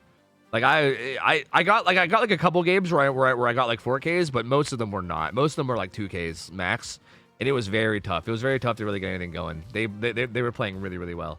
So I'm curious to see how that goes on Sunday. But yeah, I mean, I'm totally be down to scrim Power Struggle Range. I'm down to do scrims and stuff more often. Like, I just need people to hit me up, basically. Like, it's a lot more fun than just playing random dumb pub shit. Because again, like, the matchmaking is so bad that it gets boring just playing pubs all the time. Yo, Sunset T-Dex for the 14 months. Welcome back. I said, I hope you know your streams are my go-to watch during dinner. I'm like an iPad kid watching on my phone with my grubby Cheeto hands. Hell yeah, dude. That's the definition of comfort stream right there. You'll love to see it. You fucking love to see it, dude. Fucking grubby Cheeto hands and all. All right. Naptown, here we go. Nemesis, Rancid Abattoir. He's got Stabiffle, Deadlock, Corrupt Intervention, Noed. He's also got Purple Ink Ribbon, which is the one that makes zombies go faster and also makes them spawn outside the X gates or whatever. And then this one is, I'm pretty sure the bracelet is like the zombie detection range, right? I'm pretty sure that makes it so that they detect the zombies, the zombies like detect survivors from further away. I believe is what it does. Deliverance Unbreakable is currently on Dwight with For the People. Decisive Strike off the record and made for this is on that survivor. Georgie's got Adrenaline Prove and Deja Vu. And we got the Reassurance survivor on Rain, the ace. That time I'm gonna immediately come into mid, find the gen, kick it. Well, Anathema, we don't know what the win condition is until this game is played. Basically, like we haven't had a result yet. So we need to figure out what Naptown's result is, and then we know the win condition for next game. Like, this game determines the win condition, basically. So there is no win condition right now. It's just do your best, and then the other side has to do better than you, basically. Swing Blade looping around this. Zombies coming in. Pieced the fuck up. Pieced up by the zombie. He's going to get some distance out of that. That doesn't actually give Nemesis any charge, though, towards getting to tier 2. So weirdly enough, actually, like, maybe not terrible. Another survivor was there. Okay, gets the punch onto Nia. Nia's trying to take aggro for Dwight here because Dwight has Deliverance. They don't want the Deliverance survivor to be the first one chased. So Nia kind of just jumped in and chased and took aggro. And it did work. It got Nemesis off of Dwight. So Dwight's no longer being chased. He's now safe to go chill and maybe get his Deliverance charged. The Nia was off to the left. We can hear her crying. There is some blood here. The pre-throw, the pallet by Pallet Inspector, pretty smart. He's gonna go for the whip, but he's not gonna get it. He's not tier 2 yet, so he's not able to break the pallets yet with his whip. So he has to break them the old-fashioned way. This Nia has... Oh, was she the one with balance? She might have been. Yeah, she has balance. So there's the vault. She's gonna get out of there with balance and get some distance. She's actually gonna go back around and go back to the jungle gym. She has this window here. One gen is done. Deadlock kicks in on main. She has this pallet here, which is pretty safe as well. Gonna get Tentacle. That's halfway towards tier 2. And this down needs to happen pretty fast because they're getting a lot of gen progress. These guys are currently doubled up near Shack. That's like the 6 o'clock gen. Ace is looking around. That's probably going to deadlock the main building gen again, but that's going to be gen number 2 popping soon. And we need to get it down soon. There you go. Good down from Naptown. Good old whip through the window. But that's gen number 2 popping. This will be hook number 1. Sort of a 3 gen on this side, but not really. Like, it's not really a super strong 3 gen, but it's kind of there. He's going to go after whatever hook he can get, which is this one. Actually, there's actually a 3 gen with main, right? Or no? Yes? No, I don't know. I'd have to look again. Ace is there. He runs away. Looks like Naptown's gonna come try to kick this gen. This zombie's got his hands up. Oh no, there's actually a decent 3 gen here with main, I believe. Kind of like a 4 gen, if I'm not mistaken. I think there's a gen like way over there, right? Am I wrong? Yeah, no, there is. Yeah, there's actually a pretty tight spread of gens here. Like, surprisingly, like, there's kind of like a 3-4 gen that's here if you count main. And those ones in the corner. So this side of the map is actually really good. You're probably gonna, if the survivors are able to recognize that, which they probably do, they'll most likely be looping away from that. So that's kind of what you're seeing here, right? Like Nia is just running away from that side of the map. If she dies here, it's not really the end of the world because this will let her team get these gens done and split them up. Naptown maybe realizes that and comes over. You can see that zombie just got blinded. He's all dazed. They're currently doubled up on main. And Ace is working on the one behind the tractor way over to the side. These zombies are all fucking dazed, bro. They're all fucked up. They're all fucked up, dude. So again, Swingblade looping this way. I would prefer to see him loop a different way, but I think he's still doing okay. He's gonna get that. Did he ever activate his deliverance? He did. So he did get the unhook. And yeah, he's gonna vault that window. Now he's gonna run away from the 3 gen as well. So again, if Power Rangers, if Power Struggle Rangers are playing this smart, which I expect they're probably going to, almost everybody that gets chased is just gonna be bolting to the other side of the map. They probably recognize the situation. Do they have somebody with deja vu? They do. So like they probably recognize the situation. Georgie can see the 3 gen that's here. They're like, oh yeah, we gotta break this up. So everybody that gets hit is gonna be running again this way. Yeah, over to this side. So they're all gonna be running over to this side, away from the 3 gen. That way, so that way, if Nemesis ever does commit to any of them, they basically can get these gens done for free. These zombies are doing work though. Like they're having to constantly blind them. These zombies are just walking around harassing the fuck out of everybody and just getting blinded all the time. I mean, it's not a lot because they are just getting dazed and blinded, but like they're at least making them waste time blinding them, you know? This gen's got a ton of progress. He's gonna come back and kick it. But again, at some point you need to commit. Like, this is not really like a winning battle that Naptown's doing, you know? Like at some point you need to commit and down somebody. Because yeah, like they're gonna be gaining more progress than you're able to lose, especially considering you don't have any gen kick perks. Like you're just doing like dry gen kicks with no real perks involved at all. So you're chasing people away, but they're just constantly getting more and more progress. Like they're gonna get more progress and you're able to regress. So again, same thing here. Chasing Georgie away, gonna come probably kick this again. But Ace is gonna be doing, yeah, Ace is gonna do that other gen. He's gonna pop it. That's also gonna deadlock that gen.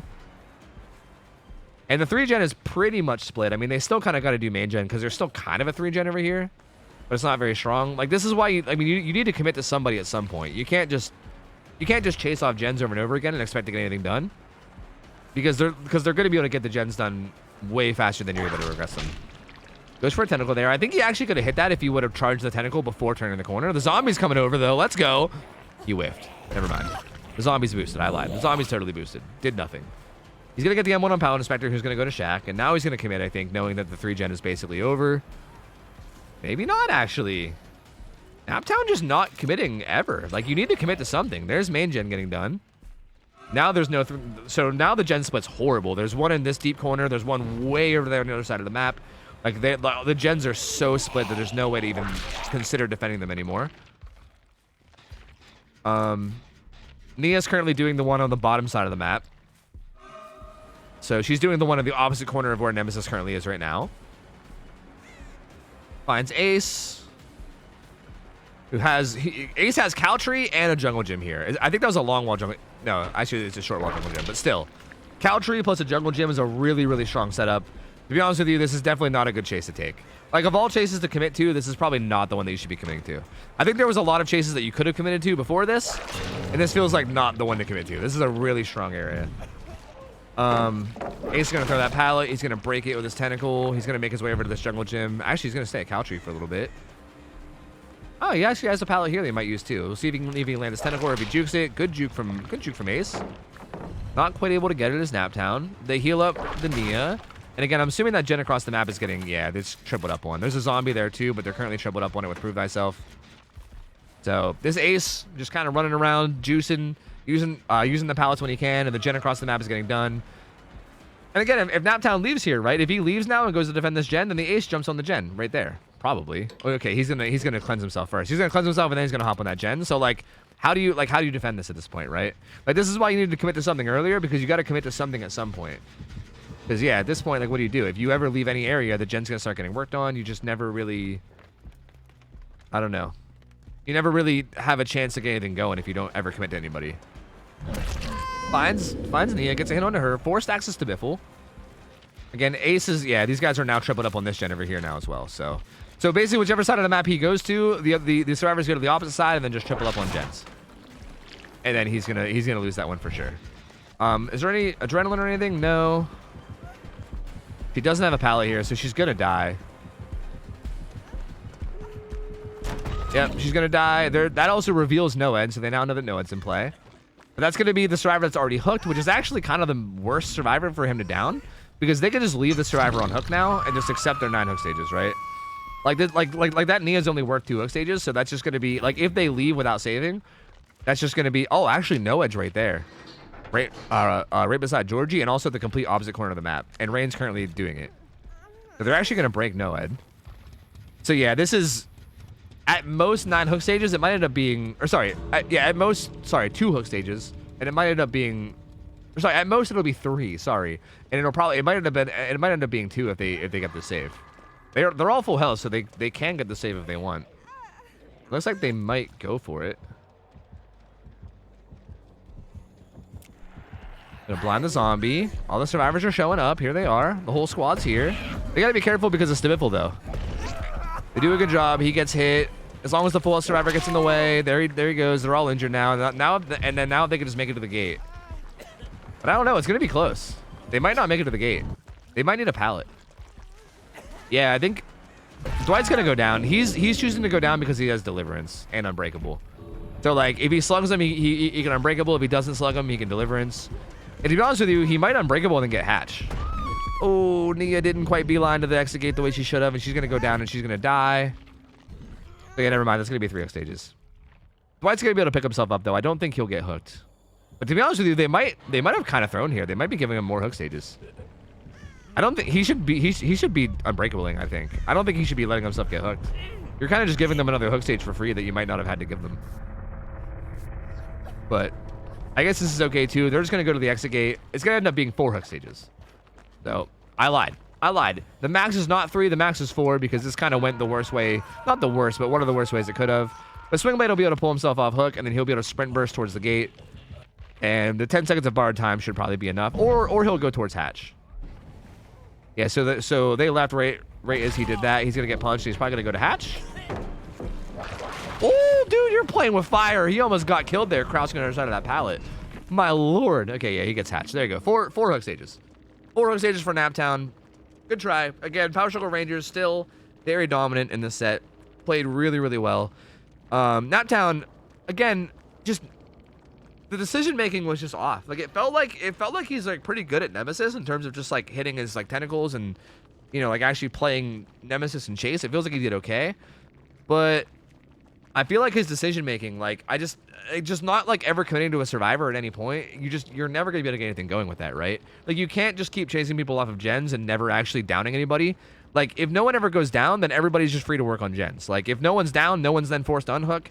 No one can, like they have nothing to do other than healing and doing gens, right? So they're just like all 4 of them are just getting gens or healing, and you're kind of just chasing them off temporarily. You're just never really applying any pressure, and yeah. And they were just pretty easily able to just slam out all the gens and take it from there. So, good try from Naptown. Good play from Power Struggle Rangers.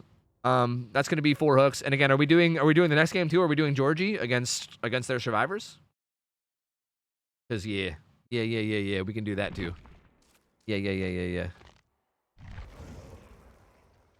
Noed did nothing. It was pretty bad RNG for Noed. Like they popped the last gen right as he was about to get it down, and then also the Noed spawned on the opposite side of the map, also right on top of one of the survivors. So like it was a lot of misfortune, I think, around Noed. To be honest, like I don't think Noed was necessarily a bad pick. I just feel like it was pretty unlucky, I would say. What procedure are you in Trapper? I got no idea. 10 maybe? 11. Apparently 11. Shoals Gaming, thanks for the resub. 5 months. Welcome back, dude. There is another group after this one. This is our final game no matter what. This is our final one of the night no matter what. Yeah. And Georgie's a very strong killer. A very, very strong killer. We've seen really good results out of Georgie. We've seen him play what? Pyramid Head, Nurse, or sorry, not Nurse. Pyramid Head, Oni. I thought one more killer I thought too, right? Pyramid Head, Oni, and then something else. Was it Nemi? I think we saw him play something else too. I think we've seen him play either 2 or 3 killers, and pretty much every killer that we've seen him play, he does pretty well on. He does pretty fucking well on. He kind of does a real good job. Is Georgie secretly a P100 Nemi? He seems to randomly P100 every killer he plays. Yeah, right? Yeah, like he was like a Prestige 100 Pyramid Head. I think he was like a Prestige 100 Oni too. Yeah, I mean, fucking maybe, dude. Who knows? So yeah, I mean, they're going to be kind of thrown into the deep end here because Georgie is one of the stronger killers that we've seen in scrims in general. Like, he's just a very, very good killer player. So, like, they're really getting yeeted into the deep end here. Like, this is going to be really, really tough for these guys, I think. He's actually a P100 nurse too. Jesus Christ. That's wild. So yeah, we'll see. We'll see. That no one gave him an extra hook stage. If it spawned next to hook, they would have just left. Yeah, you're actually kind of right, you're actually kind of right, in a weird way.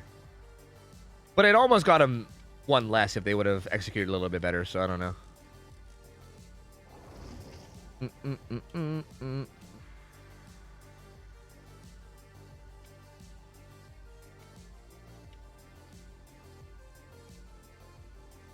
There's one surefire way to counter Georgie. Hit him with a single head-on, and he falls over and dies IRL. Really? Is that his weakness? Is Georgie's kryptonite head-on? That's interesting. Like, does he just fall apart? Is he like, no, I have been outplayed. I have been outsmarted. They are more intelligent than I, and now I can never recover from this mentally. And then he just gets tilted? Is that what happens? Like, how is one head-on his counter? I would love to see that. That sounds great. That's his weakness. Interesting. He gets still tilted with head-on. Nice. Interesting. Well, Dragon runs head-on a lot, so we might see it. We might see it. I don't know. He full-on gets tilted and mauled over head-on? Wait, like, actually, unironically? I can't tell if this is like an ongoing like meme or something, or if that's an actual thing. Because if so, that's interesting. I don't know if I've ever seen anyone really get mad over head-on. Like, I feel like head-on is such a silly perk.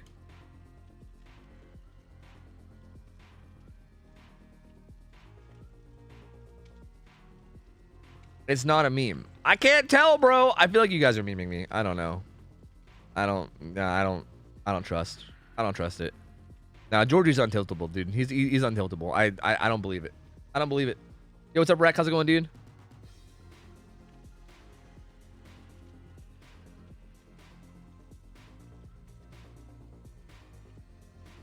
Georgie's weakness gets canceled by his strong NAW ping. Oh, is he West? Interesting. Interesting. I'm assuming most people are probably East, right? But I don't know. I don't really know how many West Coast gamers we have overall. I'm really not sure. Me wanna play? Hey, sign up with the solo queue forum, buddy. Exclamation point solo queue. Sign up with the forum, brother. We'll hook you up with a team, or get all your friends and then sign up with a team with all your friends. Either or. Yo, Schulz Gaming, thanks for the 5 months, by the way. Jax, thanks for the resub for 11 months as well, dude. Thank you, man. You said scrim diddly yumptious. Food pride. Yeah. I think I read that right. Thank you, man. Appreciate it. I appreciate the 11 months of subbing. Welcome back in, dude. Appreciate it, man. Thank you, bud.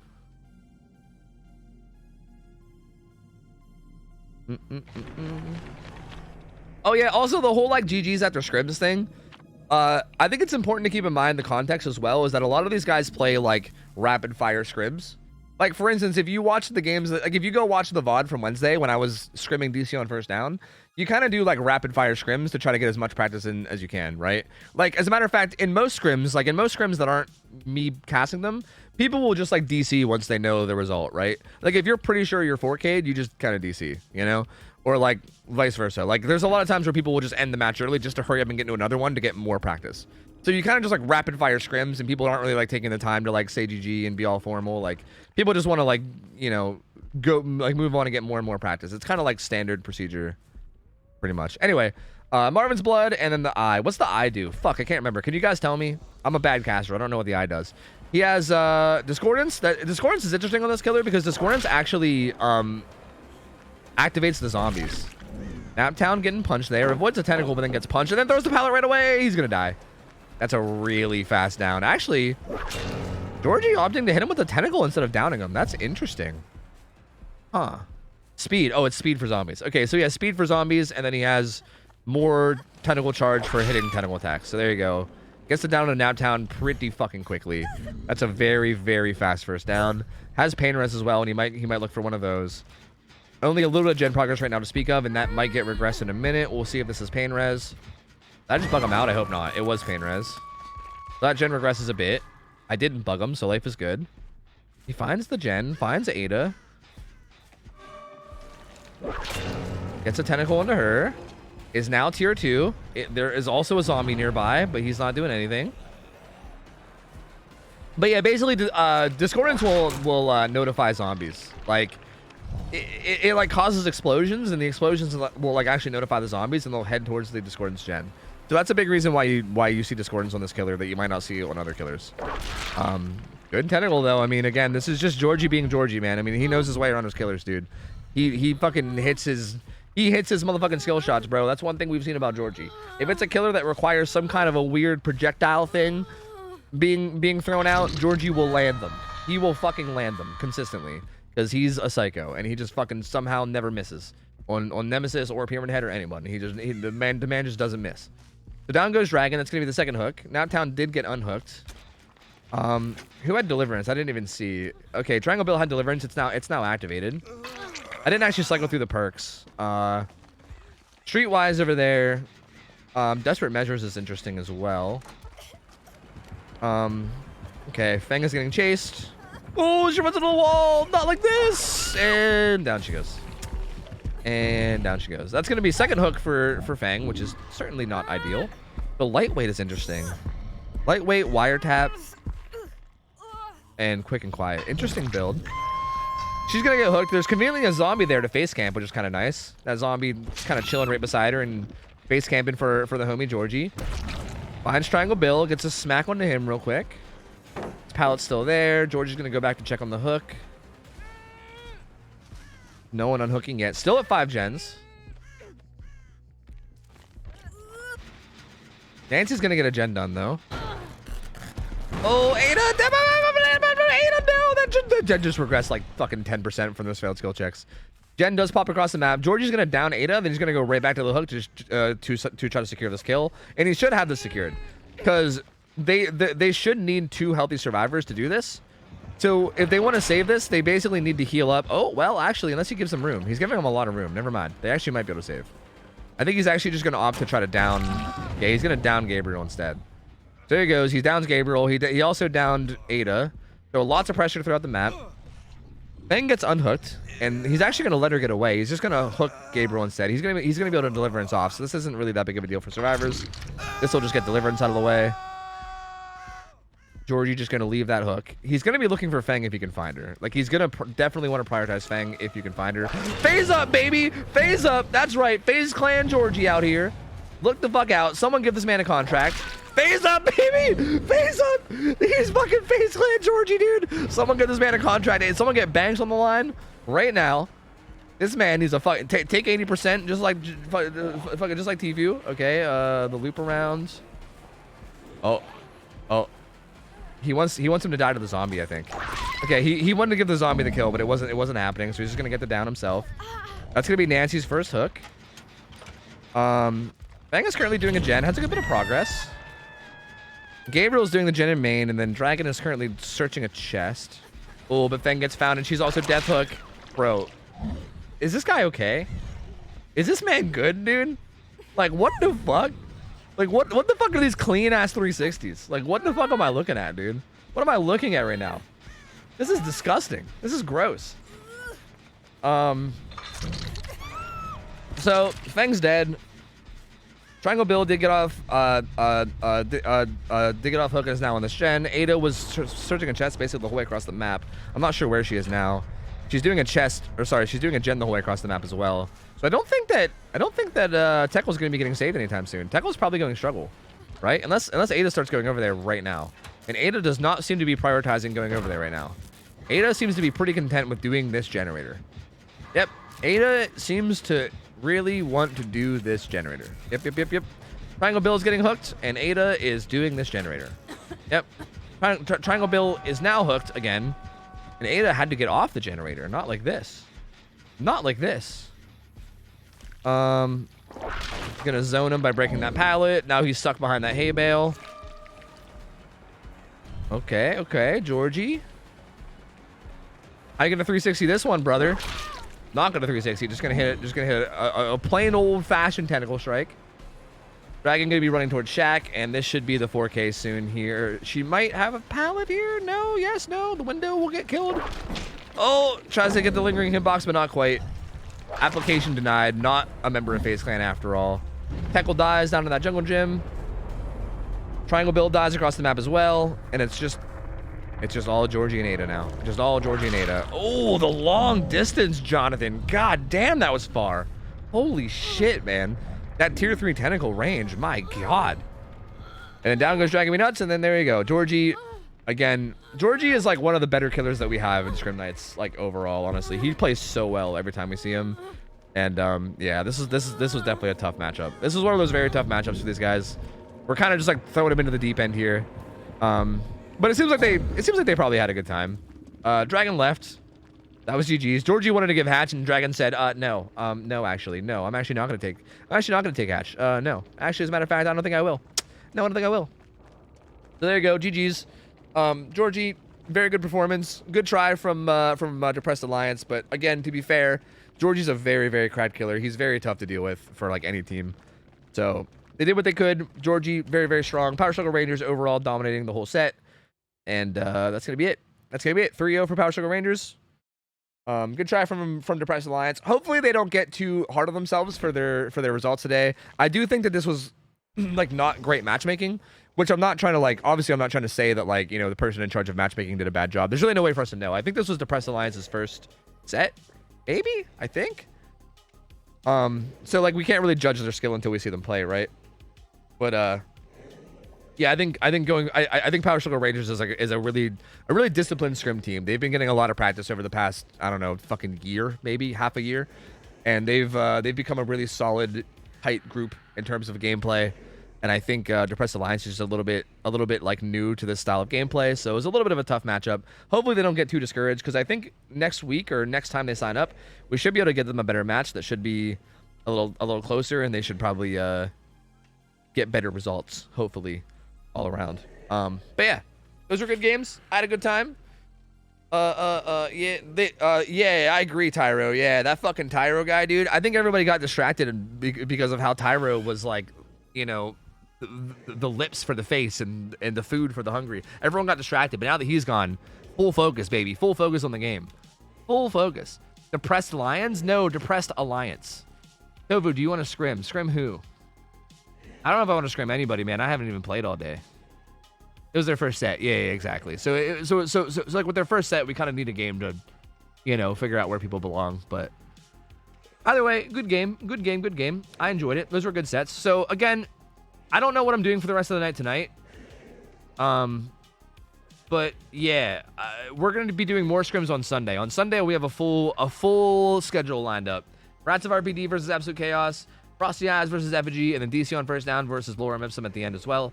So it should be a really good set. All three of those matches should be really, really solid, and I'm excited to cast them. I'm excited to cast them, man. I'm excited to cast. That should be fun. That's gonna be happening on Sunday. Yeah. Why doesn't he have a Tyro command? I don't know. I thought he did, to be honest with you. I thought he did. Why does it matter who? Well, I guess I'm more asking, like, are you suggesting that I play Survivor with you or Killer against you? I guess that's more what I meant. All right, guys, I gotta run to the bathroom real quick. I don't know what I'm doing for the rest of the stream, but I gotta run to the bathroom real quick. I might just like play some games. You have a preference? I feel like I like the idea of doing Survivor stuff, because I feel like I don't really ever have a chance for that. I feel like I can practice killer scrims like almost any time whenever our team is down, but I feel like doing Survivor scrims is not something I get to do very often. So I think that would be cool if that was possible, but it doesn't matter to me. I'm down for whatever. I think I would prefer Survivor. Like, I would prefer to play Survivor myself is what I mean. But anyway, I'll be back, guys. I'm gonna go to the bathroom real quick, and then I don't know what I'm doing when I get back, but I'll figure it out. Just give me a quick minute. Here, I'm gonna put up the coffee thing, even though I'm not actually getting coffee. One sec. BRB.